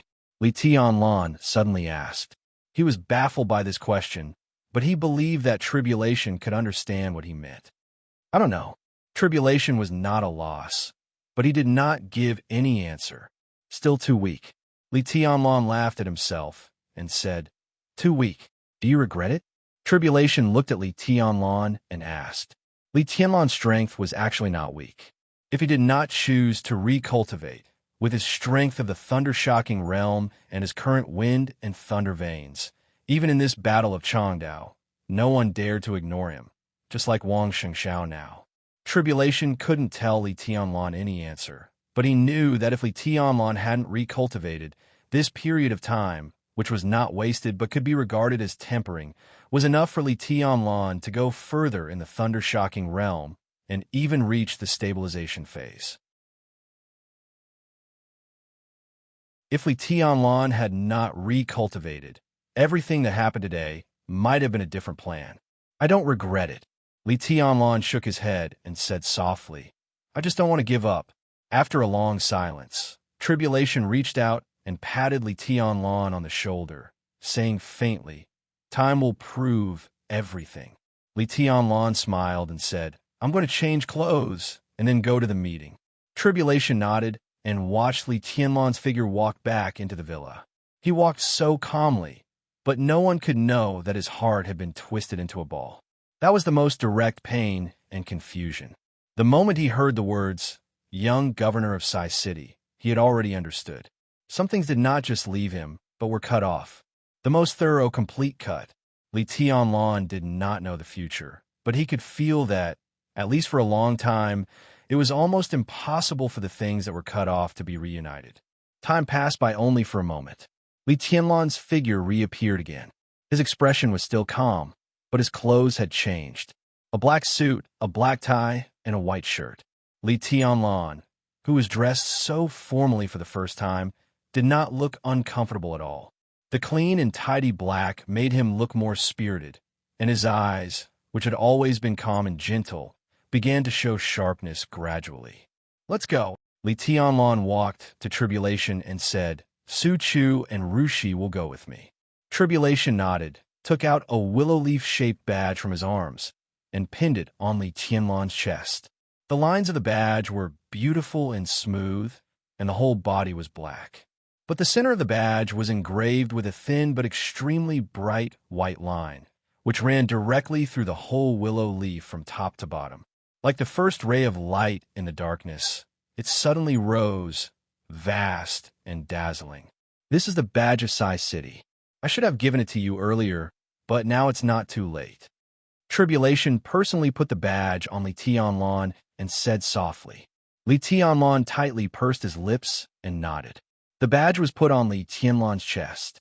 This willow leaf seemed to be extraordinarily heavy, and a powerful force hit his heart. The sound of being cut seemed to ring in his ears again, and it was irresistible. Li Tianlan instinctively gritted his teeth and straightened his body. At this moment, everyone could clearly feel Li Tianlan's almost cold calmness. It seemed that he was suppressing something and also seemed to be enduring something.